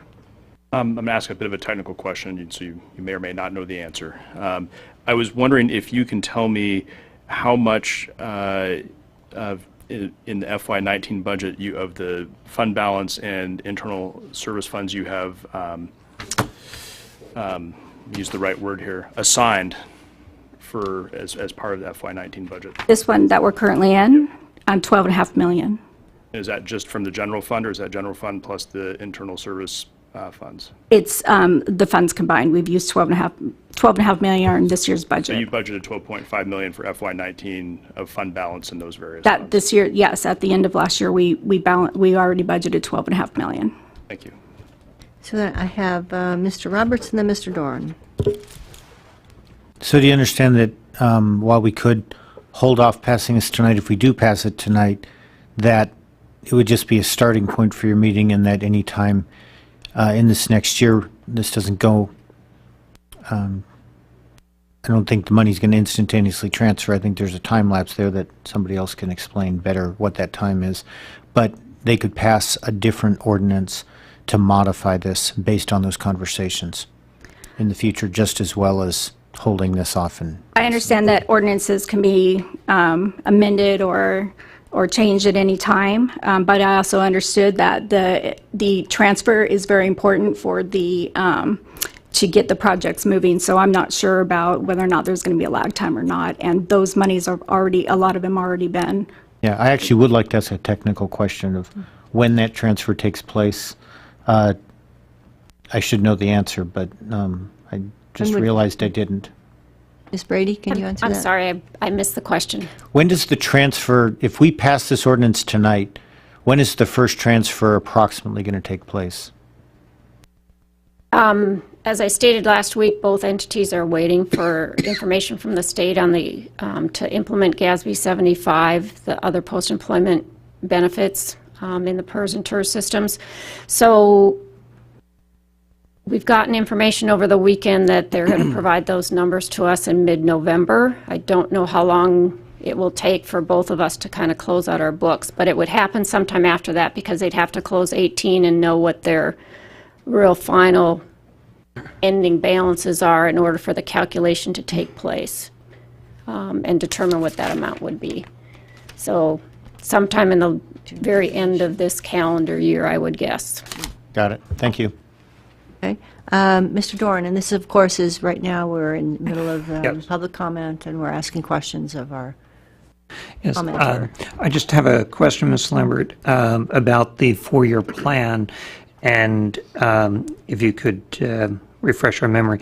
The $3.5 million that was cited after 4 years was not a target of suggested that is a reasonable and appropriate balance, but rather that after 4 years the best projections would be that would be what was left. Right, notwithstanding anything else or any other monies coming in or any other lapses going into the fund, 6 to 8% is what we had adopted as a policy in order to include for fund balances. So no, the 3.5 million is not near the point that we would feel comfortable with. Mr. Quist. Thank you. Hey, just to follow up on this line of questioning, that the four-year plan and that projected $3.5 million balance at the end of that plan, does that include any federal impact aid money? So we don't include the federal impact aid calculations as part of it because that money is set aside specifically for the year that is on the check that comes in. So if it comes in for the 2021 school year, it is completely set aside and not touched, and it goes specifically for the operating funds for that. It's not to be used for anything else. So I understand that, but do you know approximately if you were to count that money that is coming into the district, what the balance would be? The impact aid that comes in, and I can't give you a specific answer, but it's usually between like $11 to $15 million that comes in for the following year. So then it would be somewhere in the ballpark of like $40 to $60 million more than that, if you were to include that.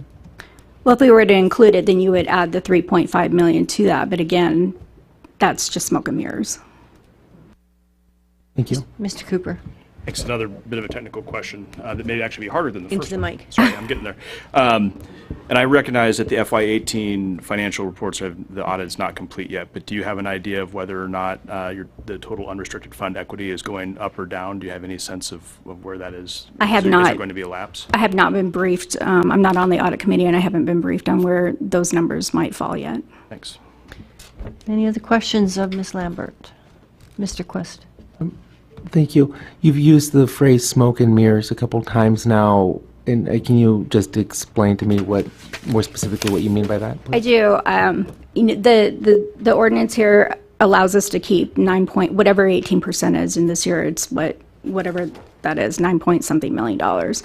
Impact aid to me shouldn't be included in the fund balance just because it is used operationally and we can't use it for any other purposes. We don't use it for any other purposes besides that following year or whatever the year that it states on the check is that it goes to.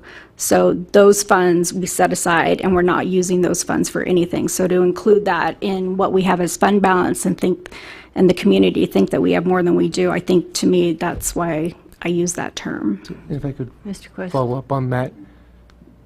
So, I mean, are you aware that You could ask a technical question. I'm sorry, I guess, so am I correct to understand, I guess, Ms. Brady, am I correct to understand that this proposed ordinance and the analysis that you've prepared does not include federal impact aid in the calculation of this lapsed amount? Correct. The assignment for the impact aid advance is not included in the calculated Thank you. portion. Thanks. Thank you. Any other questions? Mr. Doran? Okay. Ms. Lambert, just a clarification. Is it your understanding that the impact aid, when the school district factors their revenues for the coming year, that is part of the revenue that's counted in, so when the district is setting their budget and looking whether they need to cut or not, that is actually part of the revenue that goes into that calculation? That is correct. Thank you. Any other questions? Seeing none, thank you very much. We appreciate you joining us. I have an empty seat. No, I don't. Please give us your name, spell your last name, and tell us your neighborhood. My name is Erin Morotti. That's Morotti. I'm from North Pole in the Peridot area. I just wanted to say thank you for all of you for your service here, and welcome to the new assembly members. On Monday, I am coming on to the school board as a new school board member, and I would love the opportunity to talk to the current and the new assembly members about this issue so that we can collaborate together and find a way to benefit not only our community, but also both bodies, and most importantly, the students that are going to be affected if this happens. I ask that you give us an opportunity to have conversations about this substantial issue before you make any decisions regarding this ordinance. Please give us a chance to work together. And again, thank you for your time. Thank you, Ms. Marati, and congratulations. Welcome aboard. Thank you. Any questions for Ms. Marati? Yep, Mr. Lawrence has a question for you. Ms. Marati, in principle, do you believe that the school district should have limitations on the amount of fund balances that it can accumulate? I do know that I need to do more research on this, and that is why I'm asking for more time to be able to work closer with the borough and the school district to come to decisions like that. Mr. Mayor.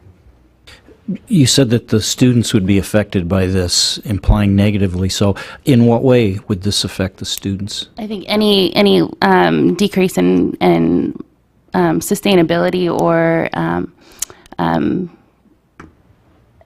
any reserve fund would definitely impact the students. We have to be able to provide for them, and if anything were to happen, whether a legislative change or anything that could impact the funding, if we don't have the reserves to do that, then that could definitely impact the students. Any other questions, Mr. Roberts? So didn't the legislature forward fund you this year? Do I misunderstand how that mechanism was set in place? I'm going to deflect to the current school board member, if that's okay. It's not really what we do, but that's okay. Okay. They did forward fund $30 million for education. However, depending on who's governor, that doesn't mean that it won't be vetoed. You're saying that the bill hasn't been signed yet? Well, okay, I'm sorry. They did forward fund if depending on who's governor, if there are other indirect methods of reducing education, it could have an impact. All right. Mr. Doran of Ms. Marati. Just a question, if you don't mind my asking. One of the perspectives you bring to the board, I'm thinking of your work background, knowledge of budgets and things of that sort. Is that a perspective you bring? Yeah, I'm hoping I have a background in accounting and economics, and so I'm hoping to work with the borough and those on the committees and with the board, collaboratively, all together, use our collective knowledge. But definitely, I'm hoping that my financial background could help this situation, definitely. Thank you. Any other questions of Ms. Marati? Seeing none, thank you. We appreciate you coming down. Is there anyone else? I have 2 empty seats on this topic. Does anyone else wish to come forward and speak on Ordinance 2018-41? Seeing no one coming forward, I'm going to close public hearing. Move to adopt. Second. Ollie G. Willikers. Moved by Mr. Lawrence and seconded by One of us. Oh, Mr. Lejeski, apparently. Okay. So, Assembly debate discussion, Mr. Lejeski, and then Mr. Quist. I move amendment to the ordinance number, the Mayor Castle's amendment, which is move to add, quote, to the extent permitted by law, to the end of the last sentence in line 80 to read as followed. The excess over the permitted accumulation amount shall be deposited to the borough's maintenance reserve fund for the school district facilities to the extent permitted by law. Second. Okay, moved by Mr. Lejeski, seconded by Mr. Tacky. Move that question. Pardon me? No.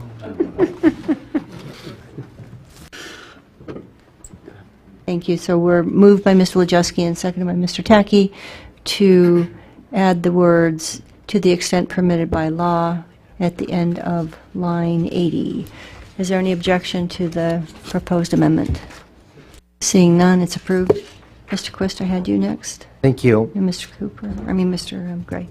I'd like to move to refer 2018-41 as amended to the joint Board of Education and Assembly Finance Committee work session on November 5th, and then to public hearing on November 8th. Do you have that written down anywhere? No, but I Okay. can write it down right now. Or read it to me again? So You I move to November? refer 2018-41 as amended to the joint school district borough work session. I guess it would be the Assembly Finance Committee School District Board of Education work session on the 5th. Okay, so the Joint, the joint school district the assembly. title of the joint work session on the 5th, and then to public hearing on the 8th.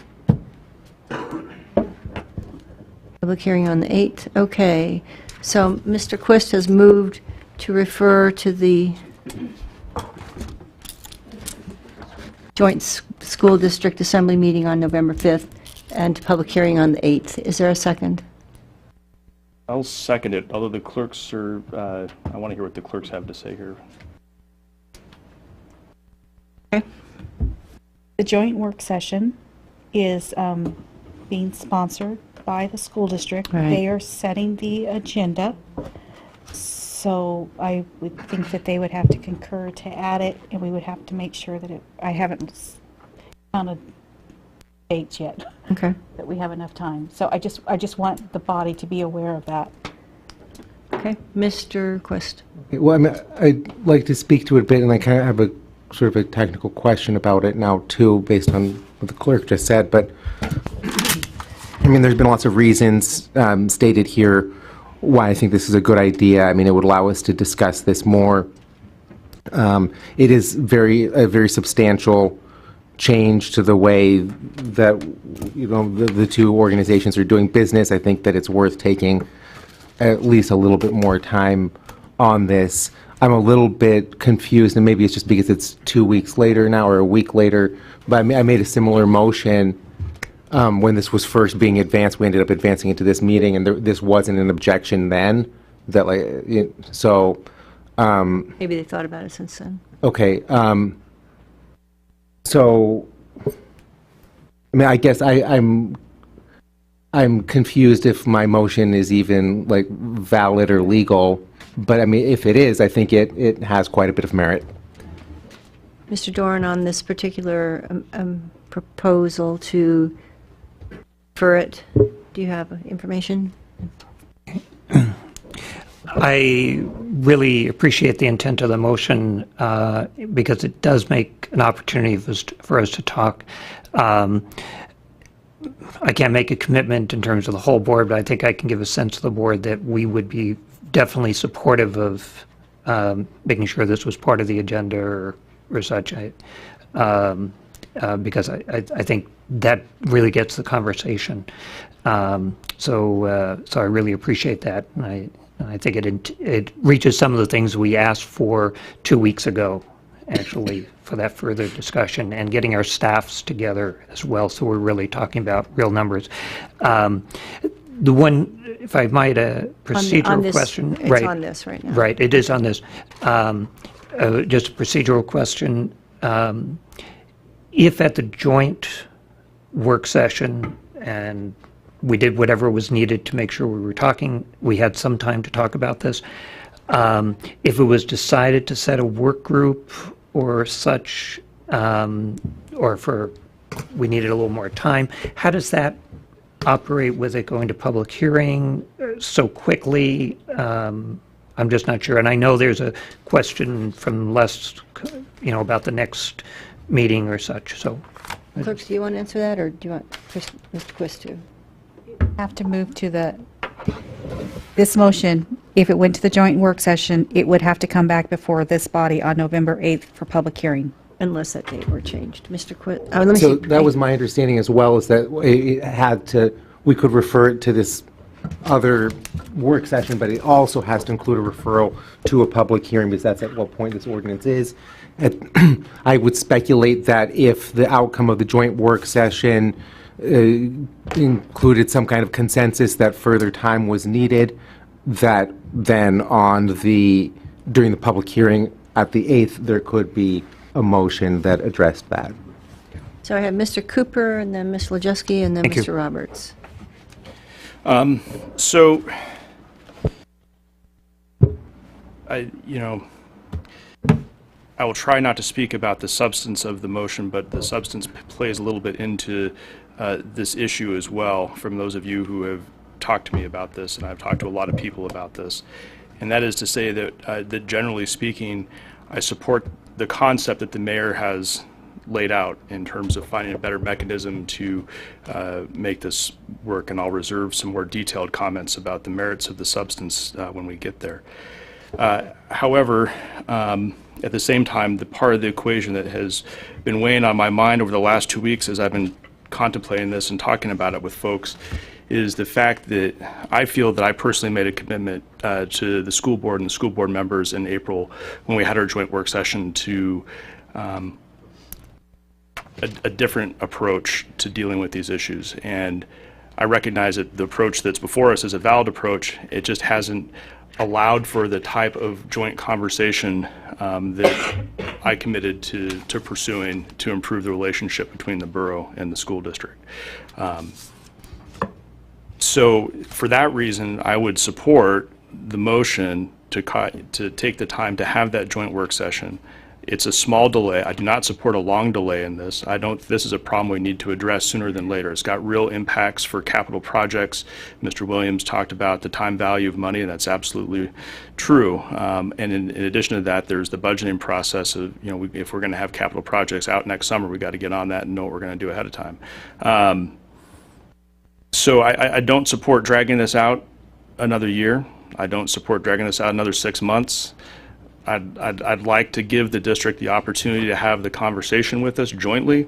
I thought there was a lot of value at that April 19th meeting for at least the first time in my recollection of having the school board and the assembly members here all on the dais. Yes, it was a little crowded. It was a little unwieldy to try and corral all the questions and answers.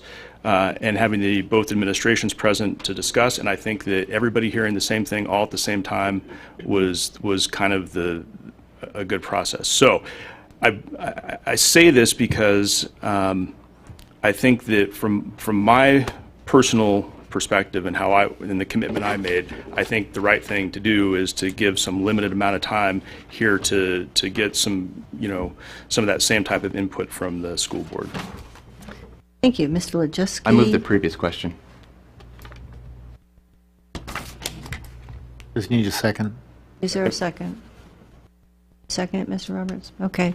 So the question has been called, I believe is what you're to say. And so the question before us is move to refer and, let me see, I wrote it. Vote on whether to call the question. Thank you. Please call the roll. And I would like to note that it does take a 2/3 vote. Mr. Wojcicki? Yes. Mr. Roberts? Yes. Mr. Tackey? Yes. Mr. Gray? Yes. Mr. Cooper? No. Mr. Quist? No. Mr. Lawrence? Yes. Ms. Dodge? No. Would anyone like to change their vote? Ms. Dodge, what did you say again? I said no. It's 5-3. 5-3. The question has been called, so we're now, It fails. it fails. So we keep debating. I thought it was 5 yeses. Yeah, but it's got to be a two. Oh, 2/3, yep, you're right. Thank I you. do have a comment to make then. Okay. I mean, if Mr. Yes, Wojcicki's let me see, done. Mr. Wojcicki, have you given anything more? Well, actually, Sean has to leave here, or Andrew has to leave here in a few Right. minutes, so that Yep. is why I was trying to move this Okay, forward. thank you. Mr. Roberts?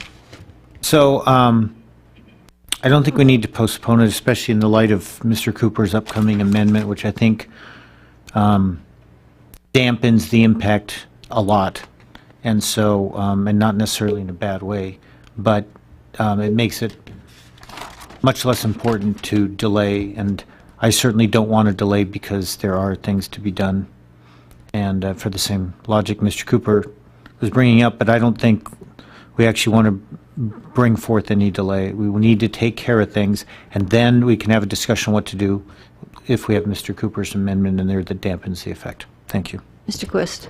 Thank you. So I don't think that this if this motion and this referral, if adopted, would cause a significant delay, especially given that I don't think this would be the bottleneck in the process, because we're waiting for the finalization of GASB 75 mid-November. I think that we can, in all likelihood, address this before then, and at the very least have one joint session on something that has a tens of millions of dollar magnitude for these two organizations. Thank you. Mr. Mayor.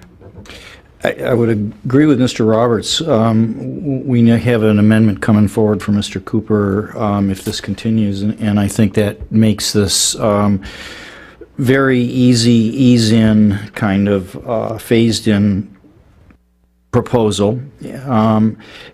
Postponing this is kicking the can down the road. We've been kicking the can down the road for years. It's time to stop kicking the can down the road. The folks on the Assembly, the 3 Assembly members leaving, have been engaged in this issue for a number of years. They have a complete understanding of it. The new people coming in do not. They will not have a complete understanding of this in a matter of a month or 2 months. If it's going to be postponed, shove it out to budget time so they can understand what's going on. It takes way too long to get up to speed for anyone to make an educated, informed decision on this issue in a matter of months. And I'm not insinuating our new Assembly members aren't smart. This is complicated. The size of the spreadsheet indicates some of the complexity here and the history. The school district has opportunities to participate. They have not exercised any of those opportunities. I have not had one phone call, not one question, no contribution from anyone from the school district with regard to this. They have a seat on this panel. They did not use it last week. They could have participated in the discussion. They were here, so it didn't conflict with their schedule, but they didn't participate. And they were specifically invited in writing. In addition to, they have a seat here, a non-voting seat, but they had the opportunity to participate and a written invitation to do so, and declined all of that. I think it's time to take action on this. I am tired of kicking the can down the road. I've been engaged in this for some time also, and I think, and very frustrated, as you can tell, with the situation. It's time to deal with it. And this is my last meeting, as you all know, and I think it's appropriate for not only myself, but the other Assembly members that have been working on this for 6 years to be engaged in the solution with informed, educated decision-making. Mr. Doran. I agree with what Mr. Cooper mentioned earlier in terms of we need to address this sooner rather than later. However, I do strongly believe in what Mr. Quist has offered forward to really seriously talk about this. As you remember, 2 weeks ago, as the board rep, I was fully engaged as we discussed things until midnight and past. And so we have tried to be engaged.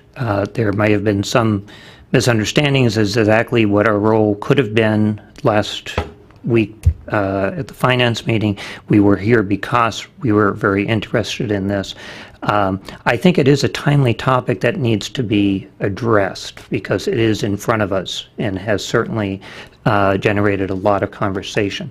In terms of some of the timeliness, 2 weeks ago, one of the major concerns was having to act quickly so we could get the money transferred so we could get contracts out for next summer.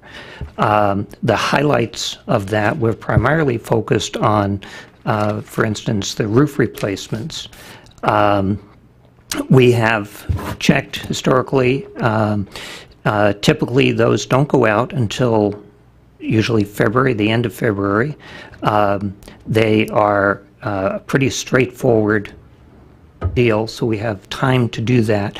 As has been noted, we won't even be able to close our books because we're waiting for information from the state until later, at least sometime late in November. So moving it a couple of weeks when people have been listening, and I know both new Assembly members and new board members have been listening to the conversation and following it, does mean they've been getting up to snuff. And we don't lose that experience and those perspectives of the members who are leaving the Assembly because they have shared those commentaries with us. So we want to be involved. We've asked for those opportunities and to really have that in full information with staff, et cetera. So, Okay, thank you. So I'll leave it there. Thank you. Let the record note, please, that Mr. Gray has had to leave.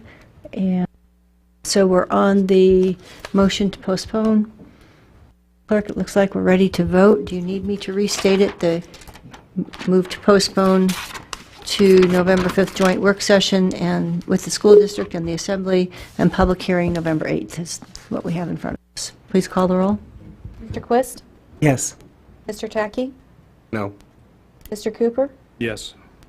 Mr. Roberts? No. Mr. Lojeski? No.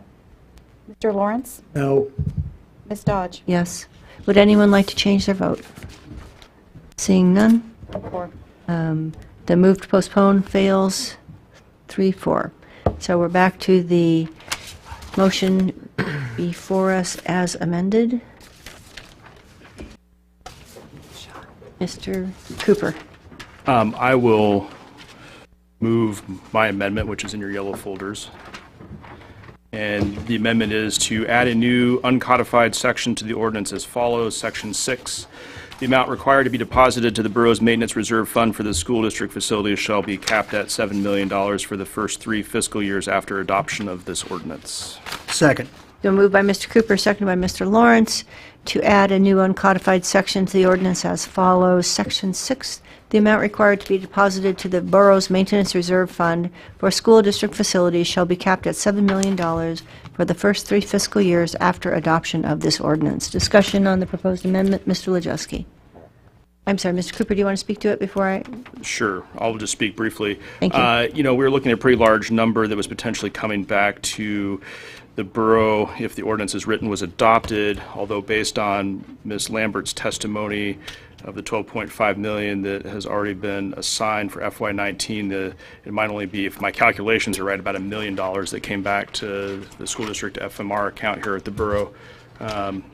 But in any event, my thought was that at least for the initial 3 years, since at this point the district has such a large equity balance, unrestricted equity balance, that this would provide a way to ramp that down and allow the district to have a little more flexibility in planning for future years if adopted.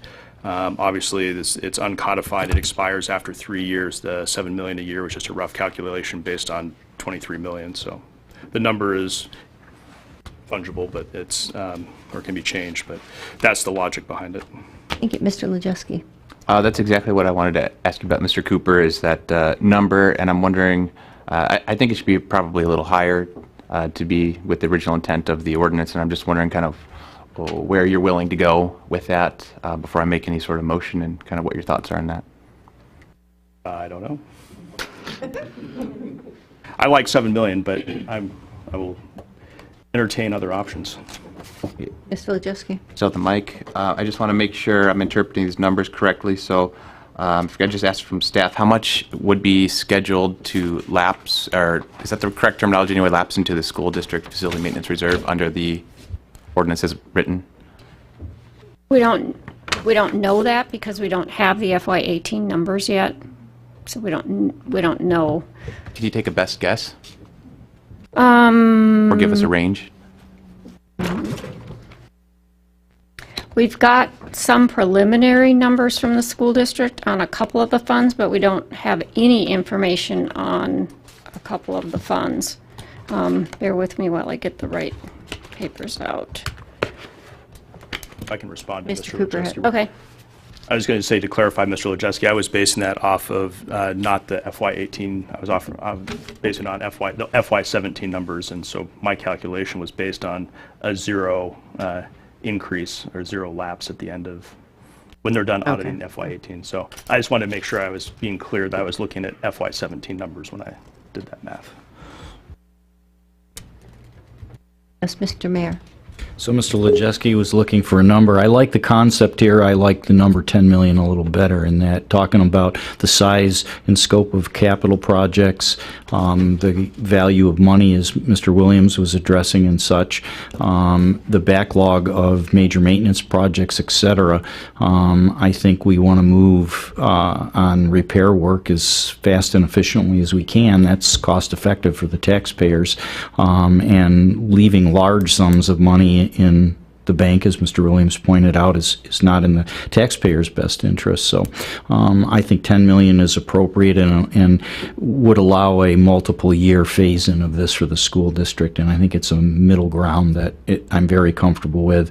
I wouldn't be terribly upset with 7 million either, but I think 10 is more appropriate. Miss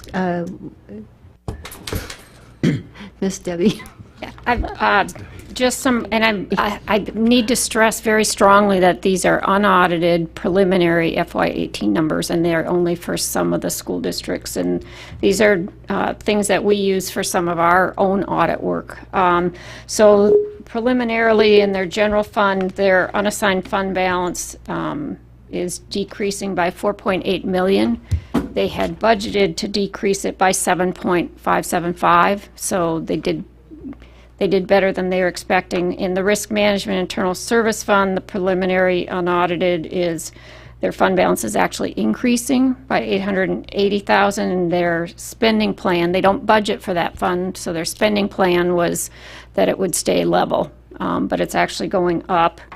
And then in their Equipment Replacement Fund, that balance is up by 1.7 million because they transferred dollars into that in FY18. They budgeted to transfer in and did transfer in. Okay, thank you. Mr. Tacky, or Mr. Lejeski, are you? I've got a motion then. Well, I move to amend the amendment to change 7 million to 10 million. Second. So it's been moved by Mr. Lejeski and seconded by Mr. Tacky to amend the amendment so that Section 6 would read that the school district facilities shall be capped at 10 million for the first 3 fiscal years after adoption of this ordinance. Would you like to speak to it, Ms. Lejeski, or have you? I would just echo the mayor's comments, leave it at that. Okay. So on the proposed amendment, is there any discussion? Mr. Doran and then Mr. Quist. Okay, keeping to this specific amendment, my concern is that, and what really echoes, is the phrase, "we don't know." And it really concerns me. I appreciate trying to put a cap on, because I think that's part of the issue. We've heard numbers all over the place.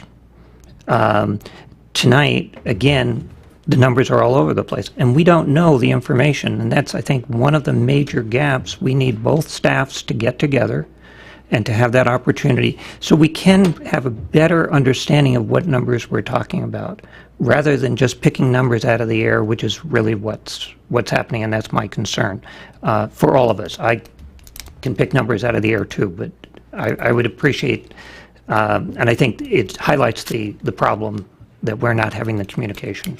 Thank you. Mr. Quist. Thank you. I'd speak against the proposed amendment to the amendment, partly following on Mr. Doran's comments here that there are some unknowns, and since we are, to borrow his phrase, sort of picking a number out of the air, it would be prudent to be more conservative with that, and then if we at some future date decide that we want to revise this, we could have a different ordinance that changed the lapse cap at some point. So, but since we are just kind of taking a stab at this, to be a little more conservative with our effort there. Thank you. Okay, I've got Mr. Lejeski, Mr. Tacky, and Mr. Lawrence. Mr. Lejeski.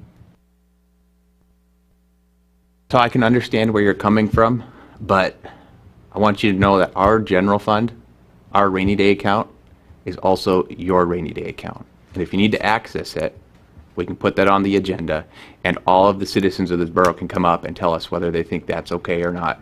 And anyway, it's there. So I would hope that we can still pass it as is. Okay, Mr. Tacky.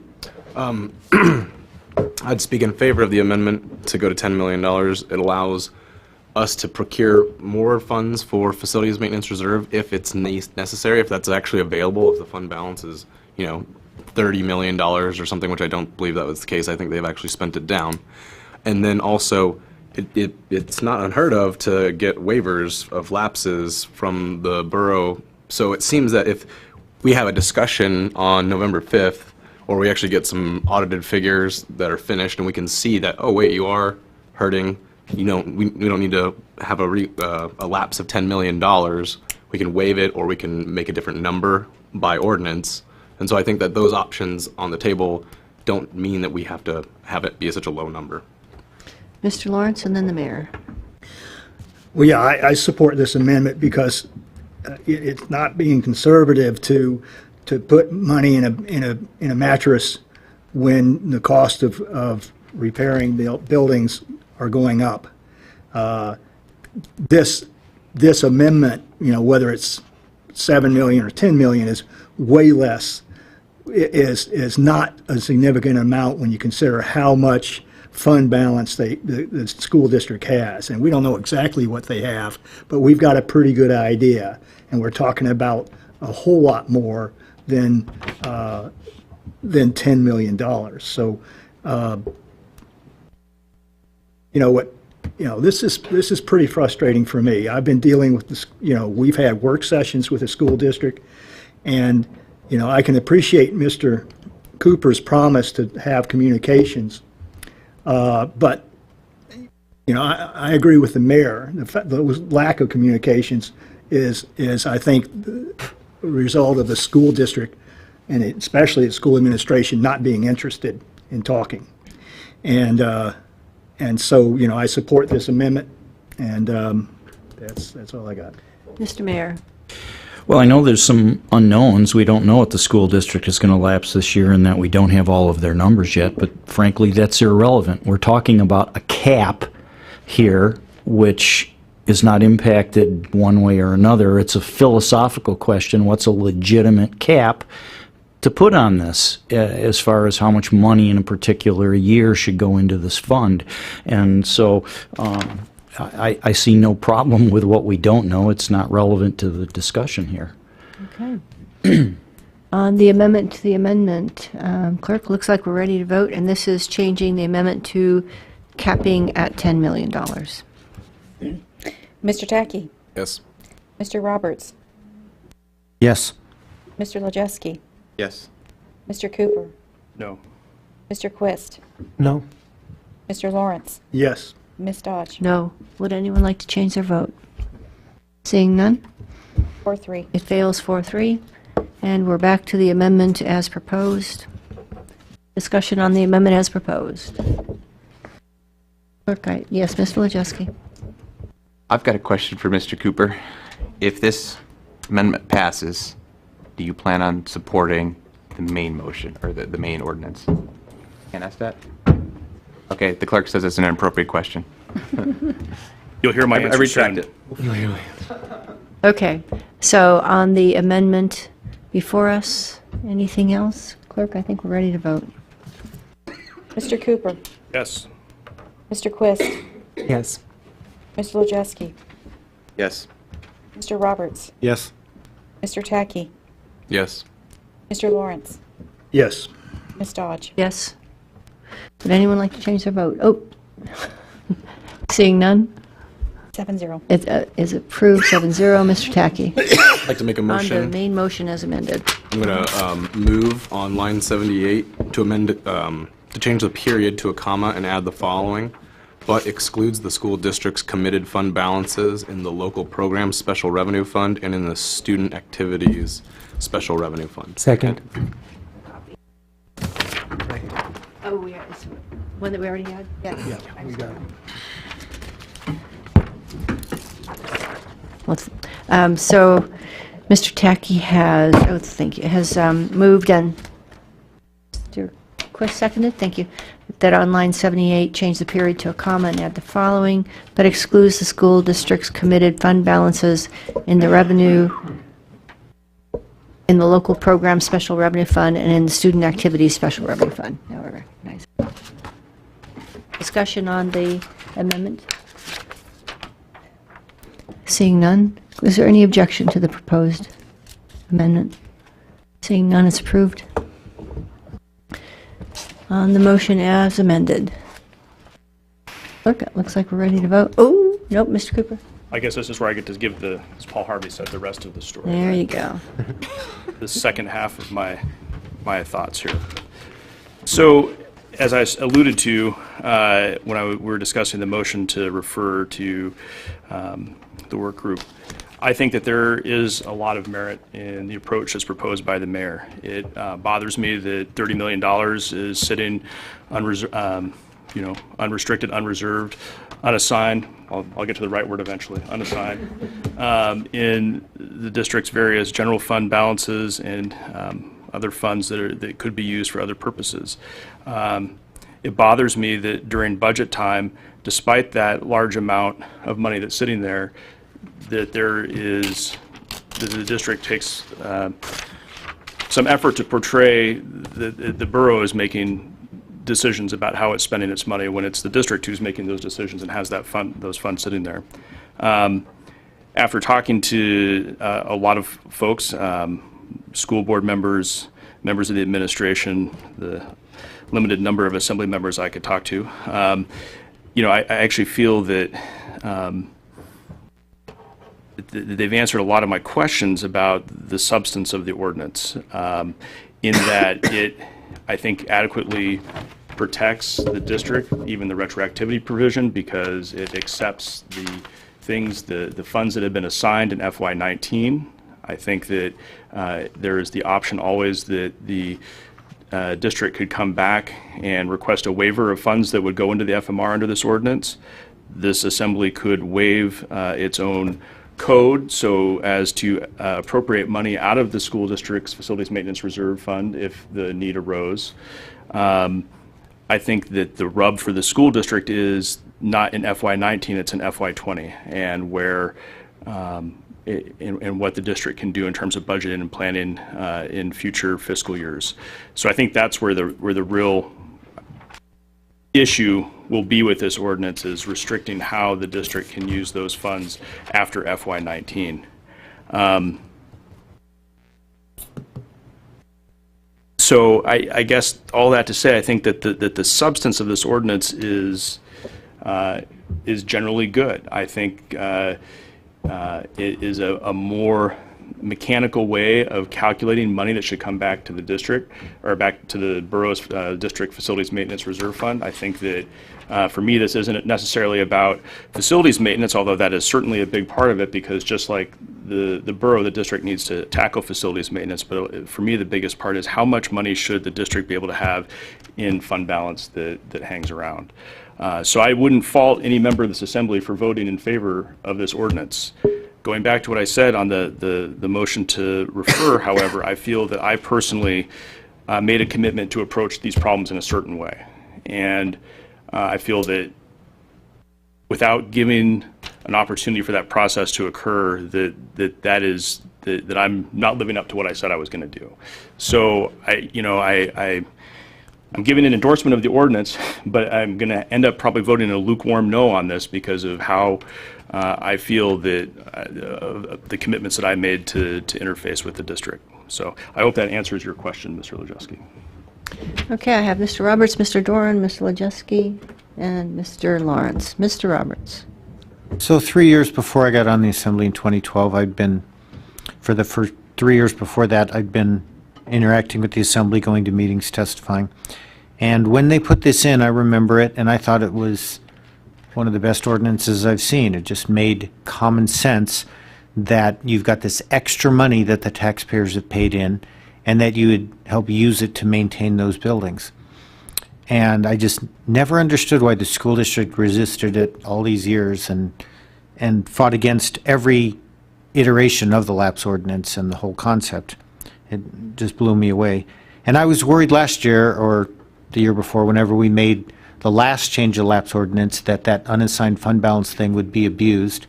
And while they may not have intentionally moved things to get around the borough lapse, they they did to get around the state, and that impacted the lapse that would have gone to the borough. And so I thought that was really sad that we didn't have that lapse to be able to do that maintenance. When that money came back from the pipeline, from the lawsuit that we finally won, first thing I did was come up with an ordinance to try to move that money into our maintenance account. Because I don't think that we need a lot of money sitting around gathering dust. You know, it's taxpayers' money that we got back, and we need to use it mostly to lower their tax burden through whatever method, but so that in the end, so they don't get taxed as much.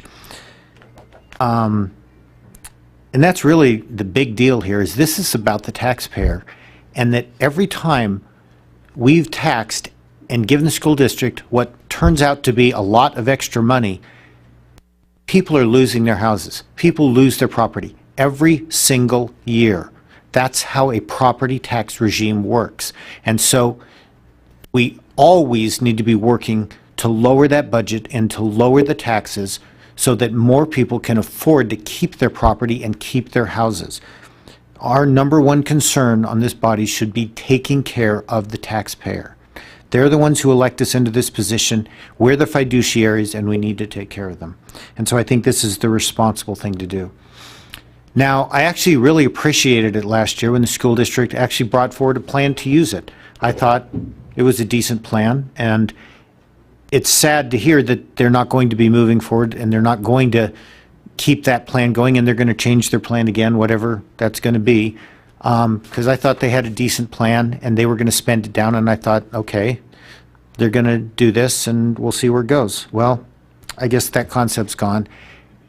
But what we do have is we have these maintenance issues. We had complaints last year from people telling us about all these troubles with Barnett, which is not my favorite project. But they're telling us how bad we need to get that last phase done on Barnett. Well, how is it ever going to happen? We don't know when the state is going to give us more money. I think they eventually will, but that could be a while. Okay, we all know that. And so I think we need to take care of things. The voters didn't approve those roofs. If those roofs need to get done, we need to take care of them. And I don't understand why the school district wouldn't want, with extra money, right, that we overtaxed people for, help take care of those problems. So I definitely am voting for this. I hope it passes, and then the next assembly can work on how they want to change it and work with the school district to maybe fine-tune it. But we need to get this moving, and I'll be happy to help get this passed as one of my last actions. Thanks. Mr. Doran. I want to start my comments by saying thank you to each of you. Many of you have talked with me, talked with other board members, and listening to the conversations 2 weeks ago, last week, and tonight, you're giving thought to this whole process, and really appreciate that. And I mean that sincerely, to say thank you for doing that and discussing the issues. I think one of the things that most concerns me and us with this is that this really impacts 2 fiscal years. When we approved a budget initially in March to make sure we met statute, et cetera, and code and got you this, we had a lot of uncertainty as to what funding would be from the state, from the borough, at that point. As that solidified, we kept in mind, yes, and I'm glad, Mr. Roberts, you recognize we had a good plan. We had a plan in mind for 4 years. We don't want to sit on money. A plan in mind faced with some fiscal uncertainty.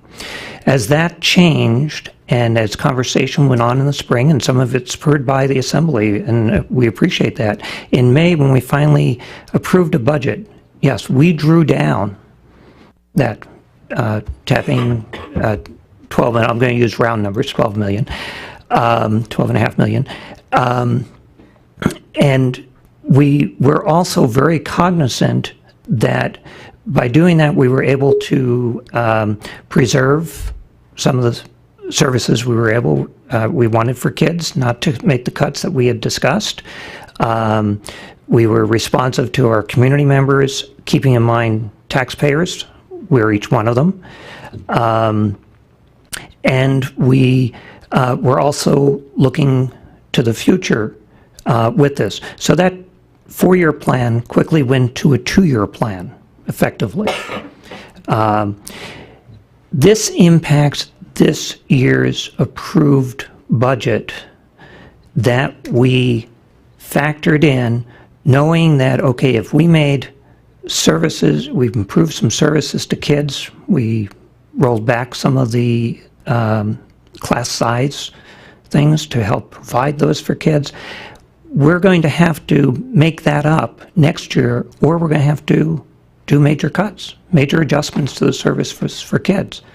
Because we kept in mind that, okay, we're going to draw this down. We're going to draw it faster than we had originally had in mind, the 4-year. Now we're down to 2 years. So we were trying to be fiscally responsible with it. And I think that's a very, very important thing. The other piece is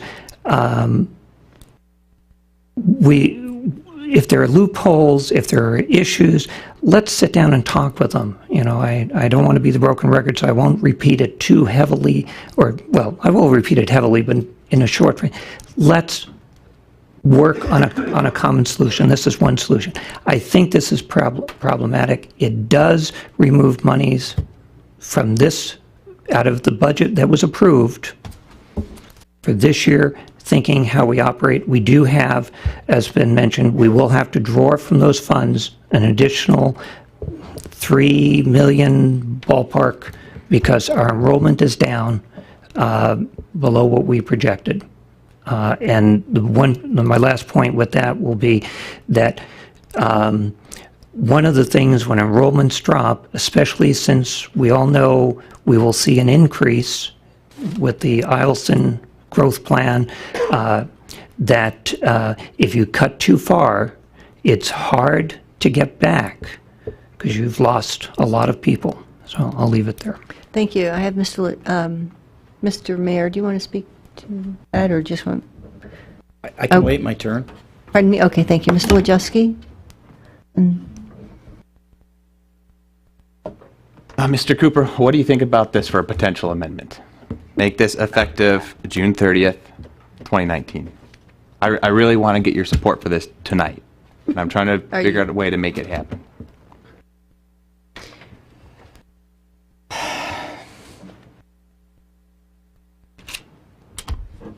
So, Mr. Wojcicki, you're proposing making it effective. Not retroactive. Not retroactive, but making it effective in the future? Yes.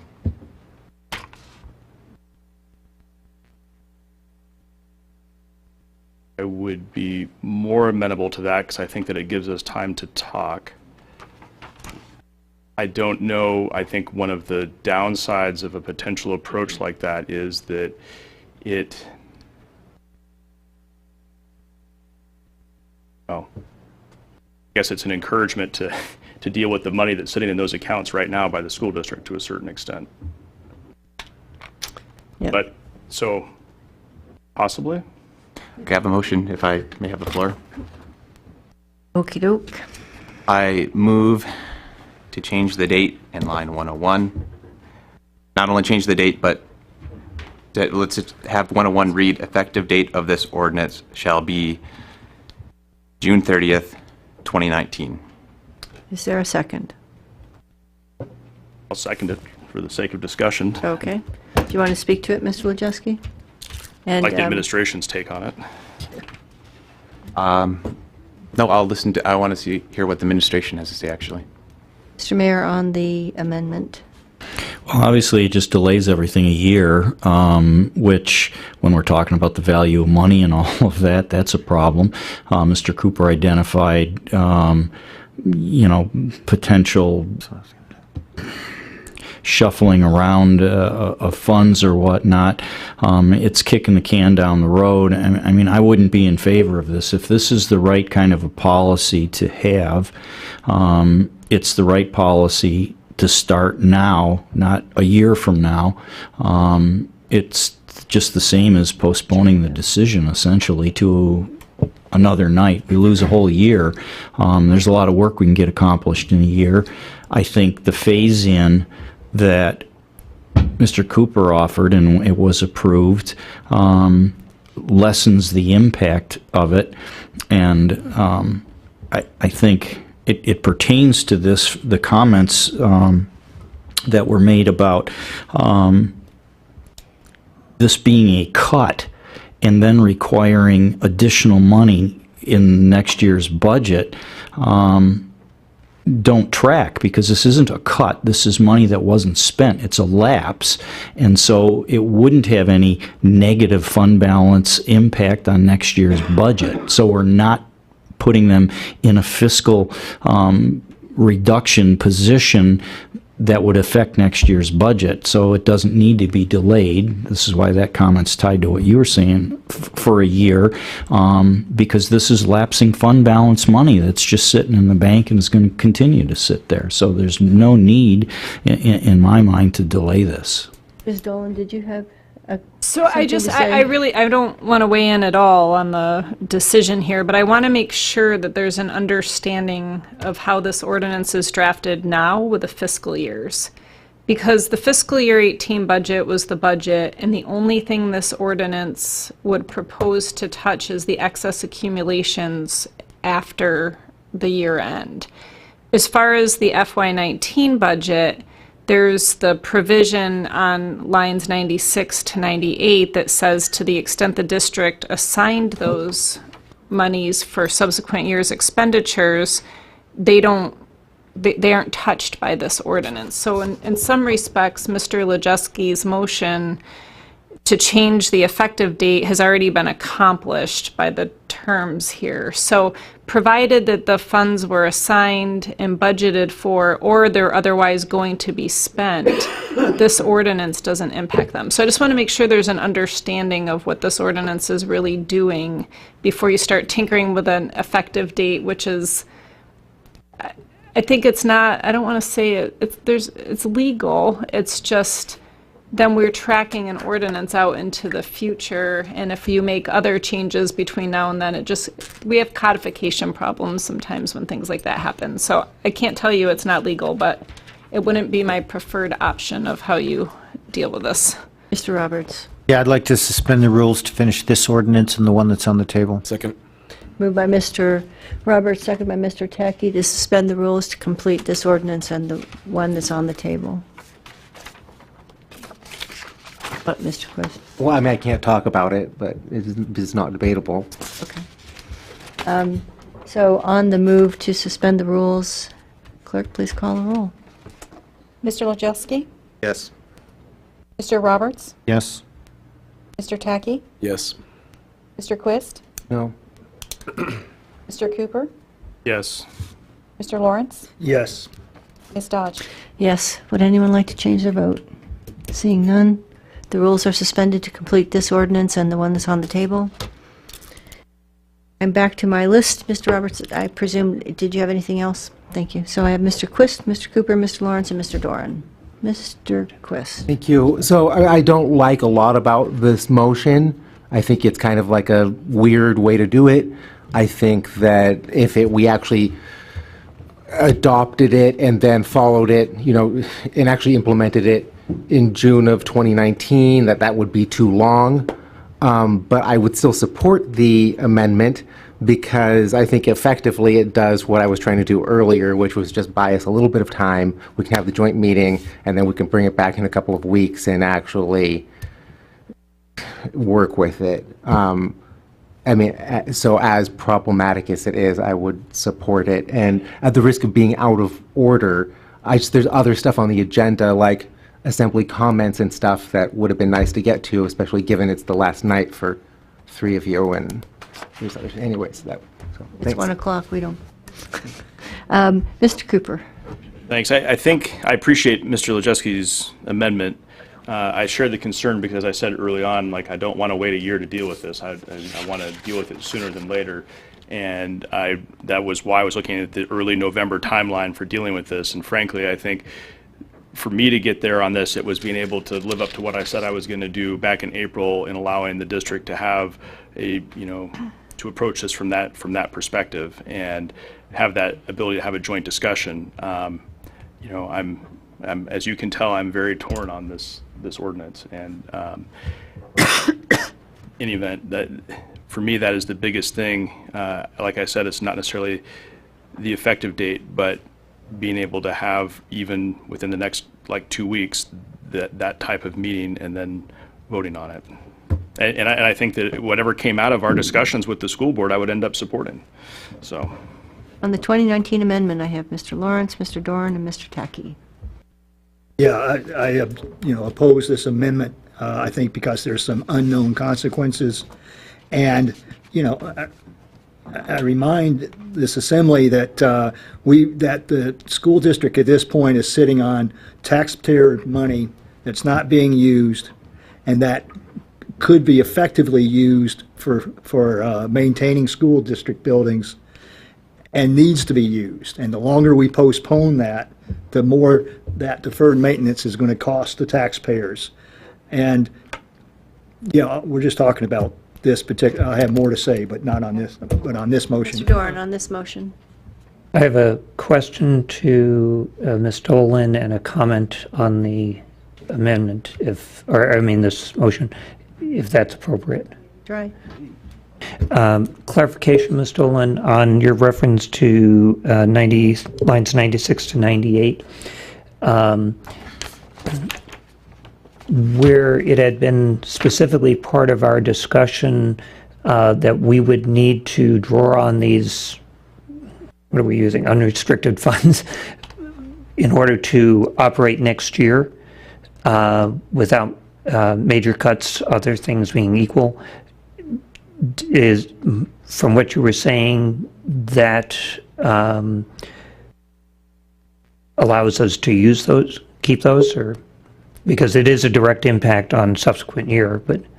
So FY19 being the year we're in, to the extent the school board has assigned funds for expenditures in this year, this ordinance doesn't touch that. But nor would the delayed effective date help you with FY20. So to the extent you're talking about what your FY20 budget will look like, which won't be submitted to this body until April 1st, that is not going to be addressed either way, either with Mr. Lejeski's amendment or as the ordinance is drafted. It would just be subject to the permitted accumulation amount that's in this ordinance proposed. Okay, thank you. Thank you for, I'm not sure I'm totally clear, but it's helping. Thank you. So to the motion, I would certainly support it, but very, very much in mind that this has got to be an ongoing conversation. I agree we can't stop talking about it, and I think that's one reason why there's a commitment from both bodies just in a week and a half to really make sure we're talking about this. And I think I, in this case, can very clearly speak for the board, because it has been part of our conversations for months that we know we need to talk with the assembly and, borough and school district administration staff, and to address some of these concerns. Okay. So I think that commitment would definitely be there, and it does start no later than November 5th. We've been doing it for a couple of weeks now. Okay, thank you. Mr. Tackey. I would just speak against the amendment. The way the ordinance is drafted, the time value of getting the monies for capital improvements, I think it's important. So I would speak against delaying this over a year. It's something that we all wanted to have happen sooner, I believe. So. Okay, are we ready to vote? I think we are. Clerk, please call the roll on the 29 amendment to change the date on line 101 to 2019. Mr. Cooper? No. Mr. Quist? No. Or rather, I'm sorry, yes. Mr. Lejeski? No. Mr. Tackey? No. Mr. Roberts? No. Mr. Lawrence? No. Ms. Dodge? No. Would anyone like to change their vote? Seeing none? 1-6. It fails 1, 4, 5, 6. And we're back to the main motion in front of us, as amended. Mr. Tacky. I have a lot of the same feelings that Mr. Cooper has expressed in being torn. Being able to have a communication and dialogue with the school district is paramount. And all the dialogues and communications that we've had before, they've seemed like they've been rosy, and like they presented a plan that we would actually have like a spending down plan for the fund balance that they had accumulated. But because of the lack of communications that's happened over time, and that it makes me weary that we could come to a solution quickly. And I think that whether we have the previous ordinance or the previous codification that we had beforehand, or whether we have this new one, it's still the framework that we're going to have a discussion based on. Just because we pass this now, and this is like, hey, this is how we're going to structure this, there's no reason that we can't come to a table on November 5th, have a discussion about what we can make to alter this that would make it amenable for everyone else. And so to think that just because we pass this means that we can't have conversations, I think that's a fallacy in logic. And I think that we can still come up and meet together and say, okay, we set this here now because we've had so many issues in the past. So we've now laid out the rules that we have in front of us, and how you would like to see them changed, how we would like to see them changed, where we could meet. We can draft another ordinance in a month or two. We probably won't even have financial figures to actually discuss on November 5th, but having that communication, whether we have this rule or another rule, I think we need to maintain an open dialogue, and I think this would help lay out the groundwork for everyone. So I have my list on the main motion as amended. I have Mr. Lawrence, Mr. Quista, Mr. Mayor, and Mr. Lajewski. Mr. Lawrence. Yeah, I agree with Mr. Tacky that passing this ordinance tonight as amended, which means that we're taking no more than $7 million of the district's unrestricted reserves for building maintenance is valid. As Mr. Roberts said, this is taxpayer money that can be best used maintaining our school buildings. And we're just talking about, what, $7 million. And Mr. Doran said earlier that the availability of these reserve funds avoided discussed cuts. Well, those cuts were never legitimate. They were made by the administration when there was no need for them.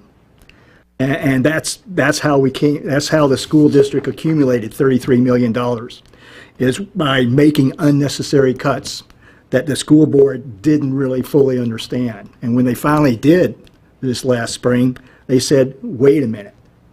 You know, we're not in the business of accumulating dollars so that administrative employees can feel secure and insulated from having to ask the borough for money. In my mind, if we pass this ordinance, what we're telling the school district is, if you want to accumulate a lot of money, we're going to apply some of it to school maintenance, the buildings, and that, I think, ultimately will keep the school district from cutting jobs unnecessarily. It will realize that there's no reason to continue to accumulate funds if they're going to be lapsed to the school maintenance fund. So I'm pretty frustrated right now because I can count, and I've heard from at least 2 or 3 school board members and an elected one, and I've asked, do you in principle object to having sideboards or limitations on the amount of unrestricted funds that you can accumulate? And I haven't heard anybody say yes. So the school district and the school board, I think, accepts the need for limitations. And so we're talking the amount now. And for reasons, I don't think they're really all that legitimate. They want to be able to get in on the conversation as to what that limit is. Well, we're hearing it. And based upon that, Mr. Cooper made an amendment that will limit it for the next 3 years to $7 million a year. So I don't see how a joint meeting is going to result in the school board convincing this assembly that $7 million is too much. So, let's get on with it. I speak in favor of this ordinance as amended, and I will be voting for it. Mr. Quist. Thank you. I disagree with very little that's been said here on this matter tonight. I do like this ordinance in a lot of ways. I think it addresses a serious problem. I think the time value of money is a real thing, and this helps us capture that. Obviously there's a lot of frustration here. I have some of that myself, and it has a lot to do with the process. It has, but I'm a lukewarm yes on this, in that it does make a statement, it does solve a problem, and this is something that we do, and if we don't like it, we can undo. I hope that we can collectively kind of learn some kind of lesson from this on being able to work better together in the future, and I don't know exactly what that is at the moment. Thank you. Mr. Mayor, I have you next. I'm all set. Okay, Mr. Lejewski. So my comments are primarily directed at Mr. Cooper. I'm still trying to persuade you. So I've got them written down here. I've got 6 points, and whatever else happens to pop in my head, and I'll censor it if it's not persuasive. But my first point is that money that the school district, that we've been talking about it almost as if if the money gets lapsed out of the school district's reserve accounts, it's no longer theirs. I would argue that not a penny is no longer theirs. 100% of it still belongs to the school district, and 100% of it will still be used for the betterment of the education of the students of this borough. They can't really go to school if they don't have a roof over their head. And you mentioned several times, and I really understand exactly where you're coming from about your commitment to the school district. And it's a strong statement, and it's hard for me to argue against it, but I think I can come up with only one really valid point, and that's it, because everything else just falls apart, and you're right, and I'm wrong. But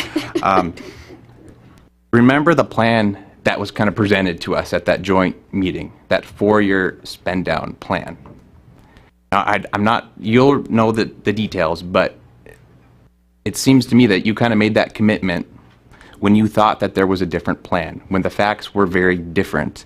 And in my mind, it's almost like it was a contract informally in your head, but it was still a contract, and you're absolutely willing to live up to it to the end, that if they spend down on those 4 years, you're going to commit to a certain level of funding. Well, remember what they did.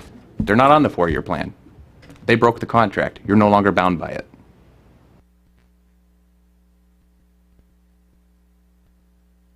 And I guess I'll just, I don't want to use up too much more time, but just, you'd already know this, the scale of the deferred maintenance problem. This is going to help keep the roofs over our students. This is really, really important. And anyway, yeah, you know the rest, so I'm going to stop talking. So interestingly enough, it's Mr. Cooper that's up next on my list. Thank you. And Mr. Lejewski, I don't think that you have to persuade me of any of those points, although I understand the 4-year commitment spend-down plan to be more of a 2-year or 1-year spend-down plan now, based on the testimony I heard tonight. I guess one of the things that we don't know is where they're at with that spend-down plan, because we don't have that info before us, because we don't have audited financial statements.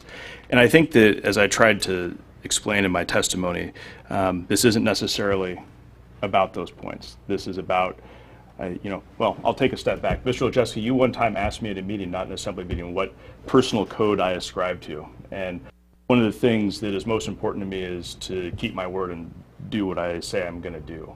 And I think one of the things that I did in April when we were all here in this meeting, it wasn't just to the school board members who were here, it was to everybody who was in this room, but was to approach these difficult problems we have with the school district in a particular way. And that was to have a collaborative, and I'm sorry, it's late, and so I'm using like the fallback, buzzwords like collaborative, but to have, to deal with these problems by, okay, we're gonna address this problem, we're gonna schedule a joint session or whatever to deal with it. And it was kind of the situation we have now where an ordinance is introduced that had led to some of that strife in the past. And so that was something I was committing in open public session to trying to address. So on the one hand, I feel like I made that commitment that was how I was going to approach a problem. On the other hand, I'm very well aware of the problems that this poses on taxpayers and the money sitting there in the account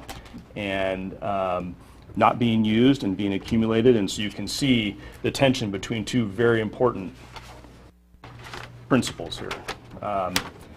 As I said, I don't fault anybody who votes in favor of this. This, for me, is a very personal position to be in because of how I position my role in this going forward. And to the extent that I failed by not working with the mayor sooner enough to address this issue so that we had it on the calendar earlier, then, that's bad on me.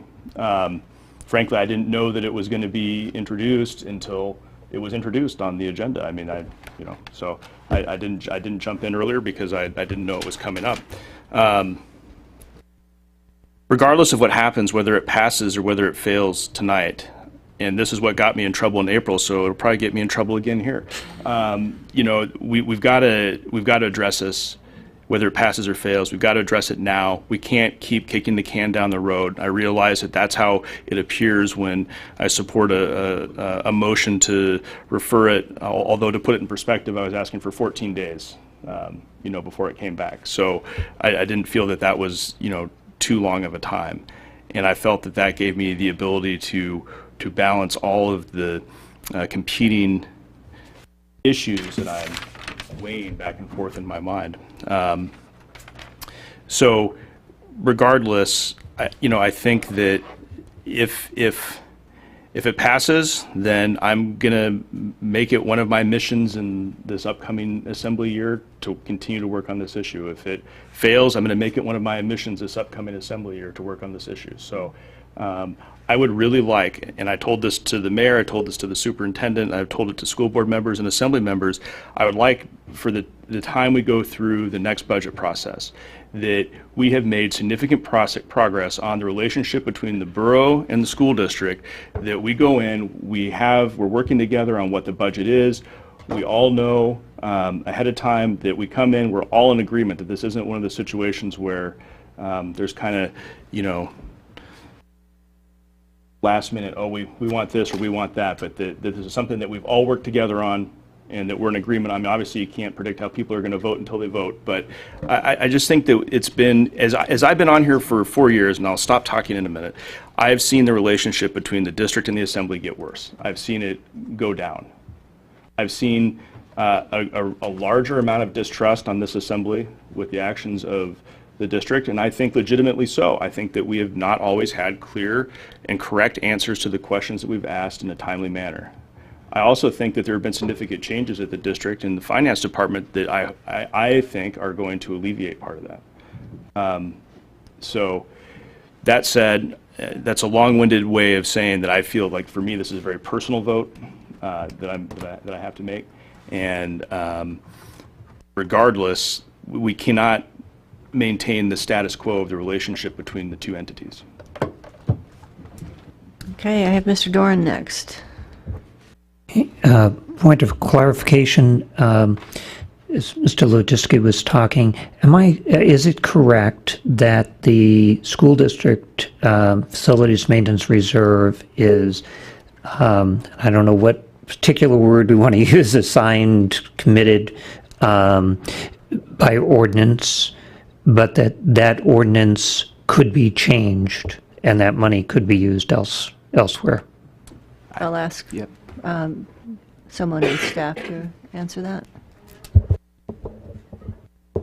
So it is dedicated to school facilities by the ordinance back in 2009 clarified that it would go toward school projects with recommendation from the school board as to projects that would be spent on. That's in Borough Code, and the Assembly can at any time change Borough Code. So they could change that, but clearly the intention is there's a fund set up to be used for schools and only for schools, and it would take the Assembly to take action otherwise and waive the code pertaining to some other kind of use of that money, which they can do with any money in the borough. So there's really no exception here, and it's as dedicated a fund as the Assembly can create. So it has the maximum amount of protection available because they can't commit future assemblies to things. Thank you for that clarification, because the 100% guarantee was... Ms. Dolan wants to add to that. I just want to add one thing. The mayor is correct, with the exception of all major rehabilitation projects on school facilities have to be done with recommendation by the school board first. So that part of the code that the mayor read wouldn't be waived. That's state law. And then, so I don't have to come back, I just wanted to say, and reinforce several of the comments that have made, reaffirm, whatever you decide tonight, there's a commitment to continue the conversation and to try and build a working relationship. And I think that's really important. Okay. Mr. Lajewski. Well, I plan on being on the Assembly for at least 2 years, and I intend to treat that account and only spend from it for the school district as the school district recommends, through resolution, like the purpose of the fund really is. So. Okay, I'm going to pass the gavel because I need to, basically I associate myself with Mr. Cooper's remarks, and I would actually say the reason I'm going to vote, if forced, since we haven't postponed it, I'm going to vote no tonight, and it's because of a commitment. And really, Mr. Lajewski, your comment really spoke to that, because we have been trying to rebuild trust with the school district, and we need to do what we said we would for people to trust you to say, when I tell you I'm not going to move money out of FMR, I'm not going to move money out of FMR. And as an example, I mean, I know that that I trust that you absolutely mean that, but I think that we have worked with each other. We know each other well enough to know that, but we have not of late developed that same relationship with the school board, and we need that very badly. Our community needs that very badly. And while I agree with the intent of this, and I don't agree with taxing people and having money languishing at all, I do believe that there's usefulness in delaying this for 15 days, or however many days it is, to have a conversation with the school board that at least helps to build that trust. It's a foundation for working together and for expressing concerns.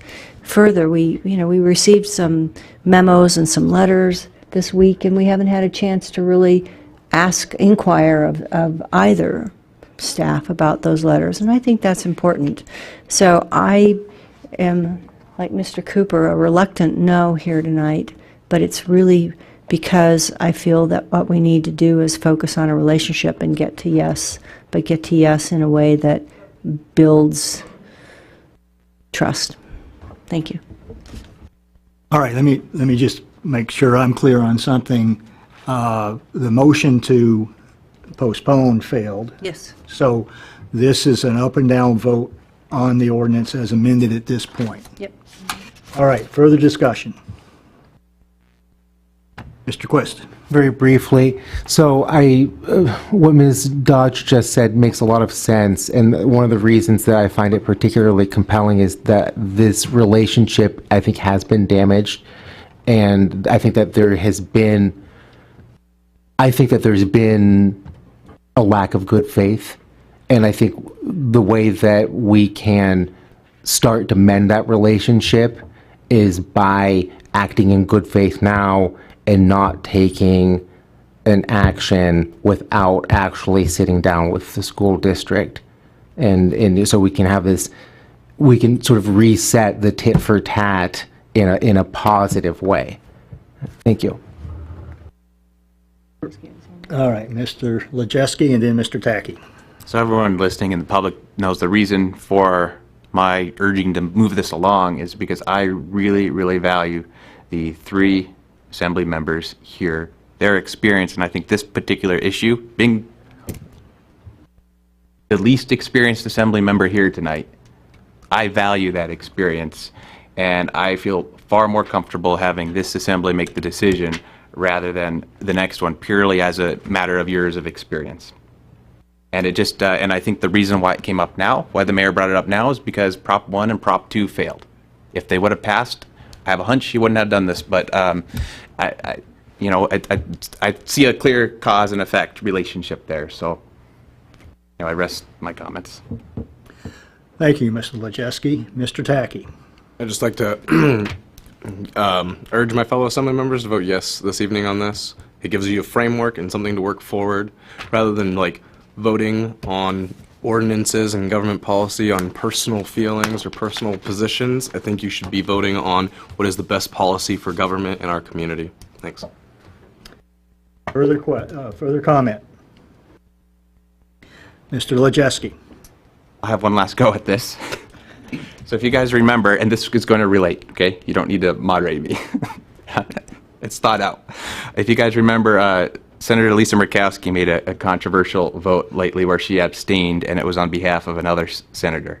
Well, I want you guys to remember that Mr. Gray left the room, and I know it's speculation, but I think he would have voted yes if he was here. So if one of you is close to going either way, I suggest you cast a vote on behalf of Mr. Gray. A yes vote. All right, Mayor Castle.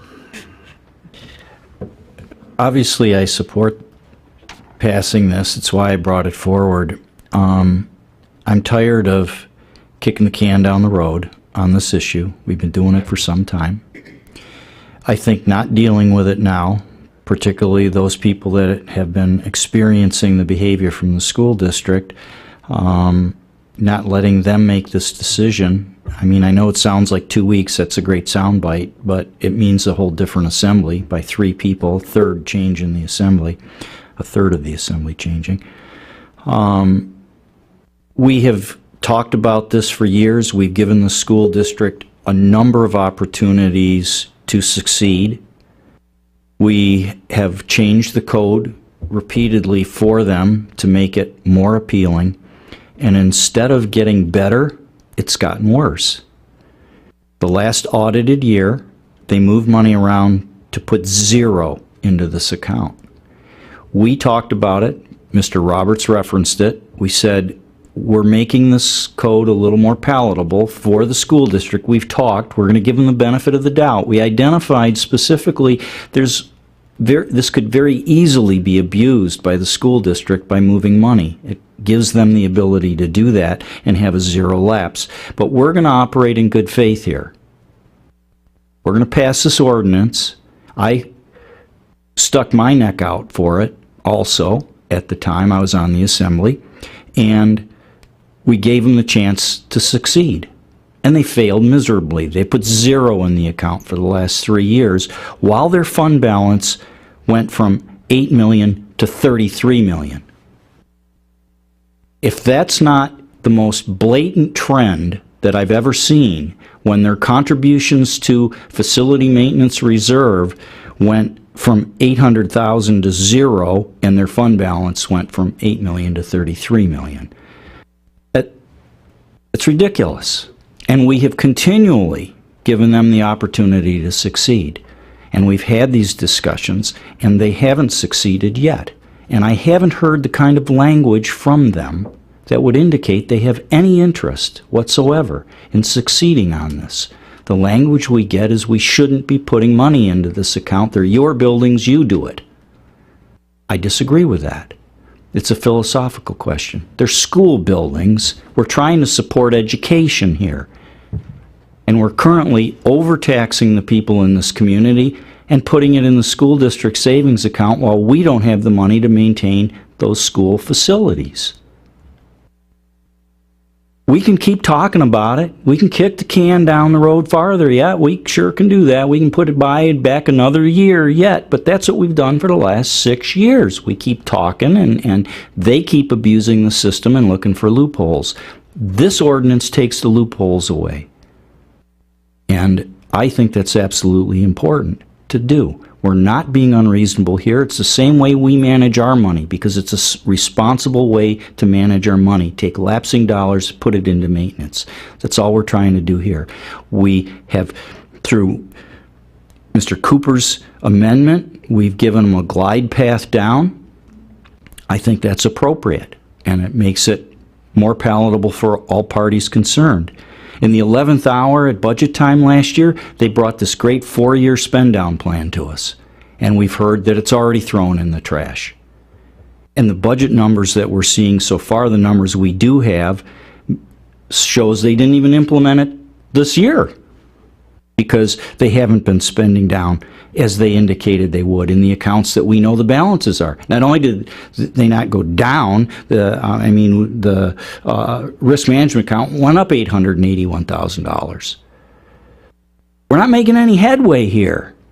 All we're getting is resistance and pushback from them that we don't know what we're doing. We've been told the Assembly doesn't even have the authority to do this. We got to keep our nose out of their business. It's the community's business, and you guys are the boss. You're the Assembly, you make the decisions for the community, and it's your responsibility to hold their feet to the fire. And we haven't done so, and they've abused that. And the numbers are obvious, and they're big. And it annoys me that we're putting an extra tax burden on our community, as Mr. Roberts referenced, at a time we don't need to do that. We need to be efficient, and we need to address the issues before us together.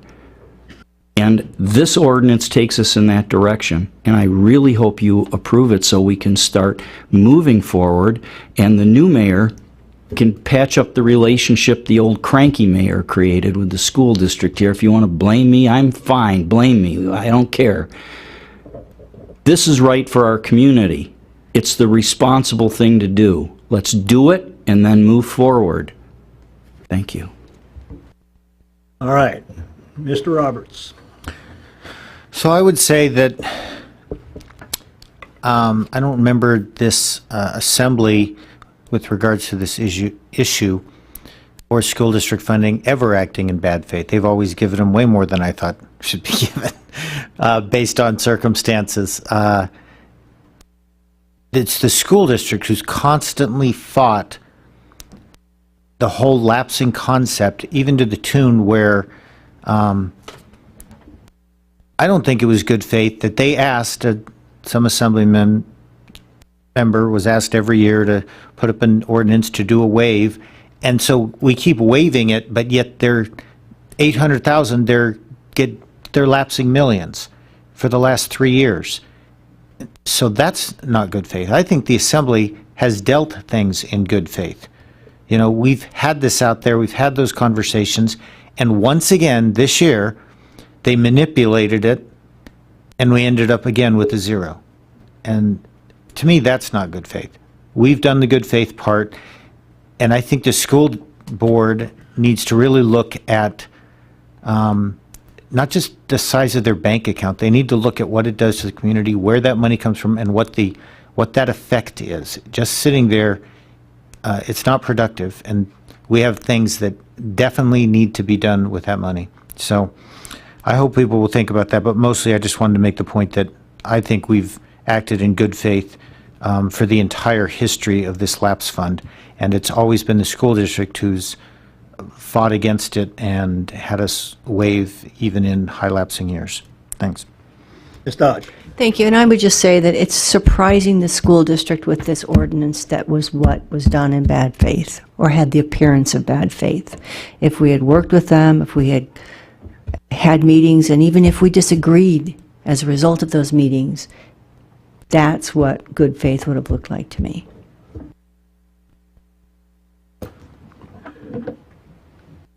All right, Mr. Cooper. Thanks. And so I guess I just want to respond briefly to the comment Mr. Tackey made that this shouldn't be a personal decision. It should be about what's in the best interest of the taxpayers, and I agree with that. I guess where I see the problem for me is that if I said I was going to do X, I was going to approach these problems in a certain way, and I don't live up to that, then what credibility do I have going forward to rebuild the relationship with the borough and the district? And so I don't intend to say that I'm making this for purely personal reasons. I know that's close to the words that came out of my mouth, but there's a reason why that's part of my calculus or thinking about this, and that is that I think that if I say I'm going to do something, then I ought to do it in that way. That's all. Mr. Lajewski. Well, from best I can tell, I think I've agreed with every word Mr. Lawrence has said on this topic tonight. And I think anyone would be hard-pressed to say that there's two people on this assembly who are further apart politically. We agree. That's all. All right, Mr. Doran. I just want to comment that I don't know personally all the details of what's gone on for 6 years, and obviously there's a lot of frustration and there's a lot of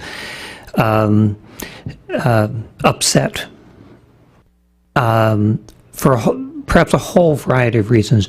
But I can't sit here and just leave comments of bad faith from either body sit there, because I think that the intentions, we're all in the right intentions of doing the best for our community. And whether decisions made by the borough assembly, the district, school board, people trying to make the best decisions might be different that we would have. But I think we need to move forward with really that understanding that it is good faith. It is well-intentioned. And we may have disagreements, but as we move forward, especially from this point, that we need to depend and that we can trust each other, that we have a credibility. There is no question listening, we as a school district need to build some credibility. We've lost it in some way, somehow. We need to rebuild that, and to do it in good faith. You as an assembly have lost some trust pieces, not ill-intended, but the trust is that you'll move forward in good faith. And so simply casting aspersions of bad faith on one party or the other party is not productive to where we need to go as a community, as community leaders. And so I just want to really reinforce that we have to all be committed to move forward, to have a good working relationship for the benefit of our community, for the benefit of our students, and that that we personally, individually, and as entities make that commitment, and we trust that the intents are right, and then we can work and discuss solutions and issues and common interests. All right, any further comments, debate? All right, Madam Clerk, let's vote. Mr. Quist, No. Mr. Tackey, Yes. Mr. Cooper, No. Mr. Roberts, Yes. Mr. Lajewski, Yes. Ms. Dodge, No. Mr. Lawrence. Yes.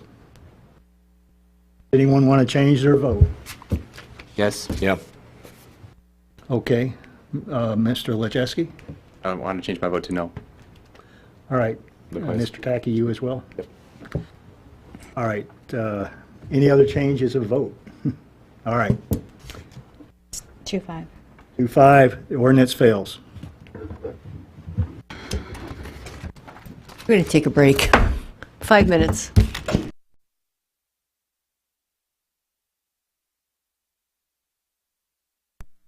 I put more time and energy. Okay, we're calling this meeting back to order.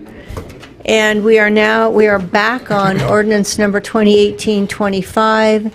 We had amendment, what we were calling Amendment 3 in front of us, which was an amendment that was amending lines 32 through 36.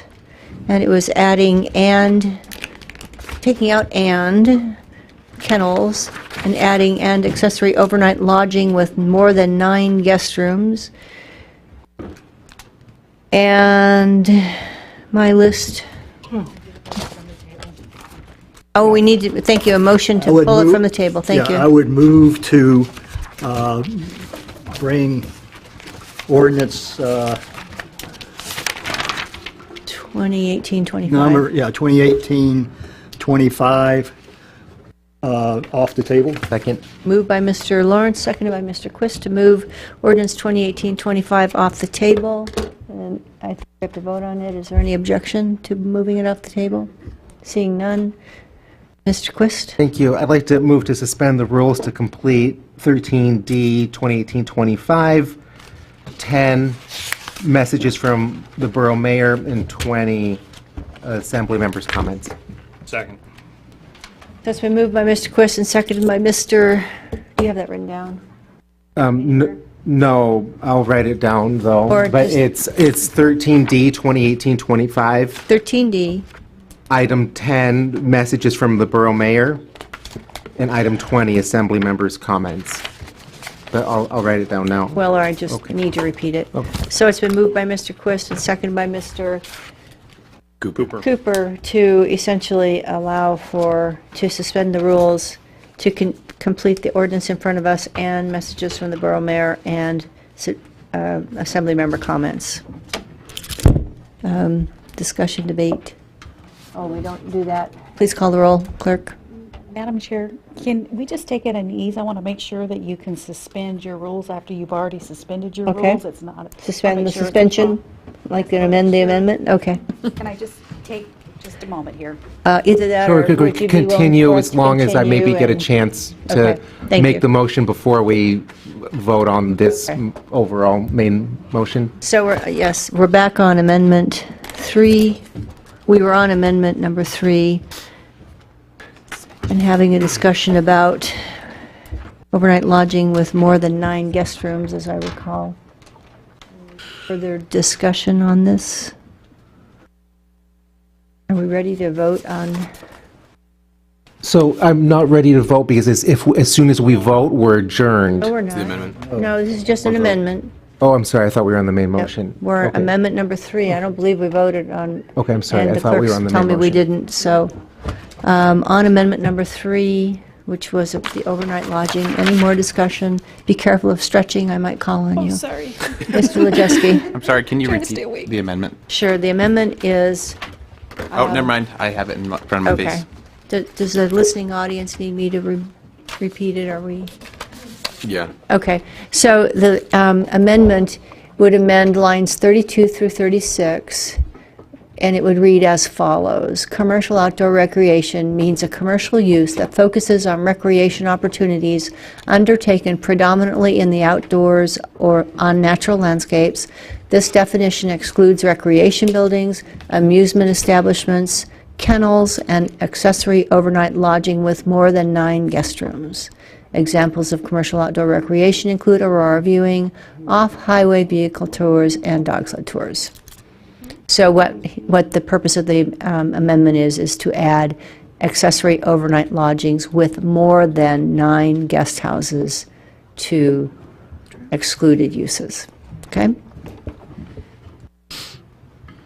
Any other? Yes, Mr. Cooper. Two things. One, I think that implicitly recognizes accessory overnight lodging with less than 9 guest rooms. And 2, I think I've had a little bit of discussion with Mr. Roberts and Mr. Lawrence over various breaks about whether we could find a way for some kind of conditional use for more than 9 guest rooms. I think that because it's included in the definition right now, that it's not an easily feasible amendment. But I've talked to Mr. Roberts about some changes perhaps to the bed and breakfast code, and maybe, so I'll continue to work on that so that we might put some more flexibility in there. Okay. Anybody else? Are we ready to vote on this amendment? It looks like it. Clerk, please call the roll on the amendment that adds and accessory overnight lodging with more than 9 guest rooms into the uses that are excluded. Lines 32 through 36. Mr. Cooper? Yes. Mr. Quist? Yes. Mr. Lojewski? Yes. Mr. Tacky? Yes. Mr. Roberts? No.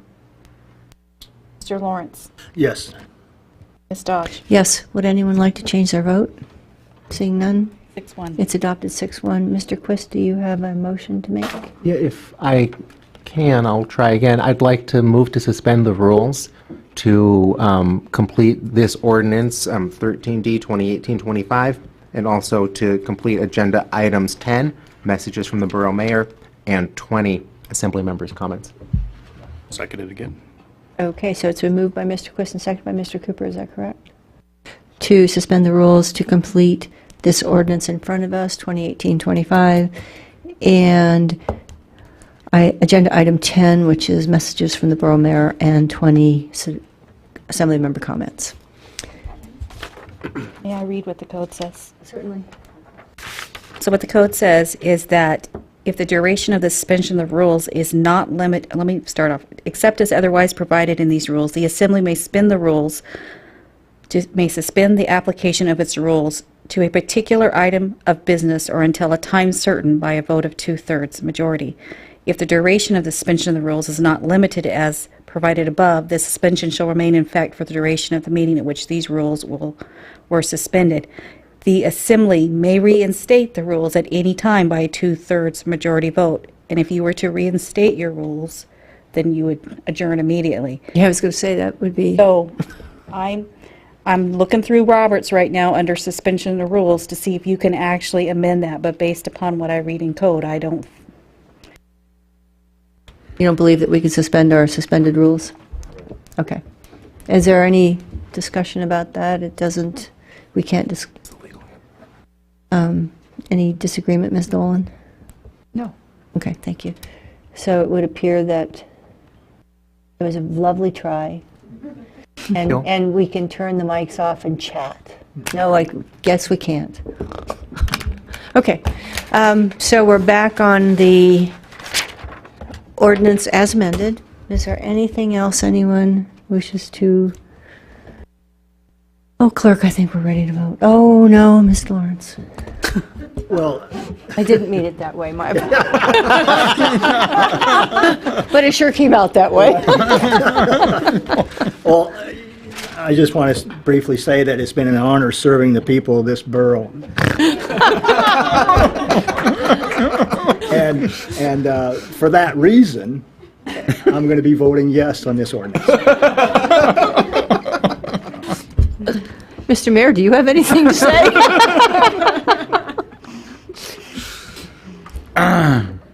Yeah, so I can call you out of order. No. That was meant as a joke. May not have felt like it. Mr. Cooper. Well, in that vein, I want to thank Mr. Roberts for this ordinance. This is in a long line of Mr. Roberts' ordinances dealing with issues brought by constituents, and in particular with zoning and property interest. And I've had the pleasure of working with Mr. Roberts on a variety of ordinances over our time together on the Assembly. So I'm glad that we have this one here at the end. It was a robust discussion, as I noted earlier. Planning and zoning from Mr. Roberts. Mr. Mayor. Yes, I'm also glad that Mr. Roberts brought this forward. We were chatting during the break briefly, too. I've really enjoyed working with you. We shared quite a bit of time on the Assembly, and now as my position as mayor, we frequently disagree on things, but I have enjoyed really the banter back and forth, and whether your name is Mr. Roberts or Mr. Lawrence,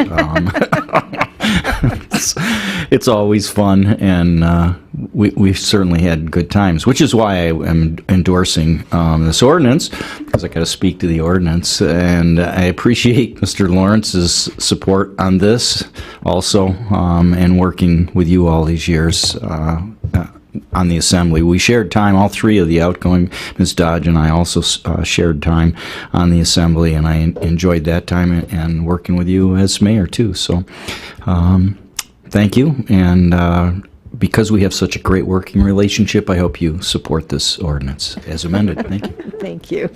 Anyone else? Mr. Lajewski. I think wait, Ms. Dodge, have you spoken on this? I have not.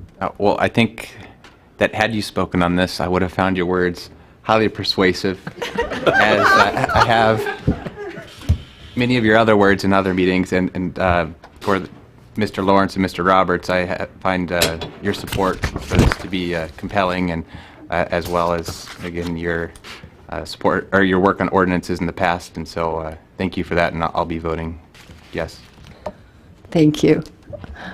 Anyone else? Mr. Roberts. So I want to thank the Assembly members who are supporting this ordinance, as they've supported many ordinances I brought in the past. I probably set a record for failed and succeeded ordinances, if I had to guess. But I do appreciate the help in getting all the ones passed that did pass. Some of them were quite helpful, and some of them I look back and think, I don't know if that was really the right way to go. But that's the way it goes. Thanks. Thank you. Oh, Mr. Doran. Sitting here, and as you're considering this ordinance, I really want to say thank you, and how impressive it is that the consideration you're giving this ordinance and all the different pieces that that come before you, and that you can still laugh about the different parts and the relationships together. So I think you're a great role model for our community, and I appreciate that as you consider this. Thank you. Well, I must have to pass the gavel now to say thank you to everybody for the way you've considered this. It's been an honor and a pleasure serving with you on many such considerations. And I'll support this. All right. Any other comment or debate on this ordinance? Mr. Lajewski. Oh, I forgot to say that through consideration of this ordinance and others before it, some may have been able to gather that sometimes previously in the past when the mayor would speak, I would be skeptical, but I have learned to appreciate what he says much more than 1 year ago when I joined the Assembly. So, thank you. All right, folks. Any other comments? Debate? All right, this is on ordinance 2018-25. As amended. Madam Clerk, let's vote. Mr. Cooper? Yes. Mr. Quist? Yes. Mr. Lajewski? Yes. Mr. Roberts? Yes. Mr. Tackey? Yes. Mr. Lawrence? Yes. Ms. Dodge? Yes. Does anyone wish to change their vote? 7-0. All right, the ordinance passes. We're adjourned.